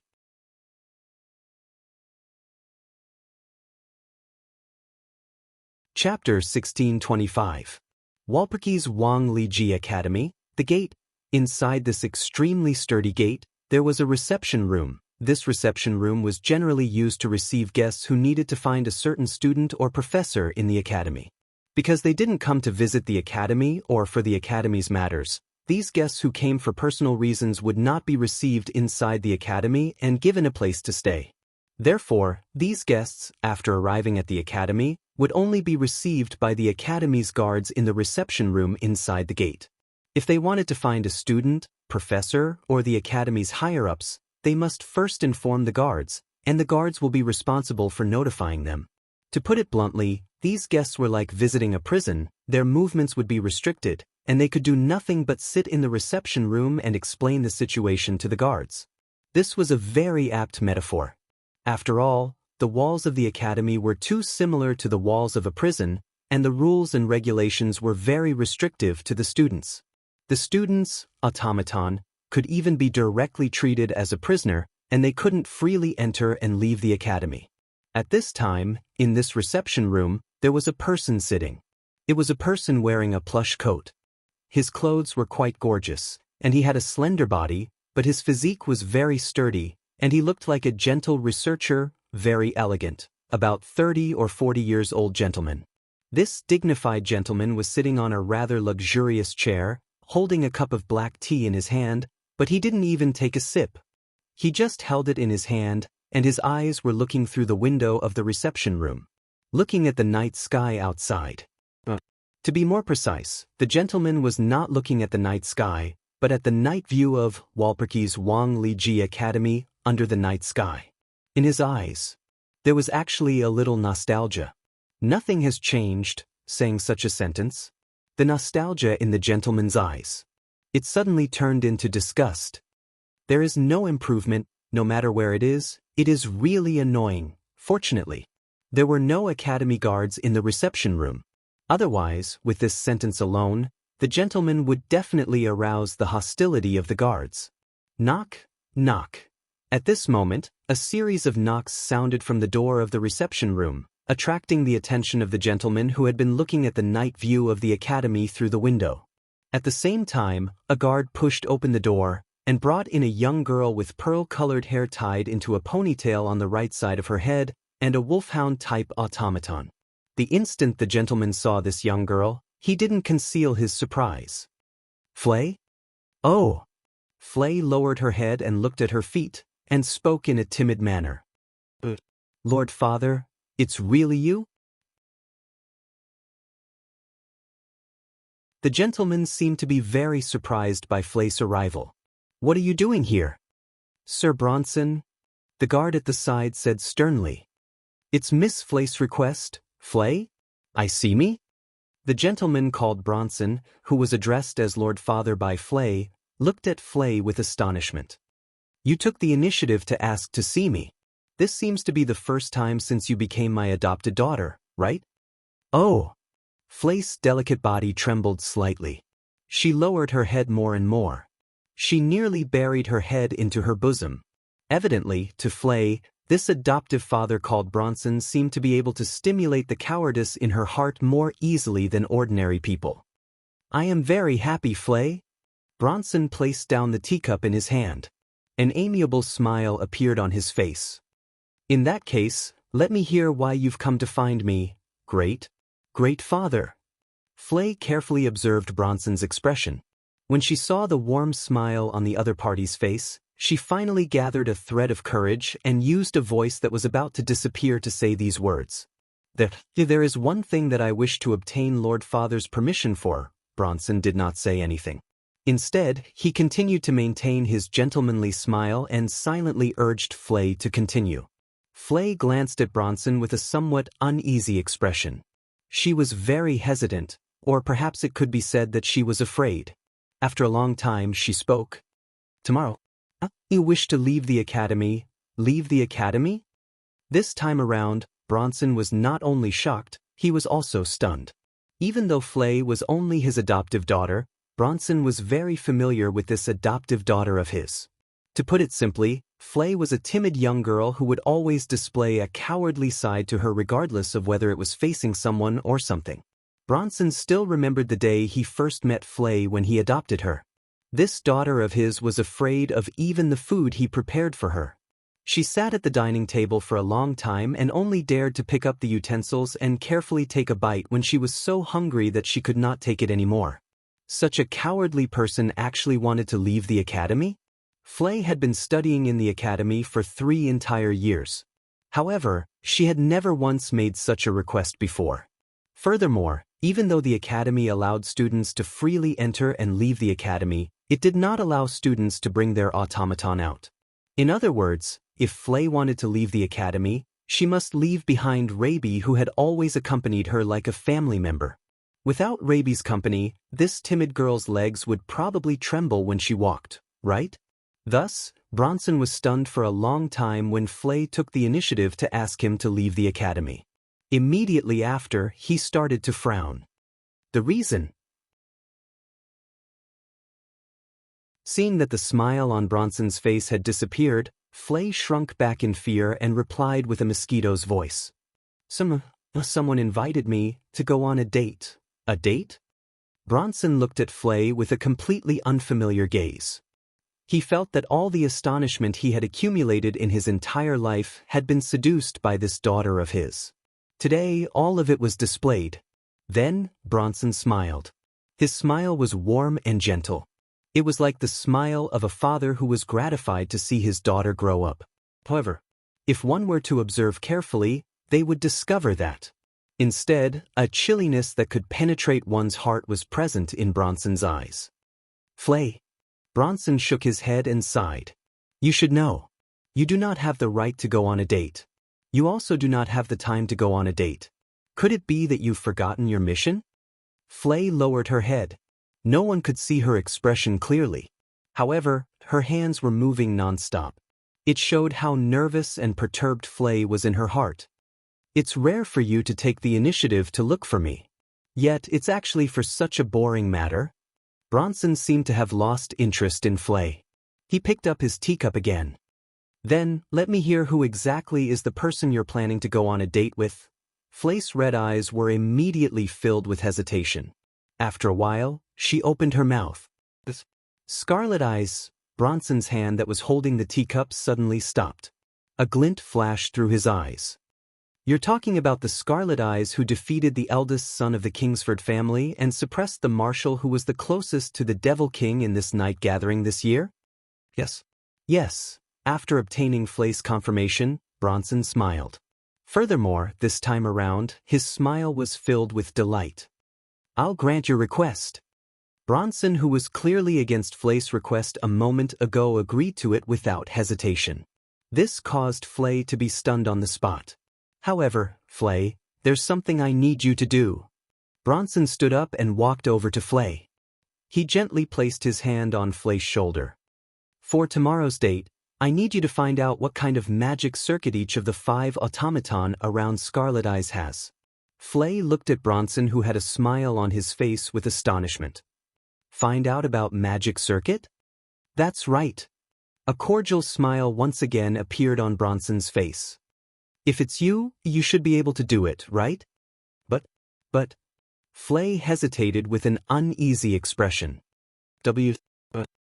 As the president of the mechanical workshop that develops automaton magic circuits, it's impossible for me, the president of the mechanical workshop, to not be interested in the magic circuit that can suppress the automaton who is the closest to the Demon King, right? Bronson said without trying to avoid arousing suspicion. Fortunately, he found you.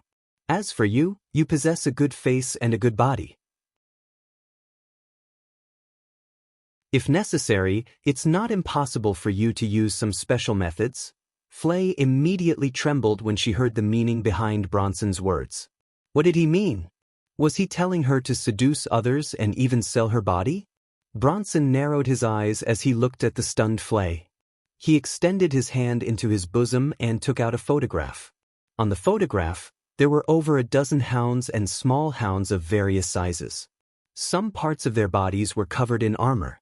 When Flay saw the photograph, she was stunned for a moment. Her expression turned gloomy. You can go and complete your mission at ease. Bronson smiled eerily. As long as you obtain information that satisfies me, you will be able to live together with everyone again. Flay no longer had any hesitation in her red eyes. Lord Father.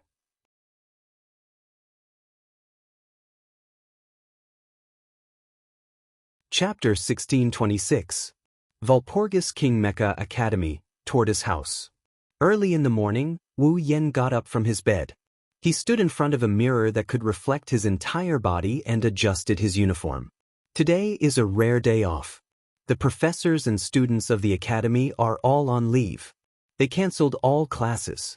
Other than the students who need to be tutored, no one else has to go to class today. Coupled with the cool and clear weather outside, it was indeed a very good day. It's perfect for a date. Nagisa, Canon, and Astria sat side by side on the bed in their pajamas. They watched Wu Yen straighten out his uniform in front of the full-body mirror. Other than Canon, Nagisa and Astria had a hint of anger on their faces. He looks like he's having a good time. Nagisa crossed her arms and squeezed out a grumpy voice. Oni-chan, are you looking forward to your date with Miss Flay? A date? Canon looked at Wu Yen with a longing look. Her cheeks blushed a little. I also want to go on a date with Oni-chan. You. Astria looked listless. The color of her white wings seemed to have dimmed a little. I really want to go out with Master. Your Oni-chan and Master aren't really going out to play. Natsuki was the only one who remained expressionless. She looked at Nagisa, Canon, and Astria. Do you want to cause trouble for him? You. Woo. Nagisa, Canon, and Astria lowered their heads at the same time. They looked listless. Master. Ikaros took out a wallet from beside Wu Yen and handed it to Wu Yen. The money is ready. Thanks, Ikaros. Wu Yen took the wallet and rubbed Ikaros' head. He looked at the listless Nagisa, Canon, and Astria and shrugged. Then I will be going out. You. Nagisa, Canon, and Astria groaned weakly. Be careful on the road. Don't forget to bring tea leaves. Natsuki glanced at Wu Yen. There's more. Remember to take precautions. Don't make her pregnant. Wu Yen almost fell to the ground. What do you think I went there for? Master. Ikaros's indigo pupils rippled with worry and unease. Really? You don't need me to follow you? Didn't you say that you would leave everything to me? Wu Yen stroked Ikaros' head. She comforted him gently. Don't worry. Although my level was reset to 0. However, with my immortal body, there is no one in this world who can kill me. Hearing this, the worry and uneasiness in Ikaros's eyes lessened a little as she nodded. Then, Wu Yen waved his hand and opened the door. I will be going out first. If anything happens, don't worry about anything else. Just call for me in your heart. Natsuki, Nagisa, Canon, and Astria nodded. Wu Yen grinned and he left the dorm room. Master. Ikaros looked at the door. She clasped her hands together and placed them in front of her chest. Be careful. Alone, Wu Yan walked out the door and entered the courtyard under the scrutinizing gazes of the other boys in the tortoise dormitory. You're pretty happy. Just as he entered the courtyard in front of the dormitory, a voice filled with displeasure entered his ears. He stopped in his tracks and a funny expression appeared on his face as he looked towards the source of the voice. Under a tree in the corner of the courtyard, Charlotte, who seemed to be in a very bad mood, was standing there with a displeased expression on her pretty face. Her beautiful golden hair was bathed in the sunlight. Even though it was a holiday, she was still wearing her uniform. Sigmund was sitting on top of her beret as usual. They both looked at Wu Yan, who walked out of the tortoise dormitory. You're going to look for Flay, right? Charlotte crossed her arms in front of her chest and said sarcastically. Should I call you an idiot? Or should I say you're a good person? A person like that isn't worth getting to know, you know? It's still early in the morning and you're already talking bad. Wu Yan rolled his eyes at Charlotte. He ignored her and walked out of the courtyard. He walked towards the entrance of the tortoise dormitory. If you were a little gentler, you wouldn't be called a T-Rex. I'm not joking with you. Charlotte hurriedly chased after him, shouting as she chased after him. If you knew about Flay's so-called hidden troubles, you'd surely be very disappointed. Wu Yan looked at Charlotte, who was walking beside him. Did you find out something? That's the information that Seal obtained after spending a whole day asking around. Sigmund said coldly. It seems like Seal doesn't want to see you dating Flay. Shut up. Sigmund. Charlotte's face turned red. Be careful or I'll replace all your chicken with lettuce. You're still so dishonest. Wu Yan almost laughed out loud. Then, my Miss Charlotte, can you tell me the things you've heard about?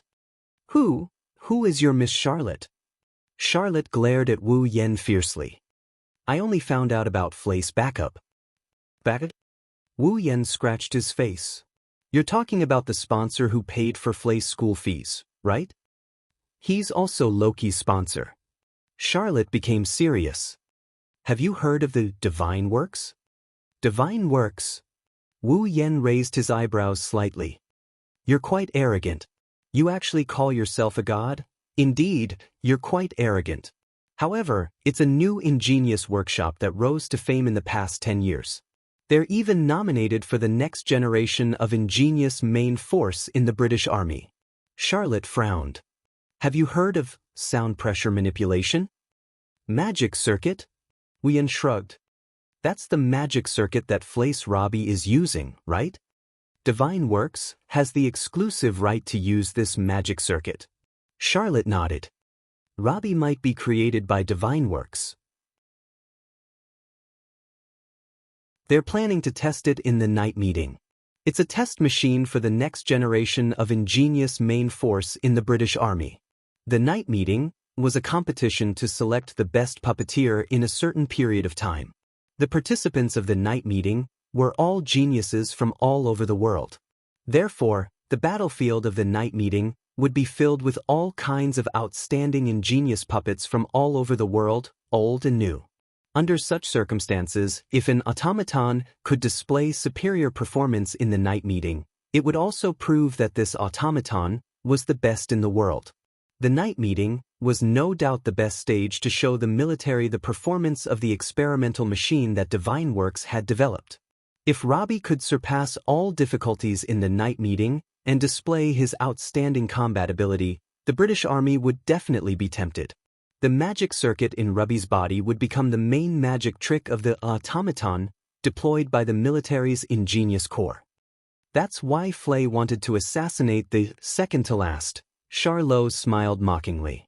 After all, the second-to-last is not weak. With Flay's strength, it is impossible for her to win against him. If she is defeated in the first battle, the military's impression of her will be the worst. That's why you said Flay isn't worth my time? Wu Yan could not help but laugh. Because Flay wanted to let the ingenious puppets developed by Divine Works be selected to become the next generation main force of the ingenious corps. She also wanted the British Army to become the biggest customer of Divine Works. That's why she wanted to assassinate Lei Zhen. Am I right? That's right. That's right. Charlotte nodded while staring into Wu Yan's eyes. So this is what she's talking about. You're disappointed, aren't you? Are you disappointed? However, Wu Yan didn't seem disappointed. Instead, he looked at Charlotte with a meaningful look. Do you really think that's what Flay is talking about? Yes.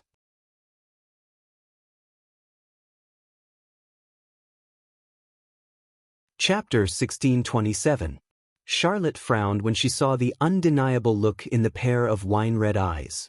Don't tell me that you don't think that Flay planned to assassinate the second-to-last so that the Divine Works would be selected to become the main supplier of the automaton for the next generation of the British Ingenious Machine Army's members?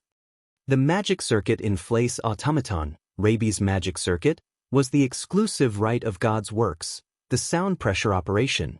Then, God's Works planned to have Flay assassinate Lei Jin so that the British Nimble Machine Army would take a fancy to the sound pressure operation. Wasn't that very possible? After all, even though Lei Jin was ranked 100th, he had challenged many gauntlets in order to obtain the qualification to participate in the night gathering. Furthermore, he had won every single battle. With Flay's strength that was ranked 99th, it was simply impossible for her to be a match for Lei Jin. However, the first battle of the night meeting was between the 99th and 100th ranker. If Flay was defeated in the first battle, the sound pressure operation would undoubtedly be seen as useless. The British Nimble Machine Army would not allow such a useless magic circuit to become the magic circuit in the automaton for the members of the British Nimble Machine Army.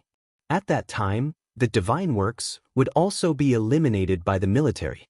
They would lose a big customer like the military. However, if they could get rid of Lei Jin, this dark horse, and prevent Flay from encountering a strong opponent in a short period of time, then the sound pressure operation would be able to fully display its ability. Through the process and result of the battle, God's Works could improve the sound pressure operation. They could make repeated adjustments to Flay's automaton and come up with a way to use it to strengthen Raby. The chances of the military taking a fancy to Raby would be much higher. Divine Works was Flay's sponsor, and Flay's sponsor was Divine Works. They wanted Flay to serve them. This was a very normal thing to do. In other words, Charlotte believed that Divine Works had instructed Flay to assassinate Lei Jin. This was the way for God's Works to obtain the greatest benefit. But, Charlotte. Wu Yan patted Charlotte's shoulder. Have you forgotten Loki's Angel of Wisdom? Charlotte was stunned. I think so. The magic circuit installed in Loki's cherub wasn't a sound pressure operation. It's another magic circuit developed by the Divine Works. Wu Yan's tone was full of confidence when he said this. If the purpose of Divine Works is to let the British government take a fancy to the magic circuit or even the automaton that they have developed and sell it to the military, then Loki's cherub was completely qualified, wasn't it? Charlotte was speechless. This was indeed the case. Loki was one of the members of the 13, so his automaton definitely wouldn't be weak. In the entire night meeting, Loki was one of the top people. Just the title of 13 was enough for Loki's automaton to be taken seriously by the British government. If the purpose of Divine Works is to let the British government take a fancy to the magic circuit or automaton that they have developed and sell it to the military, then as Wu Yan said, there was no need for Flay. Loki alone could complete this mission. And the magic circuit that Loki's automaton was equipped with wasn't a sound pressure operation. In other words, the sound pressure operation was eliminated by Divine Works long ago, right? Wu Yan sighed. The real trump card that Divine Works used to tempt the British government was cherub, not Robbie. What do you mean? A thought flashed through Charlotte's mind. Why would Flay want to assassinate the second-to-last? Is there a reason why the sound pressure operation must be taken seriously by the military? That's right. That's right. Wu Yan stared straight into Charlotte's eyes. For example, if the sound pressure operation can't be taken seriously by the military, Divine Works will stop the development of the sound pressure operation and completely eliminate the sound pressure operation. Raby will be abandoned. Abandoned? Charlotte cried out in shock. In other words, Flay assassinated Raisin so that this sound pressure operation can be taken seriously by the military so that Divine Works can continue to develop this sound pressure operation so that Raby will not be abandoned and Raby will be protected? That's right. At least, I think that's the right reason. Wu Yan smiled bitterly. Otherwise, it's hard for me to believe that a girl who would fall down when she walks and is afraid of strangers would agree to someone's invitation just to assassinate someone. No matter what, it's my first time meeting Senior Flay. I can't bring my automaton out of the academy. If I wanted to do something to her, she wouldn't be able to resist at all. Even so, she still agreed. Wu Yan rubbed his glabella and glanced at Charlotte. Doesn't this prove that Senior Flay has a reason to sacrifice her own safety to achieve her goal? Do you think that reason is to get a big client for Divine Works? Is that possible? Of course not. If that's the case. Charlotte bit her lips and said in annoyance. Then, she's an idiot who's even more stupid than me. In order to save the life of his automaton, he had to kill a person. For those humans who treated automatons as objects and props, how many of them could do it? Even if she did, she would be treated as a complete idiot, right? It was a pity that Charlotte agreed to it. If someone told Charlotte that if she didn't kill someone, Sigmund would die, then Charlotte would definitely do it. Amidst this sudden silence, Wu Yan and Charlotte arrived at the academy's entrance and saw that figure. The resplendent sunlight of the morning slowly shrouded the academy, illuminating the entrance of the academy, dyeing the thick and heavy academy entrance golden yellow. Right below the golden door, there was a young girl with pearl-white hair. Her expression was a little flustered as she stood there absent-mindedly. Beside the girl was a large black wolfhound kneeling and rubbing against its master's feet. The guards on the gate raised their shotguns and aimed at the dog-shaped automaton. They were probably planning to snipe it the moment it exited the school gate. However, the man and the dog did not pay any attention to them at all. All they did was to stare at the front without blinking. Needless to say, they were Fry and Robbie. Seeing Wu Yan's arrival, the flustered expression on Frey's face became even more obvious. Senior Fry, I've made you wait for a long time. Wu Yan took a deep breath and smiled as he approached Fry. I'm sorry for the slight delay. It's fine. Fry shrunk her head back and spoke in a weak voice. I didn't wait for long. In that case, let's hurry up and set off. After saying that, Wu Yan extended his hand and held Frey's hand.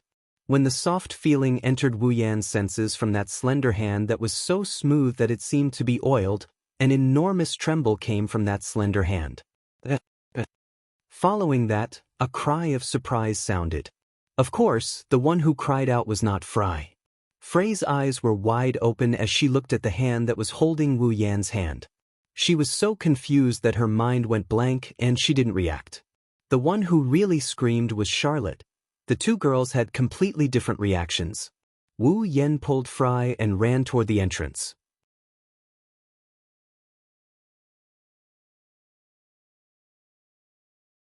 Chapter 1628. That student over there. Come and have a look. Come and have a look. I guarantee you'll be satisfied. I'll give you a discount. Come and have a look.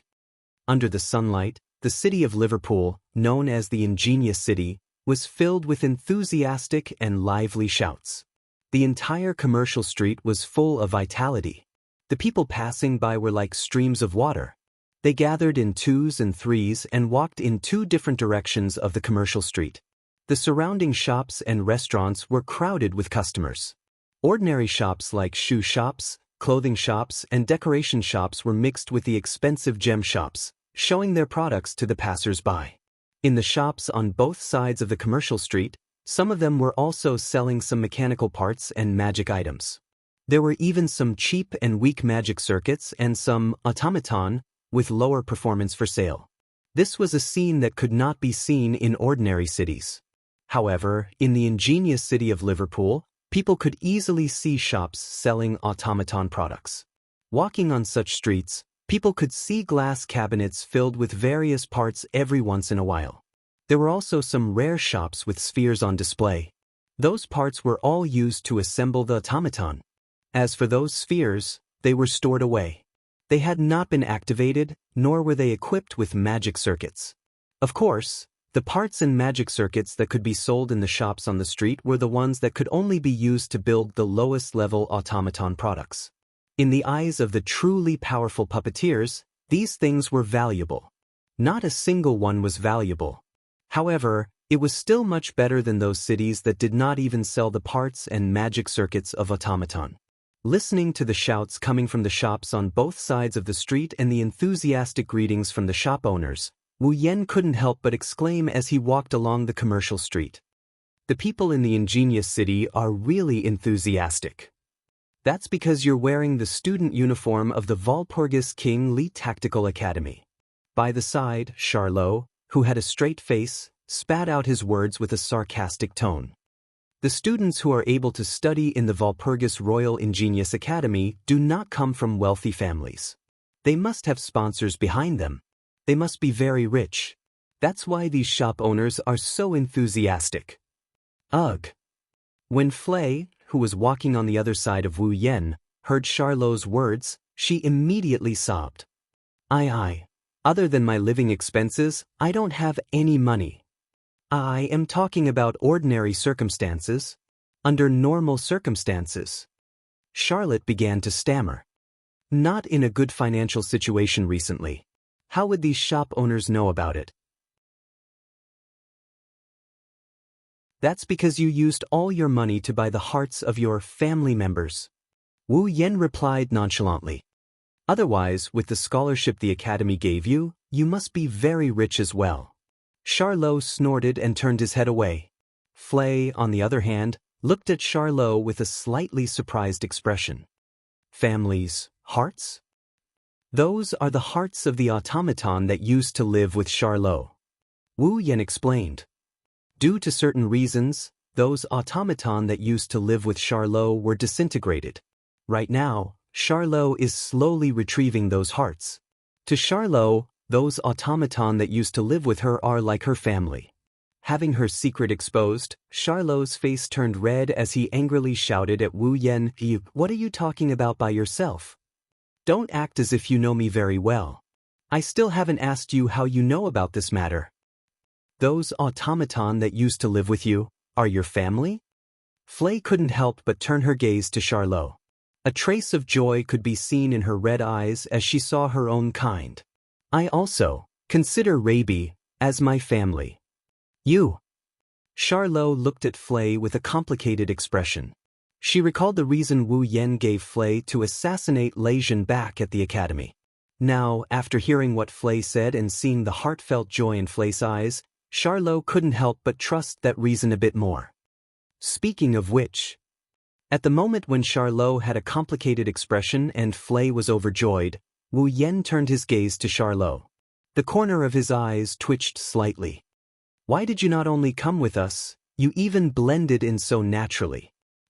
I just happened to be free.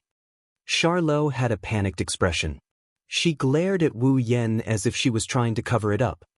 Who knows what a pervert like you might do to Flay? I don't mind you finding an excuse to come with us. After all, I don't plan to drive you away. Wu Yan held his head as if he had a headache. Can't you find another reason? Am I that untrustworthy in your heart? Isn't there a saying that one may know a person for a long time without understanding their true nature? Charlotte sneered. Besides, you're a person who can even lay your hands on your own automaton. What else can't you lay your hands on? All right. Wu Yan took a deep breath. I'll tolerate you. Suddenly, Charlot and Flay, who were walking on either side of Wu Yan, revealed a panicked expression. They shrunk their necks and quietly hid behind Wu Yan. It was not because of anything else, but because opposite them, a group of delinquent youths with dyed hair and faces full of ruffian look, who could tell at a glance that they were not good people, were arrogantly chatting and laughing while walking over proudly like clowns. Wu Yan continued to walk forward while questioning the two girls hiding behind him. What's wrong? No. Nothing. Charlot and Flay said so. However, as the group of delinquents gradually approached them, an expression of fear gradually appeared on their faces. It was only when the group of delinquents brushed past them that the two girls finally heaved a sigh of relief. It was one thing for a timid person like Flay to have such a reaction. However, he did not expect the fierce T-Rex to have such a girly side. This surprised Wu Yan. However, after giving it some thought, Wu Yan more or less understood what was going on. Although the puppeteers possessed battle prowess that far surpassed ordinary people and magicians due to the fact that they were skilled in magic and automaton, it was also because of this that there were some side effects that only puppeteers would have. For example, once a puppeteer got used to the feeling of having power and did not have an automaton by his side, the puppeteer would lose his sense of security. His courage would also decrease by a lot. After all, it was only at this time that the puppeteer, who was a cut above others, would be at his weakest. It was natural for him to feel fear subconsciously. This was a common problem that many puppeteers had. Flay was a timid person to begin with. Wu Yan could not determine whether she had such a common problem. However, Charlot should have such a problem. No matter what, the famous T-Rex was just an ordinary girl without her automaton, wasn't she? When he thought of this, Wu Yan no longer had the intention to make fun of them. He bought 3 bottles of drinks from a nearby shop and gave one to Charlot and Flay. A comforting smile blossomed on his face. "It's all right. I'm here." Even though it was only a simple sentence, the uneasiness in Charlot and Flay's hearts had more or less subsided. Even though Wu Yan did not bring an automaton with him and was currently in a situation where he did not even have the strength to truss up a chicken, Charlot and Flay were surprised to discover that their hearts had calmed down slightly after hearing Wu Yan's words. It must be said that this was extremely inconceivable. "All right."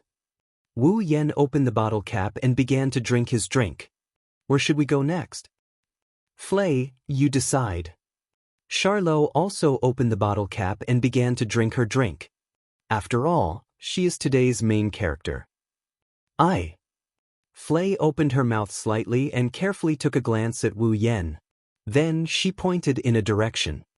"I want to go there."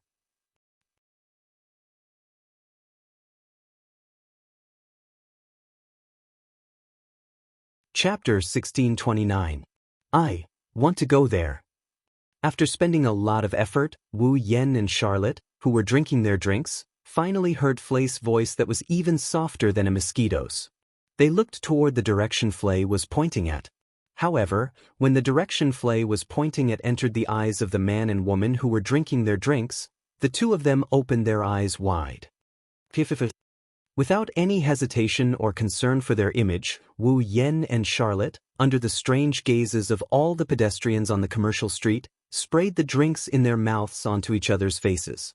The drinks streaked through the air and flickered with a sparkling luster under the sunlight. Soon after, not a single drop of the drink was spilled onto each other's faces. Ooh! Charlot was stunned for a moment before his cheeks exploded with a bang and turned fiery red. He let out a strange cry. "You, what are you doing?" Don't blame me." Wu Yan's face also received the drink full of Charlotte's saliva. There's an indescribable aroma on his wet face. His heart couldn't help but waver as he stuttered out a reply. Didn't you also spit on my face? Don't use those strange words on me. Who spat on your face?" Charlotte's face was so red that it seemed as if someone had smeared fuel on it. Her eyes were also filled with wavering. There was also shame and indignation. "Wu, smell? There's a smell. A man's smell. Furthermore, it's that guy's smell." Charlotte quickly took out a handkerchief and began to wipe her face. It was unknown if she was sobbing because she was humiliated or if she was sobbing out of shyness. Unknown if it was Wu Yan's misconception, but before she wiped her face, a trace of reluctance and disappointment seemed to have flashed through her eyes. It should be a misconception, right? With this thought in mind, Wu Yan began to wipe away the fragrant drink that contained Charlotte's saliva with a heartfelt reluctance and disappointment. After wiping the liquid off their faces, Wu Yan and Charlotte tacitly looked at Flay. Without saying a word, he stood up. In that state of relative silence, Flay seemed to be a little scared. She curled her body into a ball. He looked at Flay, who had curled her delicate body into a ball. Her face was filled with fear, and she appeared exceptionally pitiful. This time, Wu Yen and Charlotte didn't feel the slightest bit of sympathy. He silently turned his head and looked in the direction that Flay had pointed at. It was a hotel. Of course, it was not a normal hotel. The sign of the hotel was pink. The surroundings were decorated with pink paint. Pink hearts were faintly embellished on the signboard, and right above the signboard was a carving of a man and a woman. A man and a woman were hugging each other passionately. Although such a hotel didn't seem to fit in with the surroundings, Wu Yen and Charlotte had heard of its existence. It was said that this hotel was specially built for those who planned to do shameful things between men and women. To put it simply, this was an erotic hotel. Although I don't think it's very likely, I might as well ask. Charlotte forced out a smile. Flay, you couldn't have pointed at the wrong place, right? Woo. Flay shook her head and let out an unclear cry. Although I also don't think it's very likely, I might as well ask. The corners of Wu Yan's eyes twitched. With an extremely uncertain tone, he asked. Could it be that you want us to go in and play? What exactly did she mean by play? Presumably, smart people would know. Even those who weren't smart would be able to understand what she meant by play. His choice of words caused Charlotte and Flay, the two girls, to blush deeply. Then, in this sort of situation, Flay weakly raised her hand. Of course not. Hearing those words, Wu Yen and Charlotte both heaved a sigh of relief. However, before they could finish heaving a sigh of relief, Flay's following words caused the two of them to choke on their breaths. Only need to go in with scarlet eyes. As for Tyrant Rex, there's no need for us to go in, cough, cough, cough, cough. Wu Yen and Charlotte immediately started coughing violently. What did she mean by that? Was she saying that Flay did not have the intention to play with everyone? Instead, she only wanted to play with Wu Yen by herself? Charlotte was so emotional that she was unable to complete her sentence. Do you know what you're saying? As if she didn't dare to believe her eyes and ears, Charlotte took a glance at Wu Yen and then at Flay. Then she pointed at Wu Yen and shouted. You're saying that you want to go in and play with this pervert? Ugh. Faced with the emotional Charlotte who was even emitting a vicious aura, Flay looked as if she was about to cry. After a long time, she squeezed out those words. Tyrant Rex, do you also want to come in? Who wants to go with you? Charlotte ignored the surrounding pedestrians who were pointing at her and giving her strange expressions. She turned her head around with all her might and glared at Wu Yen. Her eyes were moist. Then she began to vent her anger. Pervert. Terrible. Shameless. You bastard who only knows how to think with your lower body. You're the one who doesn't use your head to think. Wu Yen shouted in exasperation. Am I wrong? Am I wrong? I'm not the one who suggested it. It's one thing for you to attack your own automaton, but you actually tricked us into coming out. Do you really want to play with us that much? Let's not talk about whether or not you've attacked your automaton. What do you mean by tricking you out? You clearly followed us here on your own accord, didn't you? What? Are you trying to divert my attention to do something to Flay? You pervert. You're the one who's perverted. What are you imagining by yourself?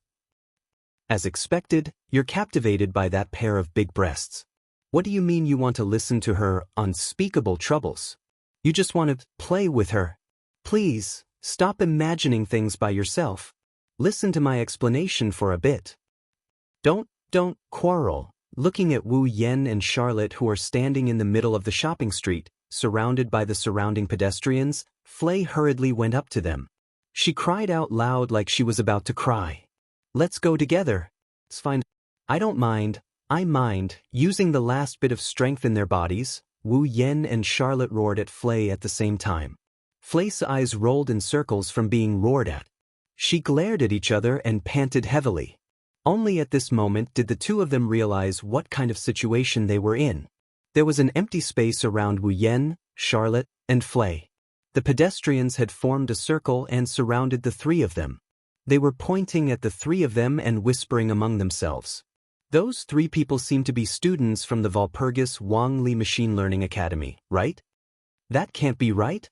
Would the outstanding puppeteers of the magic world's highest academy talk about three people going to a hotel to play together on the street? Aren't puppeteers human?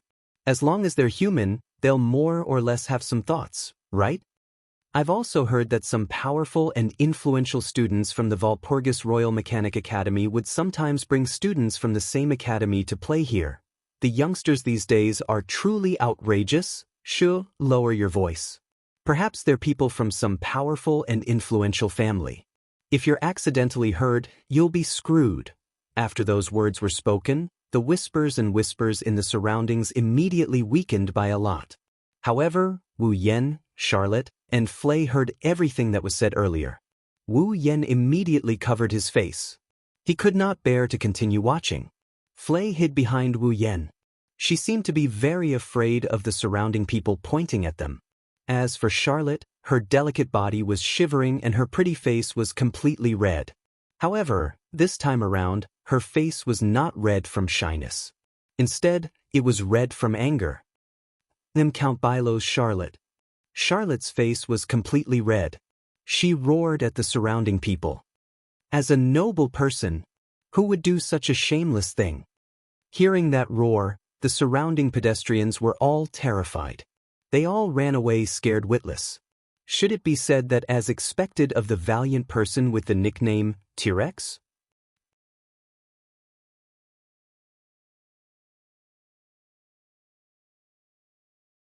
Chapter 1630.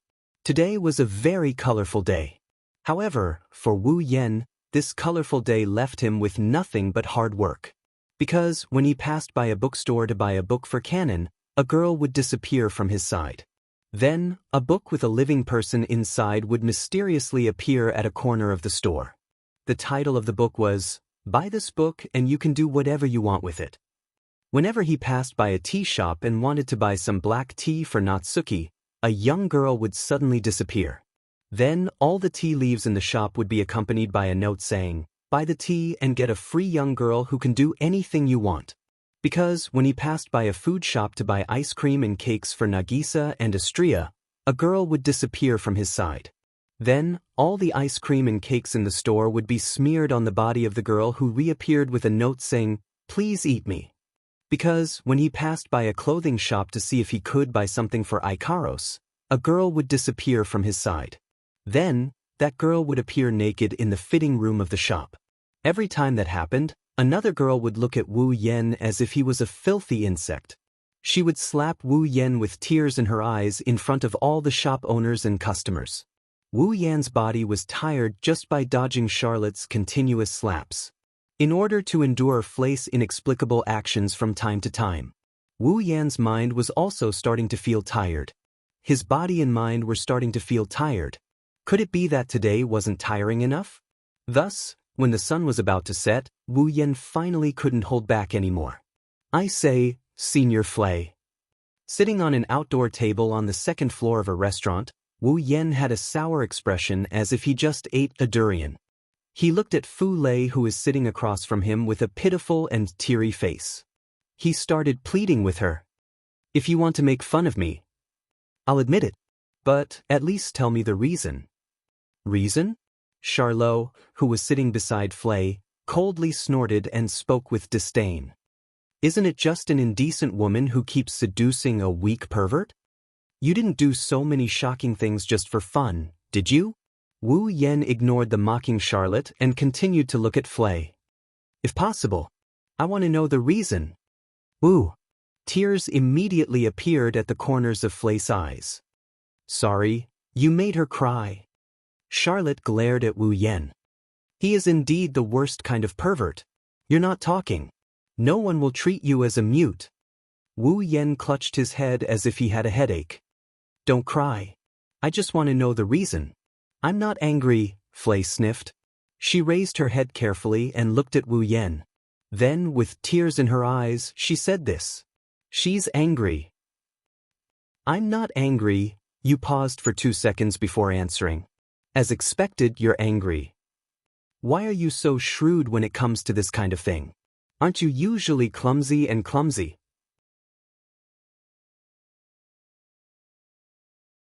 Hearing this, Flay appeared to have received a blow. She was like a deflated balloon and became listless.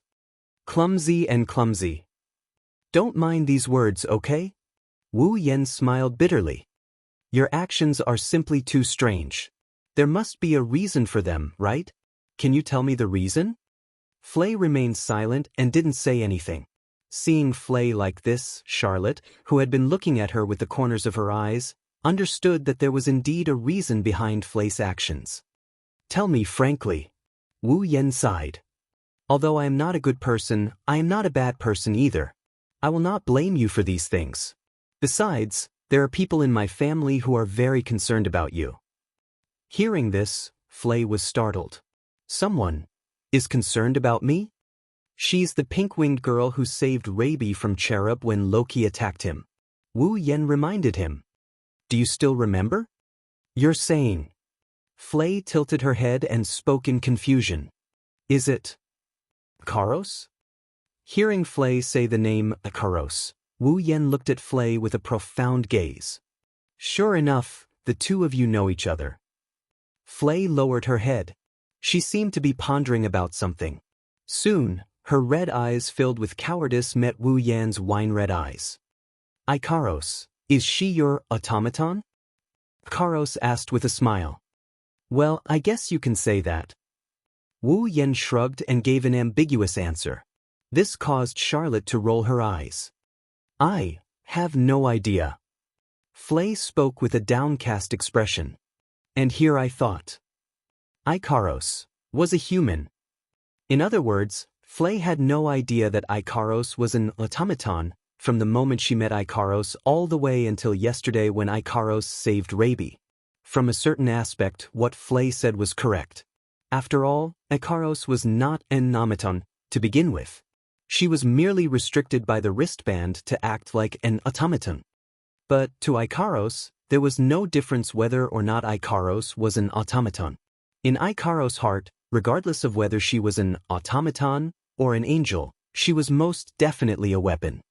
That's why Ikaros was at a loss because of that question that night. Could a weapon become a human's family? Thinking up to this point, a thought flashed through Wu Yan's mind. Could it be that Ikaros was at a loss because she got to know Flay? Could it be that she saw Flay treating Rabi, a weapon of hers, as her family? The reason why Ikaros decided to save Rabi without Wu Yan's permission, is it because the relationship between Free and Rabi touched Ikaros' heart? She's also a weapon, isn't that the reason why Ikaros decided to save Rabi? Ikaros most definitely did not wish for others to view her as a weapon, right? That was the reason why Ikaros did not wish to see Rabi, who was also a weapon and was treasured by his master, to be harmed.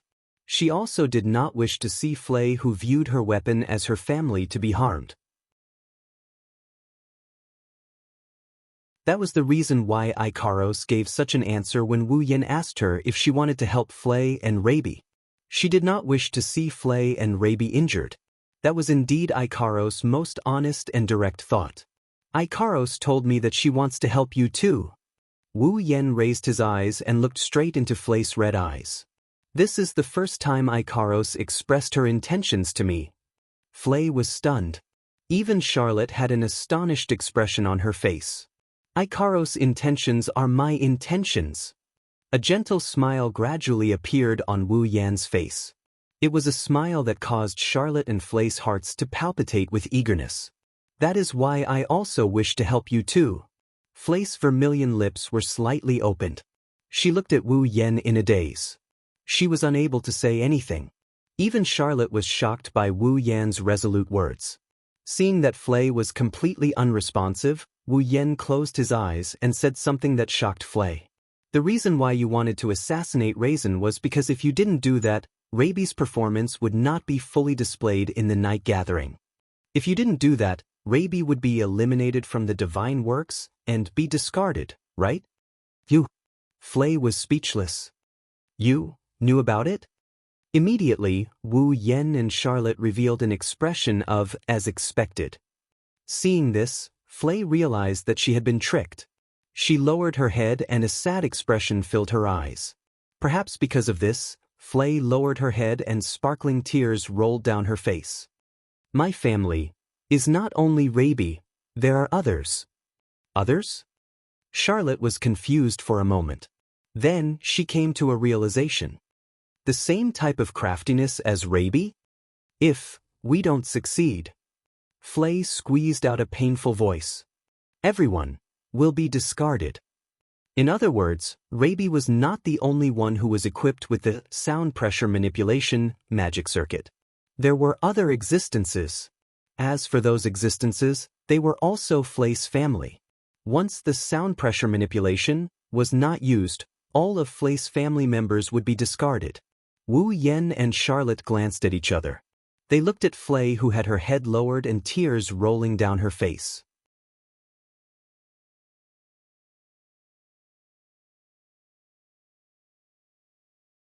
Chapter 1631. In the evening, a man and two women returned to the entrance of Walpurgis Wang Li Tech Academy. However, the atmosphere was different from the joyous atmosphere when they left the academy. The returning man and two women were surrounded by an indescribable oppressive atmosphere. Wu Yan and Charlotte, who were walking behind them, looked at Flay's back as she walked in front of them. Both of them had a thoughtful expression on their faces. According to Flay, all of them, including Raby, were equipped with a magic circuit of sound pressure operation in their bodies. Their appearance was reflected as a dog-shaped automaton, and they were collectively known as the Garm series. They were the bandoliers developed by God's works. The sonic manipulation magic circuit was an excellent magic circuit. Could control sound. The automaton that was equipped with the sonic manipulation magic circuit could use the control of sound to perform detection functions similar to ultrasonic waves. It could also perform a concealment function that could eliminate sound. It could even transform sound into invisible sharp blades to attack. Regardless of whether it was detection, concealment, or attack, the sonic manipulation could take care of all of them. Therefore, it had a wide range of uses. It could be said to be an excellent and useful magic circuit. It was because the sonic manipulation magic circuit was so excellent that God's Works was able to use the sonic manipulation magic circuit to obtain the right to use the sonic manipulation magic circuit. It was noticed by the British government. However, it was also because the sonic manipulation magic circuit was so excellent that it had a wide range of uses. If it was used, the burden would be too heavy. It was not something that an ordinary puppet user could bear. Therefore, the bandoliers of the Garm series were born. Divine Works used real live dogs as materials and added parts of living humans into the modified dogs to develop the Bandol, which was the automaton of the Garm series. The birth of the Garm series of automaton puppets. It made the sonic manipulation possible. After all, the bandoliers had parts of living humans in their bodies. They could generate magic power on their own to a certain extent. If the automaton had a certain amount of magic power, it could activate the sonic manipulation on its own. The sonic manipulation magic circuit would be used.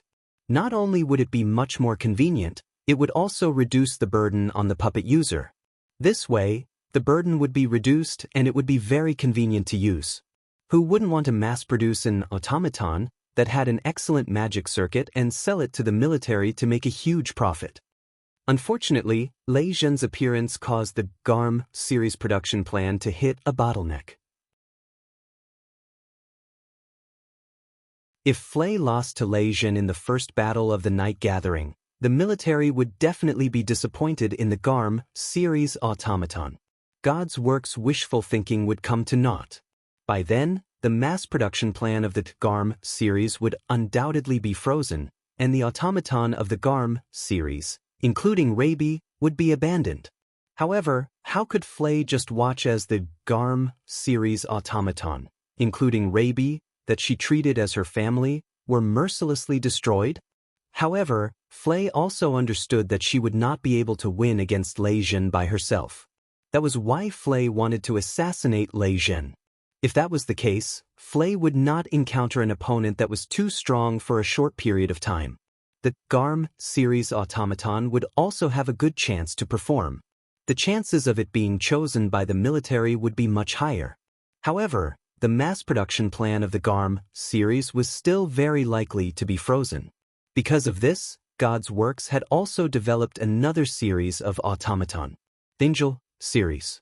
It was the Angel of Wisdom that Loki possessed and the automaton that was of the same model as the Angel of Wisdom. In terms of individual combat ability, the Angel series far surpassed the Garm series. However, the Angel series automaton was constructed using purely inorganic materials. The cost was very high and the intelligence was not mature yet. Just like mechanical puppets, if one wanted to perform complicated actions, the automaton must possess extremely fine control. In other words, the Angel series automaton was very difficult to use. If the puppeteer was not skilled in controlling the Angel series automaton, they would not be able to control the Angel series automaton at all. In terms of this, the Garm series was something that even rookie puppeteers could use as they wished. It was much more practical than the Angel series. After all, no matter how outstanding the Garm series was, they were just a group of dogs. They were like ordinary dogs. With a little bit of training, they could be used as they wished. The two series of automaton had their own advantages and disadvantages. However, there was no doubt that they were all outstanding. However, for Flay, this was not a fortunate thing. Because if the Angel series was chosen by the military in the end, the Garm series would also be eliminated. Flay's family would also be abandoned. Unfortunately, the controller of the Angel series was Loki. Loki was even stronger than Lei Zhen. In front of her was Lei Zhen, obstructing her. Behind her was Loki, a tall wall that was difficult to surmount. Now, Flay was standing in a position that bordered on despair. However, Flay still chose to fight. She was clearly a timid young girl. However, in order to protect her family, she had no choice but to fight. When Charlotte realized this, she had a whole new level of respect for Flay. Perhaps Flay's strength was nothing in Charlotte's eyes. However, Charlotte could not help but admire Flay's determination. Only Wu Yan knew that Flay's actions were futile. Without saying a single word, a man and two women passed through the prison-like gate of the Walpurgis Wang Li Tactical Academy and walked into the academy. Whoosh! At the same time the three of them entered the academy, a sharp sound pierced through the air. It reverberated in the surroundings and drilled into their ears. Wu Yan's footsteps immediately stopped. He raised his head and looked toward the source of the sound. Soon after, a sharp blade-like spike connected to a black wire pierced through the air. It sliced through the air and shot toward them with a sharp piercing sound. This scene was imprinted into Wu Yan's eyes. The target of the sharp blade-like spike connected to a black wire was actually Wu Yan, who was standing behind Flay and beside Charlotte. Wu Yan narrowed his eyes. The corners of his mouth lifted into a mocking arc. He extended his hand toward the sharp blade-like spike that was shooting toward him. Buzz! In the next instant, a surge of majestic magic energy turned into a substantial energy that wrapped around the spike that was shooting toward him. Immediately, the surface of the spike that was shooting toward Wu Yan was covered with a layer of faint light. As though it was being squeezed by space, it stopped in midair without any warning. It no longer showed any signs of moving. It was only at this moment that Charlotte and Flay discovered the situation. Looking at the spike that stopped in midair, their eyes widened. Disbelief filled their faces. That is, Charlotte covered her mouth with one hand and cried out in shock. Telekinesis? That's right. What caused the spike that was shooting toward him to stop in midair was Wu Yan's telekinesis. At the same time that Charlotte and Flay were astonished, disordered breathing could be heard from the nearby forest.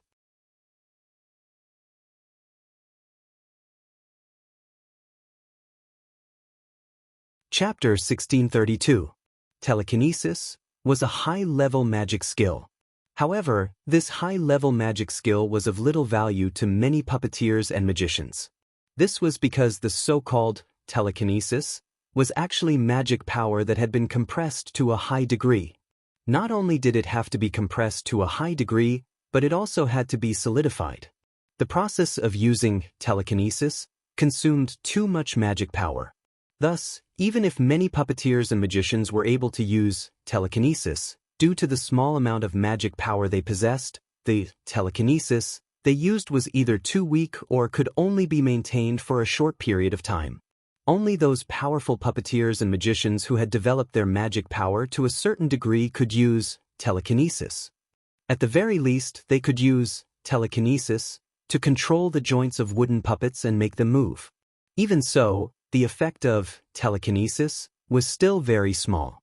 Even controlling the joints of wooden puppets and making them move was very difficult. How could one use telekinesis in a real battle? For example, telekinesis was a thread used to sew clothes. Even if one could use the thread to lift a rock when the rock was thrown at the user, could the user use the thread to tie the rock and control it? The answer was, of course, no. And when the stone turned into a sharp blade-like spike, it looked like a sharp blade.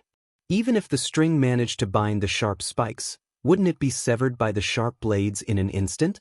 However, at this very moment, Wu Yan managed to do it.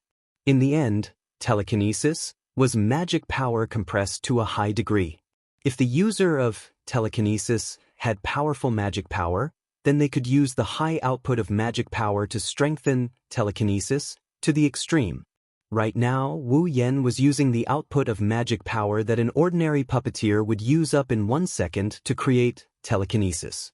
He had strengthened the thread of telekinesis to a degree that even steel threads couldn't compare to. Not only did he successfully bind the sharp blade-like spike, he even controlled it. This was the reason why Charlot and Flay were so shocked. A normal puppet user would run out of mana in less than a second. Wu Yan took control of the sharp spikes. About 10 seconds had passed, right? Until now. Wu Yan controlled the spikes that were shooting towards him. He even looked like he was handling it with ease. Just how strong was his magic? He completely ignored Charlot and Flay's shocked expressions. Wu Yan did not even look at the spikes that were controlled by his telekinesis. Instead, he turned his head and looked at the forest where the sound of chaotic breathing could be heard. He sighed. I didn't expect that one of the members of the 13 people, our burning flame sword, His Excellency, Sword Emperor, would actually be hiding in the dark to shoot arrows. His voice slowly reverberated and spread through the surroundings. Before Charlot and Flay could react, a figure walked out from the forest to the side. He had short pearl-colored hair, red pupils, a terrifyingly sharp face, and a short cloak wrapped around his body like a scarf. Behind him was a humanoid robot called Tang. Who else could it be other than Loki? Sword Emperor Loki? Charlot looked at Loki with great astonishment. The burning flame sword that was reputed to be able to fight against a marshal would actually do something like a sneak attack. This caused Charlot to be extremely astonished. Loki. Flay was also stunned as she looked at Loki, who walked out from the forest. She seemed to be slightly flustered. Loki first glanced at Flay. When he saw that she was fine, his expression couldn't help but relax a little. However, his expression immediately tensed up again. He looked at the sharp spikes that were controlled by his telekinesis in midair. The other end of the black wire connected to the tail end of the blade-like spike was connected to the automaton behind Loki. In other words, the person who attacked Wu Yan earlier was, without a doubt, Loki. Angel Ji. As Loki called out in a deep voice, a red light flashed through Angel Ji's eyes. Traces of magic power surged out from her body. Then, an extremely unnatural wind blew from the sharp blade-like spike that was controlled in midair. That was a hot wind that contained an extremely high temperature. Under the burning of this hot wind, the air around the sharp spikes started to distort abnormally. The spikes also seemed to have an ejector installed on them. They trembled violently and burst apart the telekinesis. The scorching hot wind blew through the air and caused the spikes to spin in midair. They drew a beautiful arc in the air. Then, the black wire connected to the end of the spikes returned to Angel Ji's body. They returned to the wings that were pierced with spikes. Sensing the faintly visible hot wind erupting from Angel Ji's body, Wu Yan spread out his hands. This is the magic circuit installed on the Angel series automaton developed by Divine Works. The hot wind control? It can freely create hot wind that contains an extremely high temperature and control it like wind. Not only can it be used to enhance the spikes and shoot, it can also be used to concentrate the high temperature and use it to enhance the blades like melting steel. It can be used to cut through everything. Wu Yan curled his lips. That's a pretty good magic circuit. No wonder our Lord Sword Overlord has a login code name like Burning Flame Sword. Loki ignored Wu Yan's sarcastic words. He stared at him and spat out a sentence. Where did you bring Flay to? What? Wu Yan looked at Loki with a chuckle. As her younger brother, you can't bear to see your beautiful older sister go out with another man? Answer me. Loki's body erupted with a dense amount of magic. His eyes were filled with ruthlessness.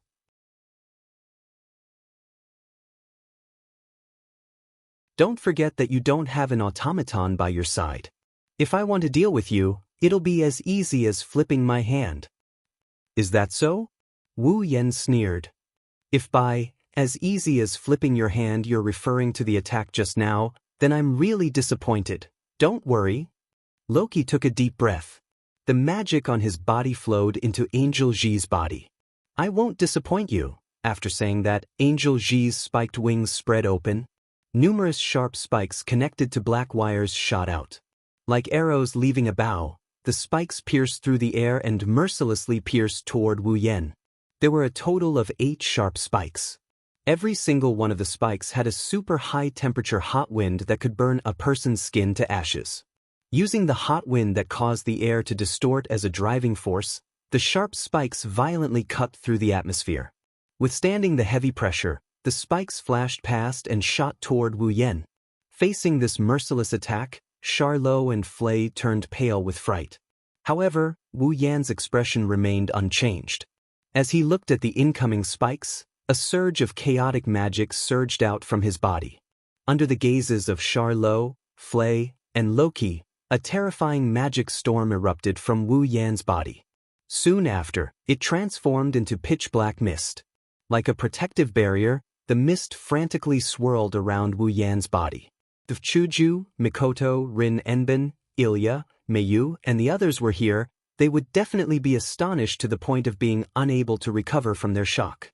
This was because the pitch-black mist frantically swirling around Wu Yan was exactly the same as the magic mist of the saber, swordsman, archer, and archer, swordsman, archer, who borrowed the power of the class cards in the mirror world to materialize and transform into dark heroic spirits.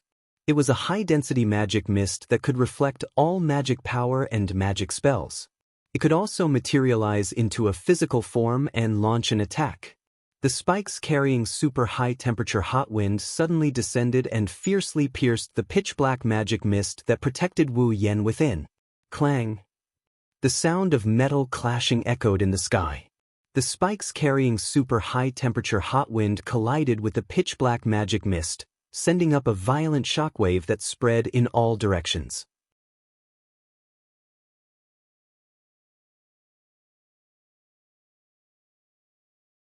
Chapter 1633. Clang. It was clearly a collision between steel and mist. Logically speaking, the mist should have been dispersed in an instant. However, the collision between steel and mist here violated the entire laws of physics and produced a crisp sound of collision. The pitch-black mist of magic power and the spikes carrying super-hot winds collided fiercely, stirring up a layer of airwaves and scattering the pitch-black mist like sparks.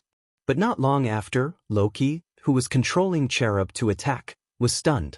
He could clearly feel that when he collided with the black mist and stirred up a shockwave, the ultra-high temperature blast that he cast on the Cherub's spikes with hot wind control was shaken off by the strange black mist and dispersed.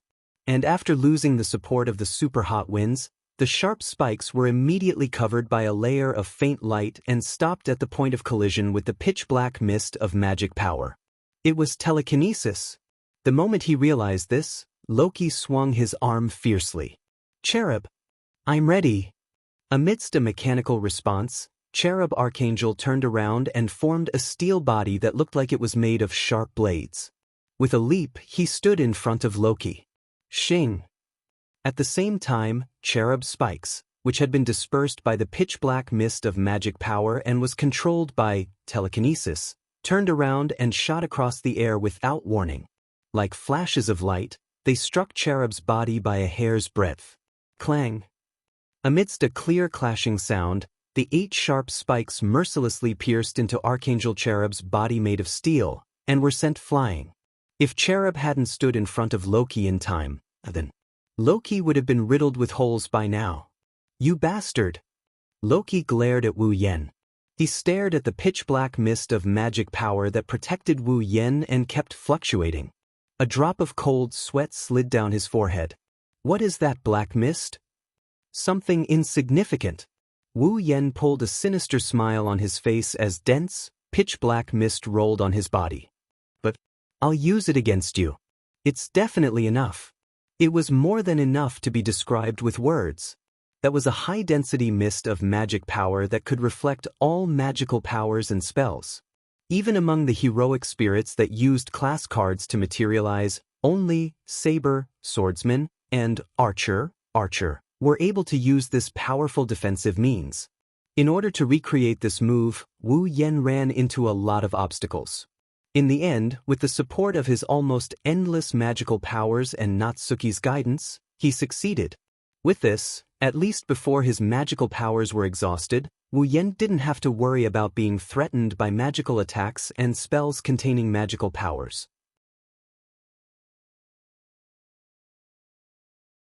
It was precisely because of the high-density mist of magic power that Wu Yen was able to use the super-high-temperature hot air on Cherub's spikes, which was the hot air manipulation magic power, to reflect off the spikes. Otherwise, there was no way to control the spikes that were enchanted with magic power alone. And Loki seemed to have seen through this point. Although I don't know what it is, it can nullify magic and even magical attacks, right? Loki calmed down. Then, as long as it doesn't contain magical powers and doesn't use magic, you can't do anything, right? After saying that, Loki waved his hand. Cherub's eyes flashed red as if he received an invisible command. He grabbed the 2 giant blades equipped on his arms and stomped on the ground. Bam! The violent movement caused the ground to crack like a spider web. Cherub bounced up and charged forward like a bullet. Before he reached Wu Yen, the giant blades in his hands were already slashing down. At this speed, Cherub should be able to appear in front of Wu Yen and slash his giant blades accurately at the enemy's head. The Angel series was clearly an automaton that was very difficult to control.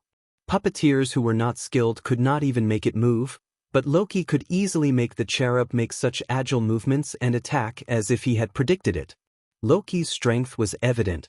In the face of Cherub's attack, Wu Yen helplessly realized that he couldn't ignore it anymore. With all of his means and levels restricted, Wu Yen could only rely on magical powers.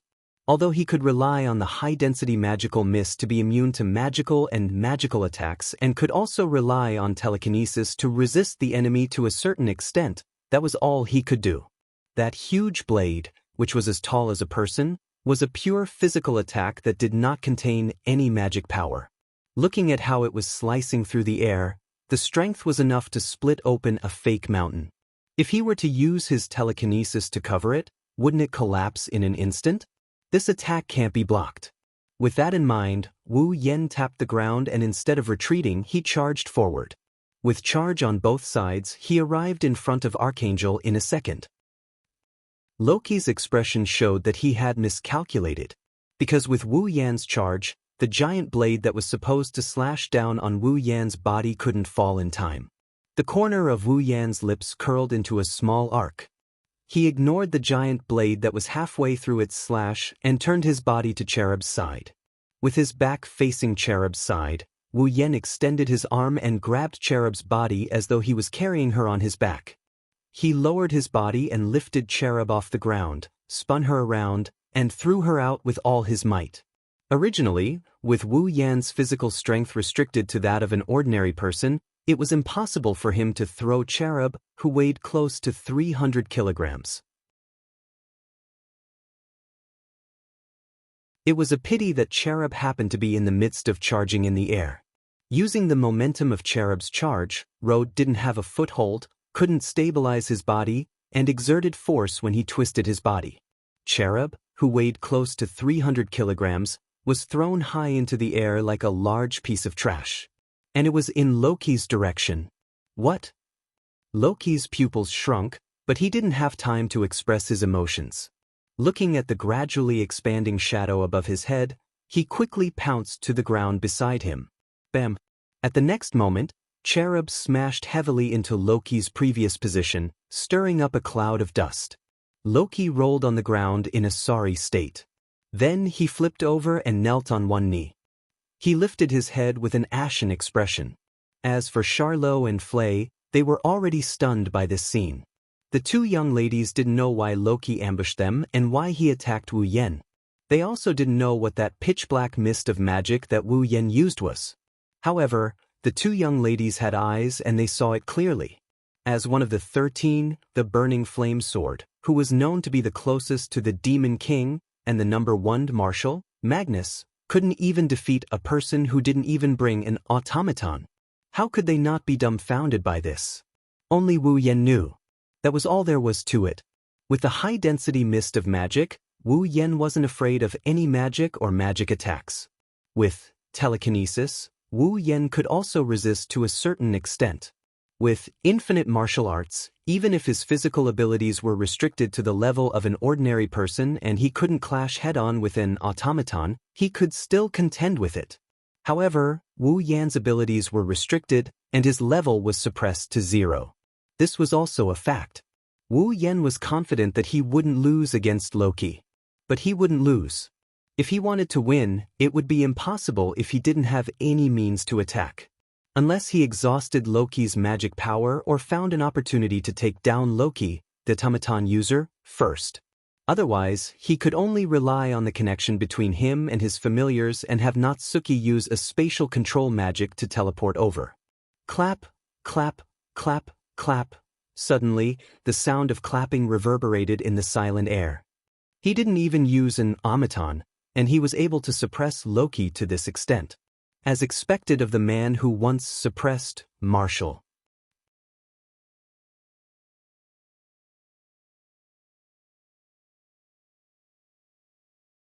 Chapter 1634.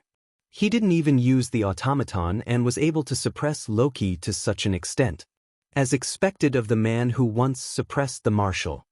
When a voice that was unknown whether it was an exclamation of admiration or praise echoed in the air, Loki and Flay's expressions changed. Loki's expression became somewhat unsightly while Flay's face was filled with fear. Who is it? Charlotte was shocked. She raised her head and looked at the sky. At the same time, Wu Yan, Loki and Flay also raised their heads and looked toward the source of the voice. Soon after, the four of them saw an inconceivable scene. A person was standing in the air where the voice came from. That's right. Someone was standing in the air. It was a gentleman in his 30s or 40s. He wore gorgeous clothes and had a handsome appearance. He looked like a researcher who had immersed himself in the sea of knowledge for many years. The gentleman's body floated in the air. He lowered his head and looked down at Wu Yan with a gentle smile on his face. While clapping, he released an extremely strong sense of existence. He was telling others that he was not an ordinary person.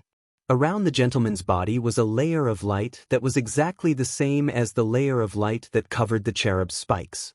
It enveloped the gentleman's entire body. Without a doubt, that was telekinesis. This gentleman who was floating in midair was using his telekinesis to hold his body up, allowing him to float in midair. Without a doubt, that was the same level of inconceivability that Wu Yan had used telekinesis to control the automaton's hidden weapon. The magical power of the gentleman who floated in the air was at least 10 times higher than that of an ordinary automaton user. It might even be higher. Looking at the figure of the gentleman who was looking down at the ground, Wu Yan narrowed his eyes. He seemed to have understood something. He smiled. So that's how it is. It's no wonder that the guards inside the gate didn't do anything when the students were fighting in front of the gate. What he meant was that this person was the one who had secretly tampered with it. It's nothing. He only told the guards that the Divine Works was testing the mech. I was just watching from the side. Nothing will happen. Those fellows who are afraid of trouble will naturally not care too much about it. Since something has happened, it will happen. They can just push the blame to me. The gentleman smiled.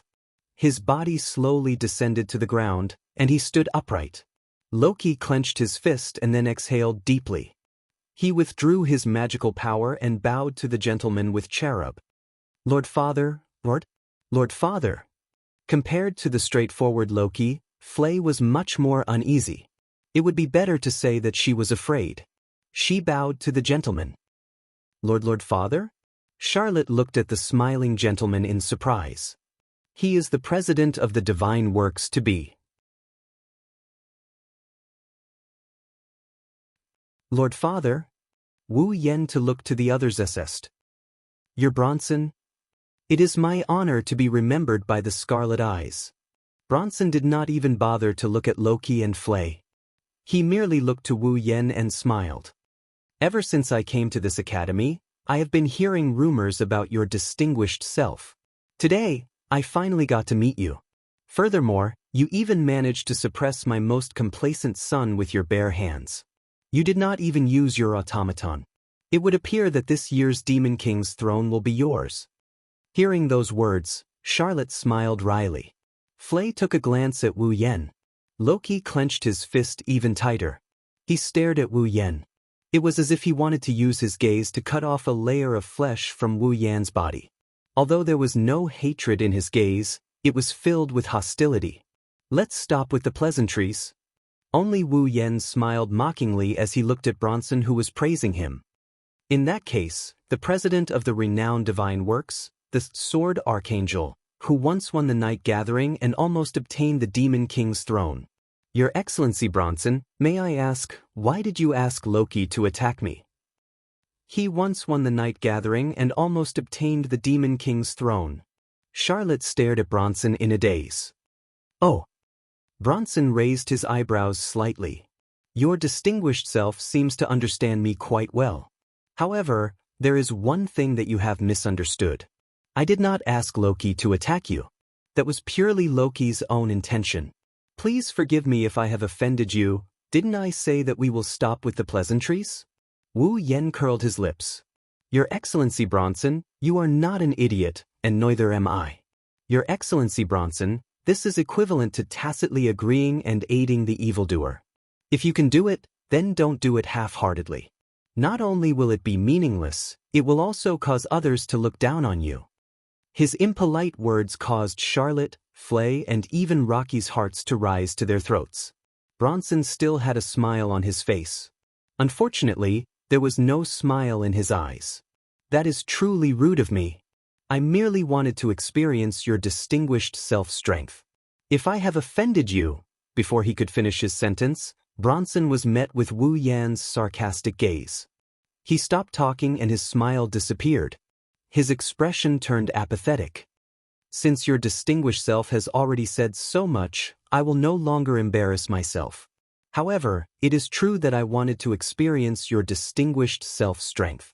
Unfortunately, I did not get to see your distinguished self's automaton. To put it simply, compared to me, you wanted to see the strength of my automaton more. Or perhaps, to be more direct, you wanted to see the performance of my automaton, right? Wu Yen sneered. As expected of the president of the mechanic workshop.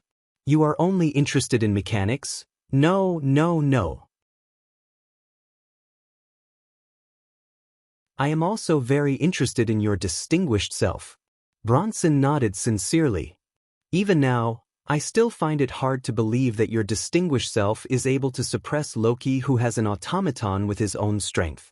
Furthermore, I am also very interested in that pitch-black mist formed by magic power.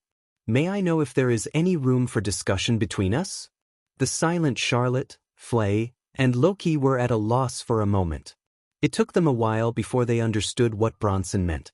Bronson wanted to discuss, or perhaps trade, with Wu Yen. He wanted to obtain the method to use that pitch-black mist of magic power. It wasn't just that pitch-black mist of magic power.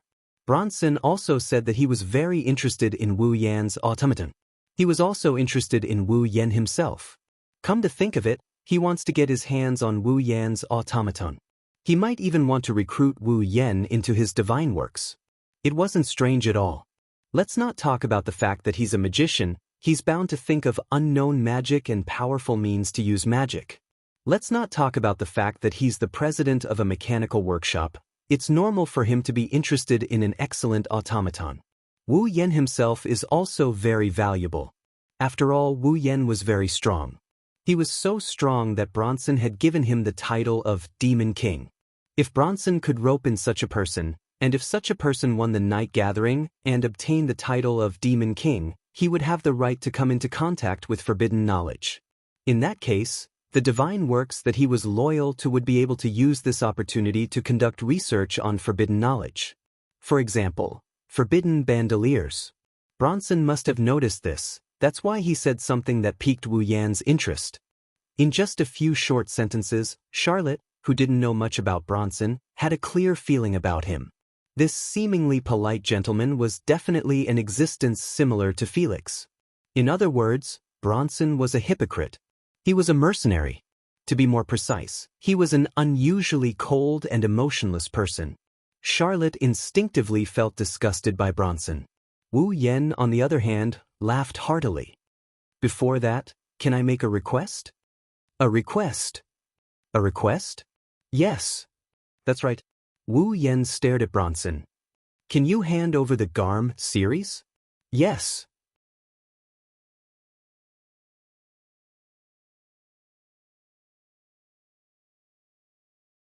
Chapter 1635. Can you hand over the Garm series? The moment those words were spoken, the air in the room froze slightly. Like a swamp, even the wind became viscous. Charlotte and Loki were silent. They didn't want to say another word. That was because the two of them knew who Wu Yan was asking for. Flay blanked out for a bit. It took her quite some time to comprehend what happened. She looked at Wu Yan and then at Bronson. Her face carried a bit of panic, a bit of nervousness, and a bit of hope. Bronson looked at Wu Yan, who was looking at him in surprise. Soon after, he seemed to have understood something. He glanced at the panicked, nervous, and hopeful Flay, and a thoughtful expression appeared in his eyes. Looks like you're very fond of my daughter. For her, you're even willing to use yourself as a condition. How surprising. Use myself as a condition? Wu Yan crossed his arms in front of his chest and he sighed. I think you've made a mistake somewhere. Mistake? Bronson couldn't help but look at Wu Yan. Sir, didn't you intend to join my divine works in exchange for the freedom of the Garm series of automaton? That's why I said you've made a mistake. With a calm expression, Wu Yan said something that shocked everyone present. I only want you to hand over the Garm series automaton. I don't have any intention of paying you anything. What do you mean? Bronson narrowed his eyes. You don't want to pay me anything? You want me to hand over the Garm series automaton to you? If Wu Yan really had such an idea, everyone who knew about it would definitely laugh out loud. He didn't want to pay anything and only wanted to obtain a group of automaton with decent performance that would not burden the puppeteer and could be controlled by a rookie puppeteer? What was the difference between this and not wanting to pay for a house? However, in the face of this question that would make everyone laugh, Wu Yan gave a calm answer. That's right. This time around, it was not only Charlotte, Flay, and Rocky that were stunned. Even Bronson was stunned. He started to frown. He frowned and said in a displeased manner, What do you think, sir? If it was someone else, would they agree to such a request? You will agree to it. Wu Yan smiled confidently before he continued. This caused everyone who was still in shock to be greatly shocked. In any case, you didn't intend to let the Garm series of automaton continue to survive in the first place, did you? Charlotte and Loki were shocked. Flay's beautiful face changed drastically and she became dumbstruck. Bronson's gaze toward Wu Yan was no longer filled with emotions. There was only coldness and a hint of sharpness. Sir, what do you mean by this? Do you need me to make it clearer? Wu Yan acted as if he didn't care about this powerful enemy who had once seized the throne of the Demon King. He didn't even bother to be polite when he spoke. Comparing the performance of the Automaton of the Garm series and the Automaton of the Angel series at the night meeting, choosing the one with superior performance and selling it to the military? As if he was amused by his own words, Wu Yan chuckled and shook his head. You don't have such thoughts at all. You've decided from the very beginning that the automaton to be used as the main force of the British Army would be the Angel series, and the Garm series of automaton would be discarded, right? What do you mean by this? Charlotte couldn't help but take a step forward and questioned Wu Yan. You're saying that he deceived Flay? Contrary to Charlotte, Flay took a step back and looked at Bronson. She shook her head repeatedly. It seemed like she hoped that her adoptive father would give a negative answer. However, Bronson didn't even look at Flay. His gaze remained fixed on Wu Yan. I've been expressing my goodwill all this time. Yet you slandered me like this. Do you think that I, Bronson, am easy to bully? While speaking, a wave of magic power gradually emerged from Bronson's body. It spread out like a ripple. Although the wave of magic power was very obscure, it seemed to have added weight to the entire space. It created an abnormally heavy pressure. Charlotte and Loki felt their shoulders sink. Their hearts also sank. Flay, who was weak, felt even more exaggerated. It was as if she was hit by an invisible force. She was forced to take a few steps back. What a heavy magic power! Charlotte's expression was a little uncertain. If this Bronson were to participate in the night gathering now, apart from Wu Yan and Magnus, no one in the academy would be a match for him. Charlotte had such a feeling when she sensed Bronson's magic power. Even though Bronson was eliminated in the night gathering in his year and hasn't made any progress in the past 10 to 20 years, his strength still couldn't be underestimated. However, to use magic power to compete with Wu Yan? Wouldn't that be showing off before an expert? Didn't I tell you not to do it half-heartedly? That would make others look down on you. Even Charlotte and Loki felt that the wave of magic power was heavy. Wu Yan's expression remained unchanged. He turned his head and looked at Bronson. Actually, if you think about it for a bit, you'll understand. Even if you almost obtain the position of Demon King, you're still not a Demon King. The Magician Association has a rule that only Demon Kings have the right to come into contact with taboos. Apart from Demon Kings, anyone who comes into contact with taboos will be wanted. Wu Yan had a faint smile on his face. Sir Bronson, the automaton of the Garm series is a bandol, isn't it? No matter how dumb Charlotte, Flay, and Rocky are, they understood Wu Yan's intention when they heard him. The automaton of the Hellhound series is a forbidden doll.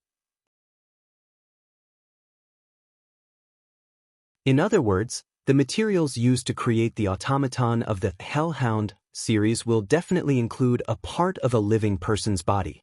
Using a human body is a taboo among taboos. If the fact that the automaton of the Hellhound series is a forbidden doll is exposed, then the creator of the automaton will definitely be arrested. In serious cases, they might even be sentenced to death.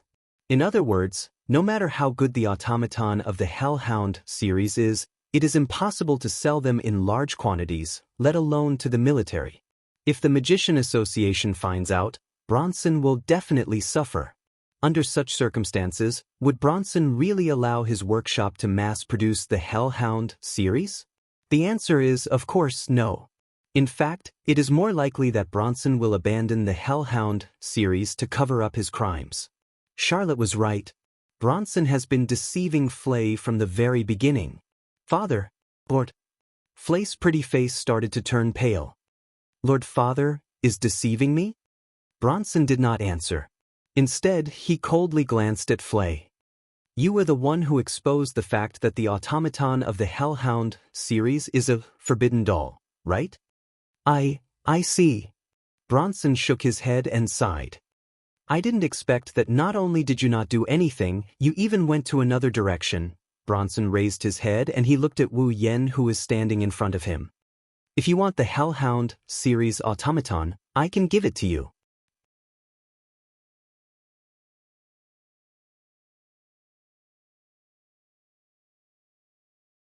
Chapter 1636.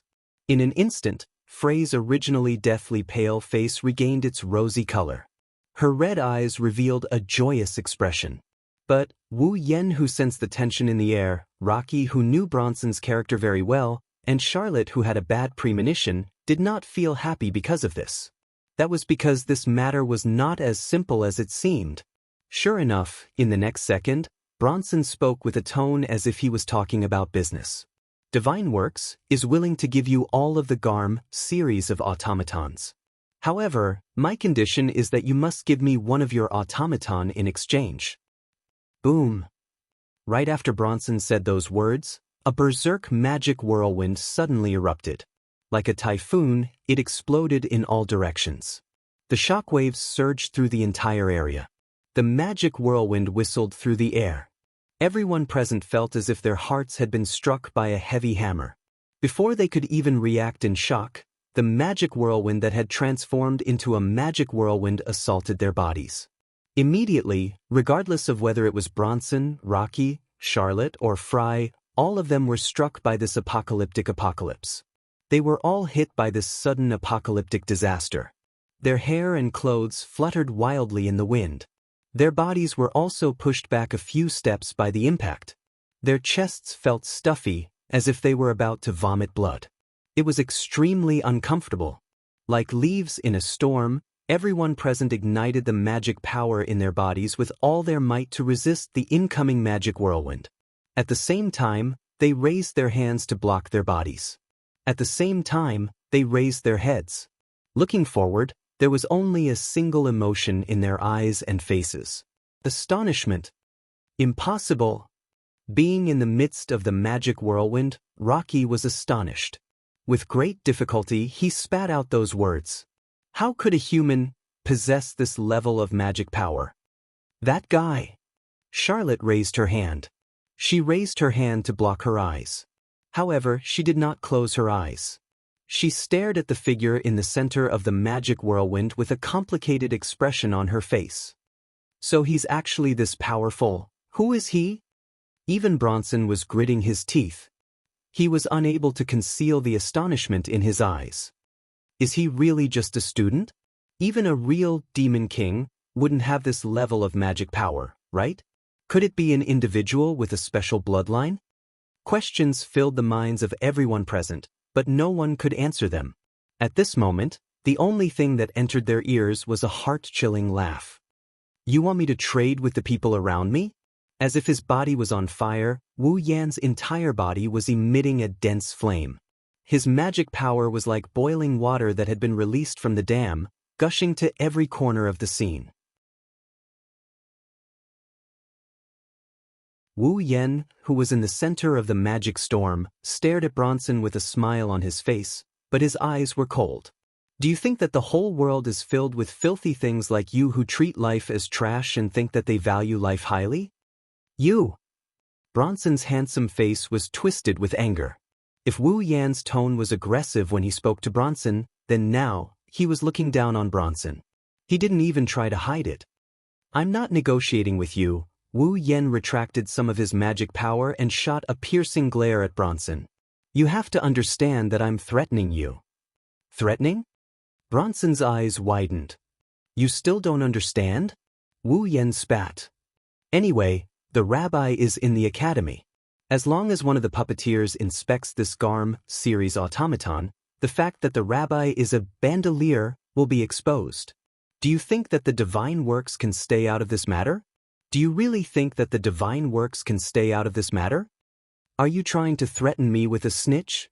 Bronson tried his best to maintain his composure, but under the suppression of the overwhelming magic power, the elegant smile on his face was as ugly as it could get. Do you think the divine works didn't infiltrate the judicial department? Do you think that divine works will be punished in the end? I told you that you're not an idiot, but if you think that divine works is safe after infiltrating the judicial department, then I'll have to change my assessment. Wu Yan sneered. Could it be that you, a new mechanic workshop, have the ability to infiltrate the judicial department and the Magicians Association that manages all magicians? Bronson's face turned pale. Don't think that you're the only smart person in the world. The members of the Magicians Association have a better sense of smell than dogs. Do you think no one knows what you're doing in the dark? Wu Yan looked at Bronson with pity in his eyes. Don't tell me you think there's no one from the Magicians Association in the academy? Do you need me to introduce you to them? Bronson finally understood what Wu Yan meant by threat. If Wu Yan really did know someone from the Magicians Association, then the divine works would be targeted by the Magicians Association. And if he was targeted by the Magicians Association, Bronson's secret activities in the divine works would be exposed sooner or later. At that time, Bronson would be in deep trouble just by touching the taboo and using his naked body to create a forbidden doll. Not to mention, the things he did were far more than that. For the first time, hesitation appeared on Bronson's face. The Magicians Association was a bystander. They never interfered with national politics and were only responsible for managing the taboo and code of conduct of magicians. If the divine works wanted to assassinate a government official, the Magicians Association wouldn't pay any attention to them. Even if they found out, the most they would do was inform the country's judiciary and let them deal with it. However, if the divine works created bandoliers and violated the taboo of magicians, the Magicians Association would sniff them out like a dog and stick to the divine works like a bug. Once it was confirmed that divine works had violated the taboo, there would be no mercy left. That was why the Magicians Association was Bronson's most feared enemy. If Wu Yan really knows someone from the Magicians Association, and if he exposed the fact that the Garm series automaton is a bandolier, he's not going to be able to do anything about it. Bronson didn't want to imagine the consequences. Wu Yan was right. This wasn't a negotiation or a deal. It was a threat. Bronson was silent. Following Bronson's silence, the storm of magic gradually calmed down. Charlotte, Flay, and Rocky looked at Wu Yan with complicated expressions before looking at Bronson. They were waiting for his decision. I understand. After a long time, Bronson looked at Wu Yan coldly. I hope you can keep your mouth shut as well. Flay was finally unable to conceal the joy in her eyes. Charlotte and Rocky's expressions also relaxed. Wu Yan seemed to have known this would happen. He didn't show any expression and only glanced at Bronson. Let me give you another piece of advice. Don't do things you shouldn't do. One should know when to stop, sir. Bronson's tone became unfriendly. Are you planning to use this to threaten me for the rest of my life? No, as long as you keep your word, I won't bring this matter up again. Wu Yan turned around and left everyone with a view of his back. However, if you do something you shouldn't do, I will give you a big surprise. After saying that, Wu Yan left without looking back. Seeing that, Charlotte hurriedly chased after Bronson. As for Rocky and Flay, they were speechless as they saw Bronson's gloomy appearance.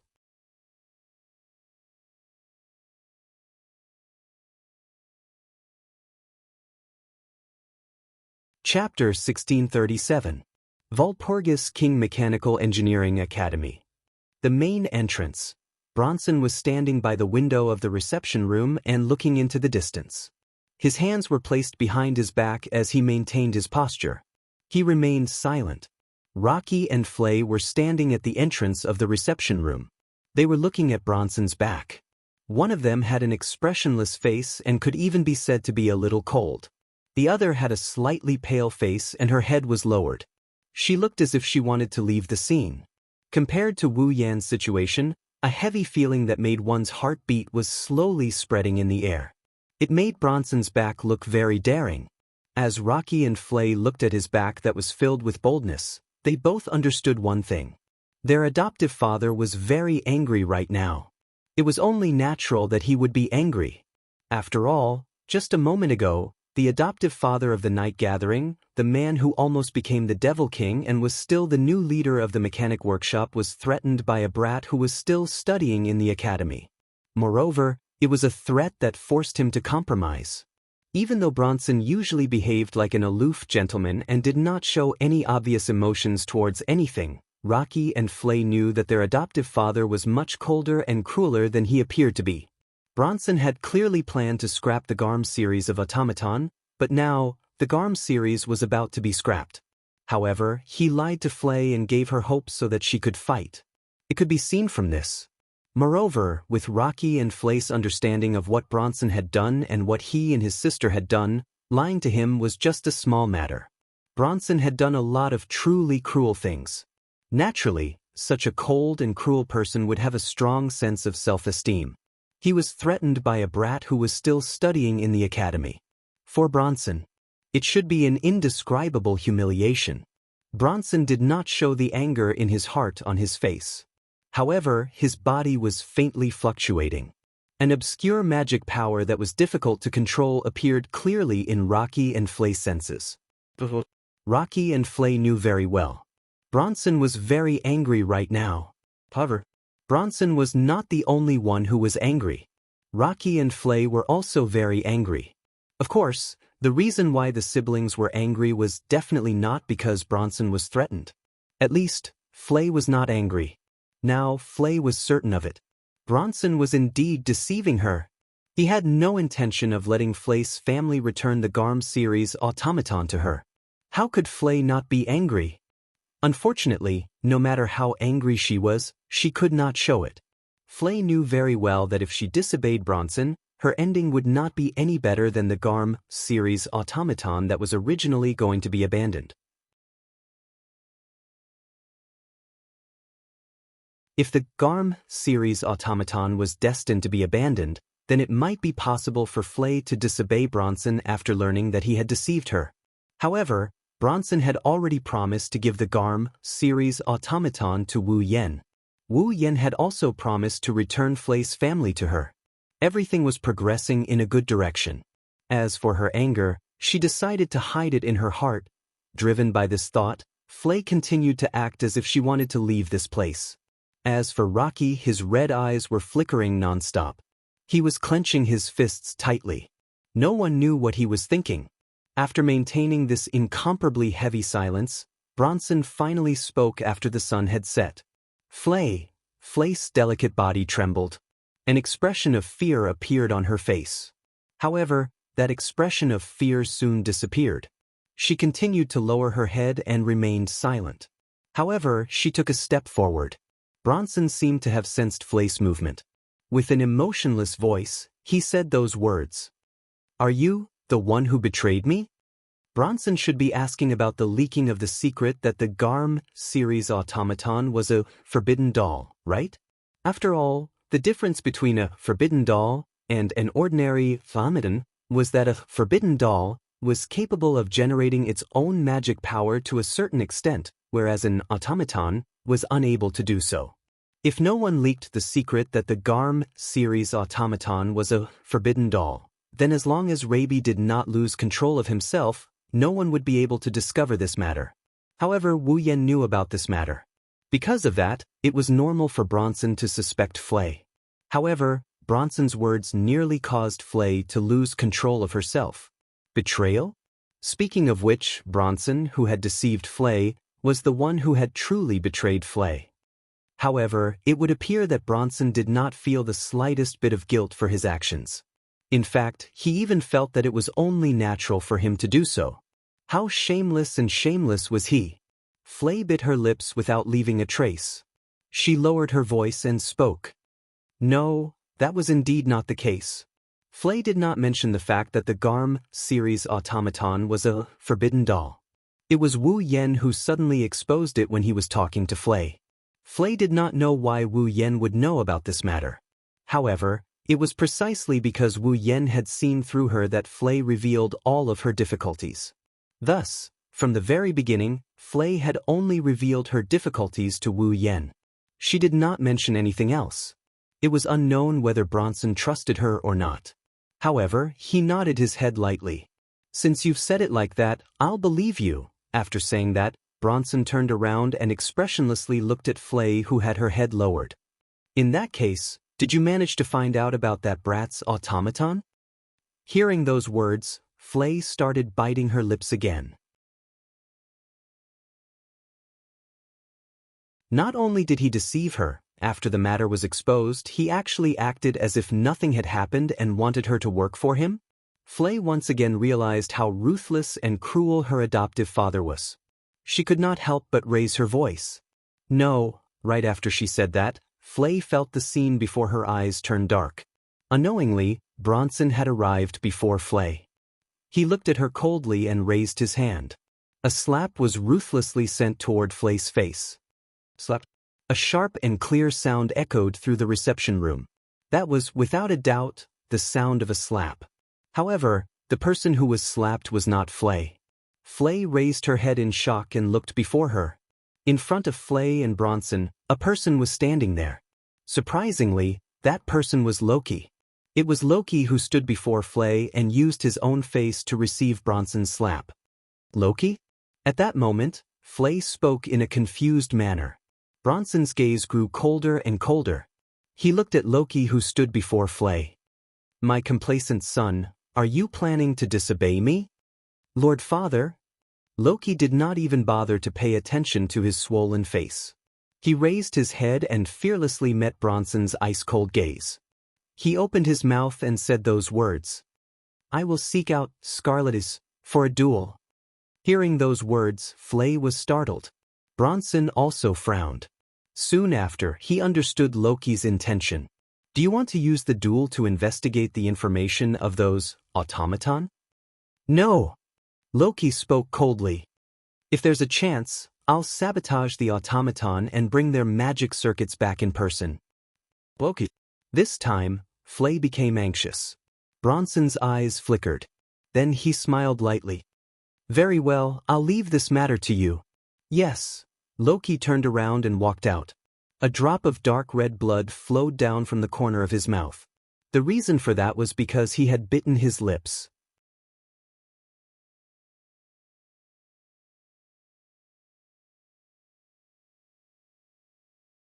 Chapter 1639. Go! Angel Ji. Manned. Under the limited light, the automaton named Cherub raised its steel head and reflected the light into flickering arcs. One of Loki's hands had already reached out to Cherub. Rays of magic power shot out from his hand like a gun and connected to Cherub's body, causing Cherub's body to surge with magic power. He then converted this magic power into power and activated the magic circuit in his body. Buzz? The space around Cherub Archangel trembled. A hot wind of at least a few thousand degrees rose from Cherub Archangel's body and enveloped her. At the same time, Angel Cherub lowered his body and got into a charging position. The super hot wind on his body exploded. Boom! Like a jet, Cherub's lower body blasted out a scorching hot gas, pushing him forward with a sharp air-breaking screech. Like a jet, he shot towards Wu Yen with the giant blade in hand. Big brother! Nagisa and Canon looked at Wu Yen nervously. Master! Dakaros and Astria stared at Wu Yen with their crimson eyes that rippled with illusory square frames. Only Natsuki remained silent. Her gem-like eyes stared at Wu Yen as she waited for Wu Yan's orders. Wu Yen had said that he didn't want the girls to treat him as their master. But now, the girls were playing the role of automaton. Therefore, at the very least, he had to act like an automaton in front of others. What's more, this was a battle. It was natural for the leader to make the decision. Wu Yen didn't raise his hand when he saw Archangel leaving a trail of scorched earth in her wake. Archangel is like a flamethrower. She left a trail of scorched earth in her wake, but Wu Yen didn't raise his hand. A ball of magic power burst out from his shoulder. It poured into Astria's body. Astria, it's your turn. Yes, sir. Astria replied. She held the laser lightsaber in her hand and held it behind her back. A pair of pure white wings spread out. He slammed the door. He pushed Astria out of the room. Whoosh! Amidst the piercing sound that reverberated in the air in unison, the humanoid robot, Automaton, riding on the super hot wind, and the angel-like beautiful sword-wielding girl collided head-on. They collided with each other. Clang!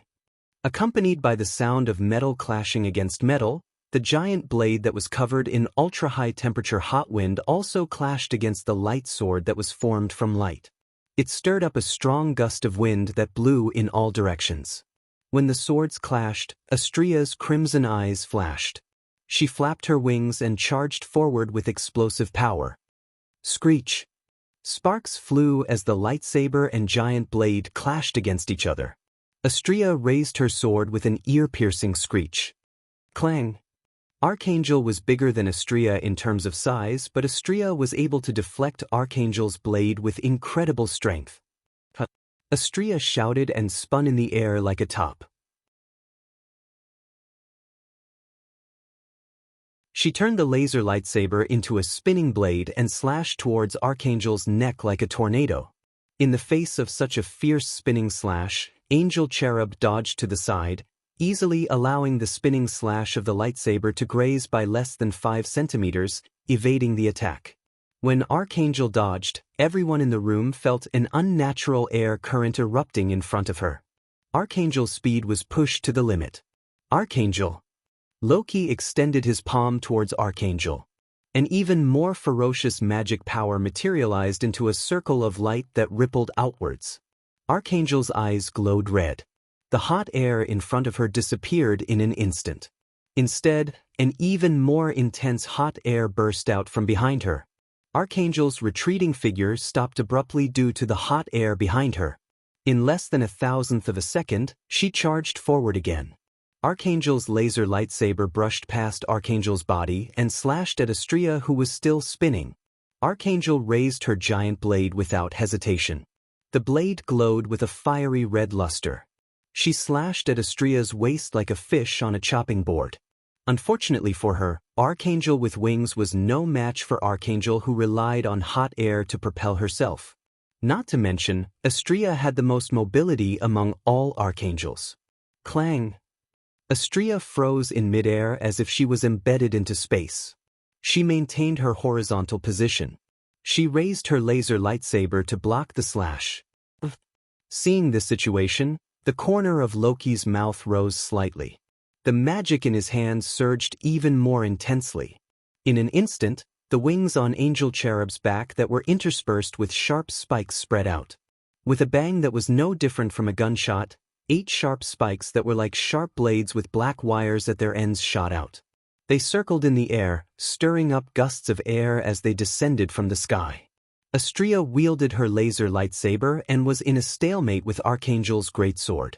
She was in a stalemate with Archangel's greatsword. If Xianxia was pierced by the hot air, her alluring body would be pierced by the spikes. Wu Yan couldn't help but snicker under such circumstances. You sure know how to play tricks. Wu Yan extended his hand and with a hum, his mana turned into ripples of light that rippled outwards. Return the favor. Xianxia's gaze sharpened. A whirlwind of mana erupted from her body. Her strength increased by several folds. The laser lightsaber in her hand vibrated violently. Even the giant sword that was locked in a stalemate with the laser lightsaber started vibrating. Screech. An uncomfortable, ear-piercing sound reverberated through the air. Sparks flew in all directions. Under the effect of the laser lightsaber, Angel Cherub felt an unparalleled force spreading from the giant blade in his hand, causing the giant blade to tremble. Clang. Archangel's giant blade was deflected away as if it had slashed a spinning fan that was as hard as steel. Clang, clang, clang, clang, clang. Xianxia performed a dazzling sword dance. Her sword left afterimages in the air as she deflected the 8 spikes that came down from the sky. Rocky smacked his lips and waved his hand fiercely. Spin. Angel Ji. I'm ready. Amidst the cold mechanical response, Cherub's body stirred up an extremely hot blast, causing the surrounding air to distort and emit a burnt stench. Riding on the hot wind, Angel Wisdom leaped into the sky and flew into the air. Her figure, which made people think of an angel made of steel, emitted a creaking sound, like the sound of gears sliding. Under the watchful eyes of everyone present, Angel Ji was like a transformed robot. His body had completely changed shape. His shoulders, arms, and greatsword merged together and became a single piece of metal. All the parts on his body combined together in an orderly manner. Not long after, Angel Wisdom transformed into a greatsword. It was a gigantic sword that was taller than a person, more than 2 meters in length. Angel Cherub's face was etched on the hilt of the sword and the blade of the sword. Rocky raised his right hand and grabbed the hilt of Angel Wisdom's greatsword from afar. He swung it down with all his might. The moment Rocky swung his arm, Angel Wisdom's greatsword spun and sliced through the air as if it was thrown by an invisible giant. It whistled through the air and went straight for Xianxia. Xianxia was surprised. She didn't expect Cherub to be able to transform. However, she still managed to dodge the attack by flapping her wings and retreating like a flash of light. Teeth. When Xianxia dodged, the spinning greatsword scraped against the ground, creating a crack in the ground. Whether it was scraped by the greatsword or the crack, scorch marks appeared on the surface.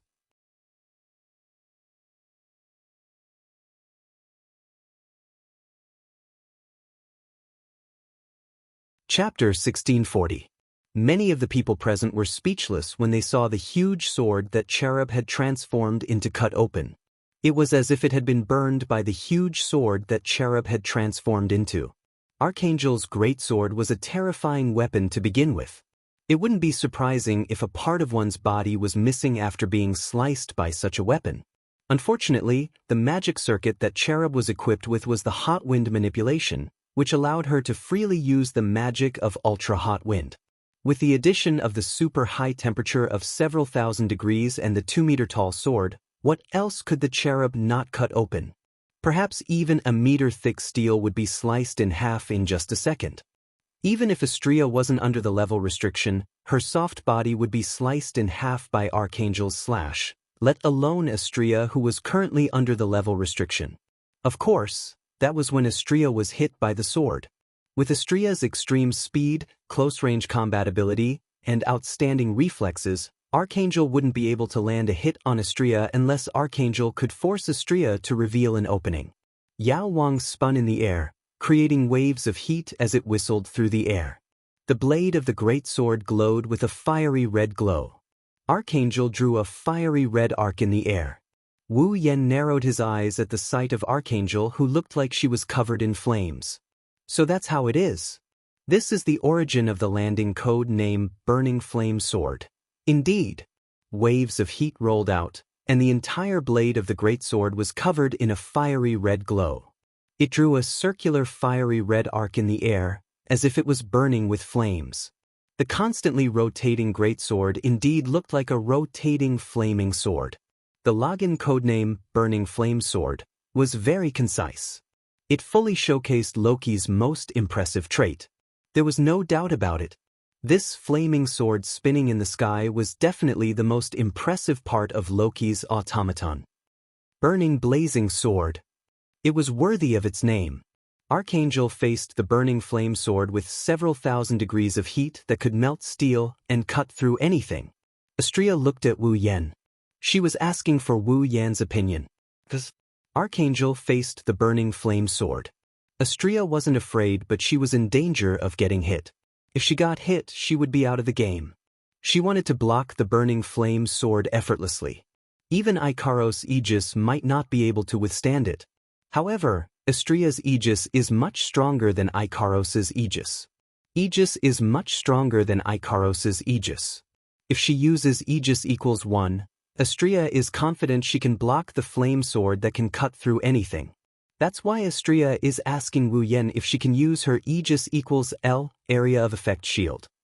If she uses Aegis equals L, Xianxia won't have to worry about defense anymore. She can attack with all her might.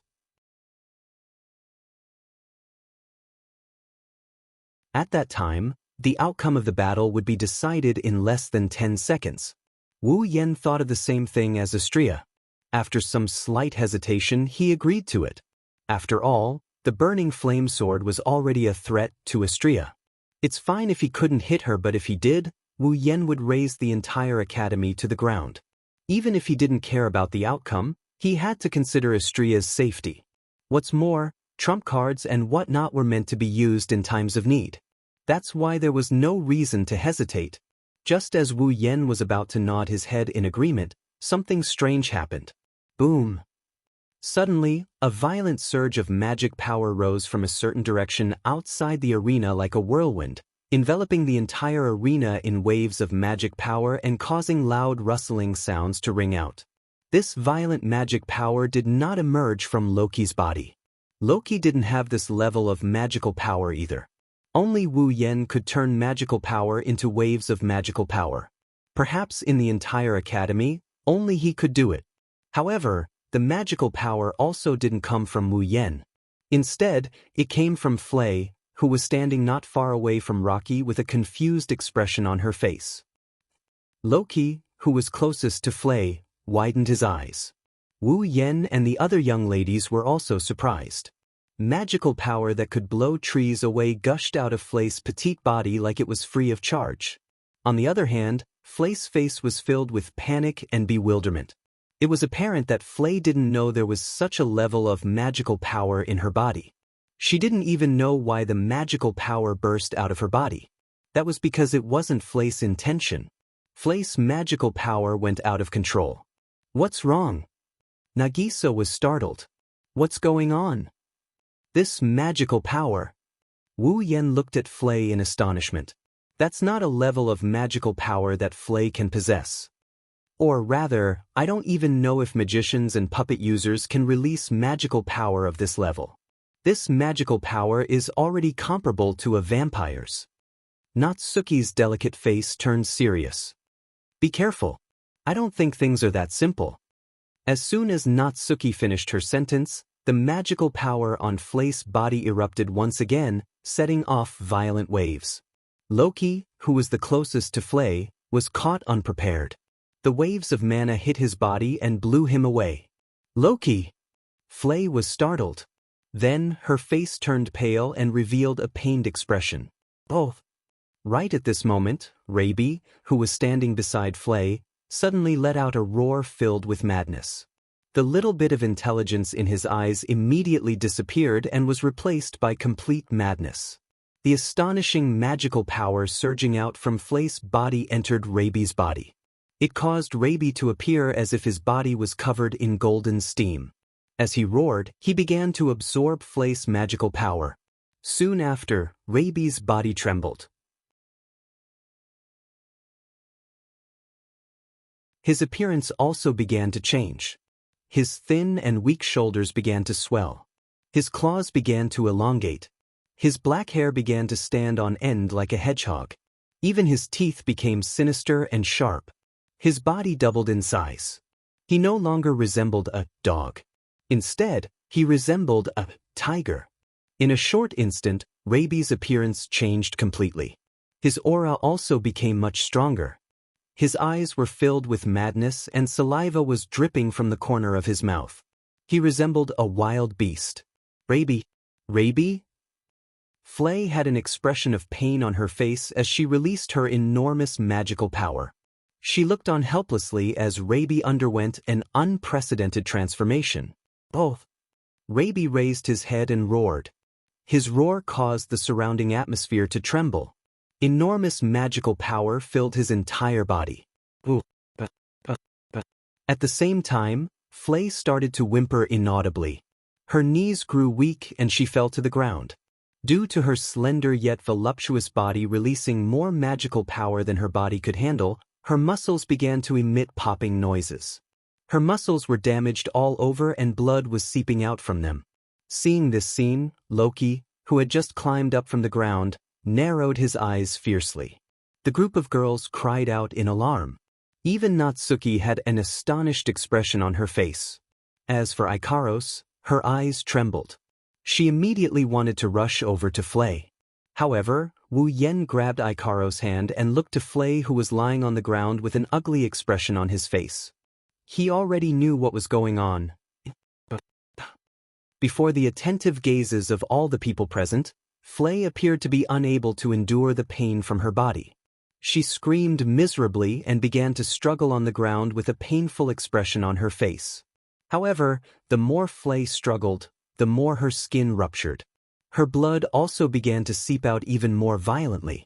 Soon, the ground where Flay was lying on turned into a small pool of blood. Guji Guji. In the past, Raby would definitely rush over to his master's miserable state. But now, he did not even bother to take a glance at his master.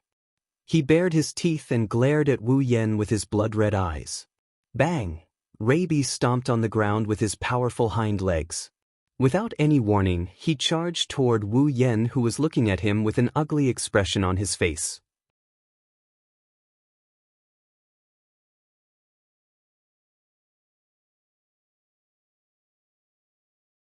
Chapter 1641. Roar. Full of madness, a beast-like roar shook the space, mixed with a majestic and chaotic magic power. It was as if a typhoon was blowing to every corner of the scene. Read the latest novellas. The beast-like roar sounded. The owner of the roar, Rabi, opened his mouth that was dripping saliva and filled with razor-sharp teeth. He gathered his mana. At the next moment, like an invisible mortar, an invisible shell with a violent impact shot out from Rabi's mouth. It dug up the soil on the ground, sliced through the atmosphere, and tore through space, shooting straight ahead. It was an impact shell composed of sound controlled by the sound pressure manipulation magic.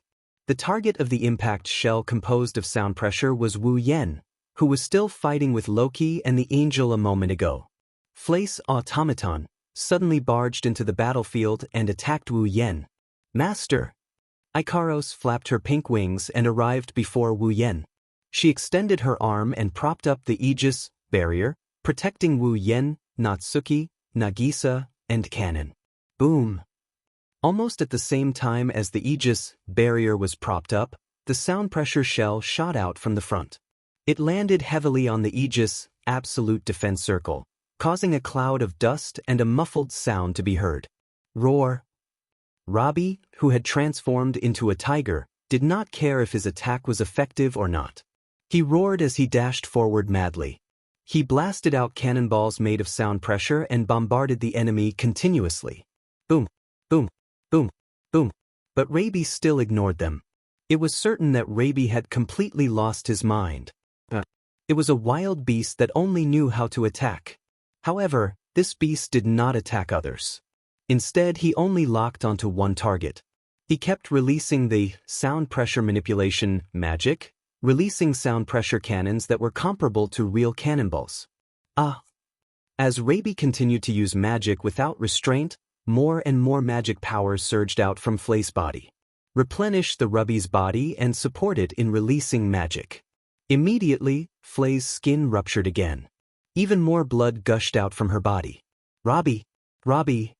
Even though Flay's injuries were clearly painful to see, even though she was in so much pain that she was unable to even stand and could only lie on the ground, she completely ignored her injuries and pain.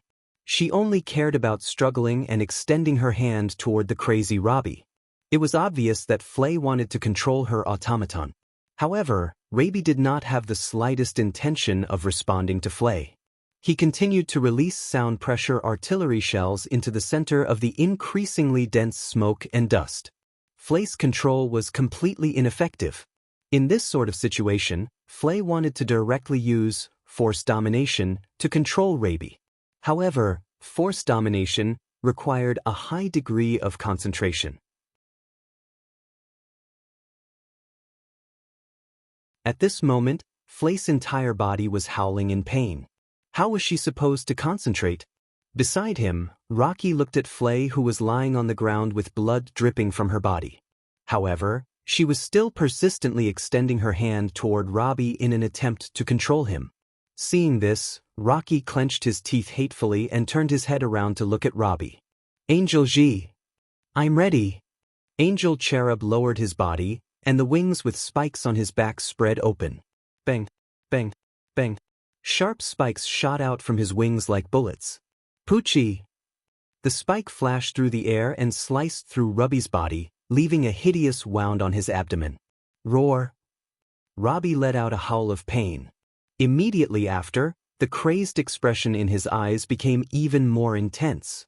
The magical fluctuations on his body also became more and more intense. Amidst the intense magical fluctuations, the wound on Rabi's abdomen suddenly started bubbling like sarcoma-like bubbles. With a rise and fall, the wound on Rabi's abdomen seemed to have been filled with new flesh and blood. It was completely healed. Rocky was startled. Although the wound from earlier was not fatal, it was enough to make an automaton lose its ability to move. Such an injury was actually healed in an instant? Rocky never knew that the Garm series of automaton possessed such a powerful regenerative ability. However, in the next second, Rocky understood the origin of that powerful regenerative ability. There was a price to pay for that. The instant Ruby's wound healed, the enormous magical power enveloping his body also weakened by more than 80%. At this moment, even more blood flowed out from Flay's body. The blood turned into torrents in the air and shot out like arrows into Raby's body. This caused Raby's weakened magic power to instantly recover to its peak state. Looking at this scene, Rocky also understood. Flay's blood has been converted into magical power. That's right. It was impossible for Flay to possess such an enormous amount of magical power. The magical power that caused Robbie to lose control, enlarge, and gain powerful battle strength and powerful regenerative ability were all converted from the blood that was forced out of Flay's body. A human's vitality was a raw material that could be converted into enormous magical power. And the most important factor in a human's body to display vitality was fresh blood. In this world, the fresh blood of a living human was a high-purity magical power conversion agent. In the world of blood frenzy, the amalgamation of magical power, familiars, were also lodged in the blood of vampires. All of this proved that a human's blood was the best raw material that could be converted into magical power. Otherwise, why would vampires, one of the races with the strongest vitality, treat blood as their foundation, and even treat the blood in their bodies as more important than their brains and hearts? This was all because blood was the best raw material that could display vitality and was the most suitable raw material to be converted into magical power. Currently, for some unknown reason, Flay was forcing out the blood in her body and converting it into enormous magical power to replenish Ruby's body. Because this magical power was simply too enormous, Robbie was unable to bear it and thus lost control. Thus, the one who truly lost control was not Robbie but Flay, who was uncontrollably converting her blood into magical power for some unknown reason. Needless to say, the amount of blood in a human's body was naturally limited. If Flay were to continue converting her blood into magical power, she would die sooner or later. This also meant that she absolutely could not attack Robbie. Once she attacked Robbie, Robbie would automatically convert the magical power into vitality to increase his regenerative ability and heal his injuries. As for the magical power that he lost, he would use Flay's blood as the price to replenish it. That would only hasten Flay's death. Tisk! Loki smacked his lips loudly. Stop! Angel Ji! Yes. Upon receiving Loki's order, Cherub stopped attacking and retracted the other 7 spikes that were about to land on Raby's body. Roar! At this moment, Raby roared and leaped forward. With a fierce dash, he pounced on Rocky with a piercing sound. He extended his sharp fangs and tried to bite Rocky's throat. If he was bitten, Rocky would definitely die. No, Robbie. Fry, who was bleeding, shouted with a pale face. However, Raby still ignored his closest master. Just like that, under the gaze of Loki's narrowed needle-like pupils, he stretched out his sharp canine teeth and bit Loki's throat. Ding! At this moment of imminent peril, a shackle flickering with purple light pierced through the air and coiled around Ruby's body, tying him up in midair. Soon after, a figure appeared behind Fry. That figure extended a hand and pressed it on Frey's head. A weak magical power flowed out from that hand and pierced into Frey's head. Frey's head tilted to the side and she fainted. Robbie let out a whimper. His body was coiled with shackles and he fell to the ground. His body returned to its original size. However, with a bang, a portion of his flesh exploded. You're tuning in to the Wandering Hero YouTube channel. Don't forget to subscribe and join us on this journey to catch the most captivating stories.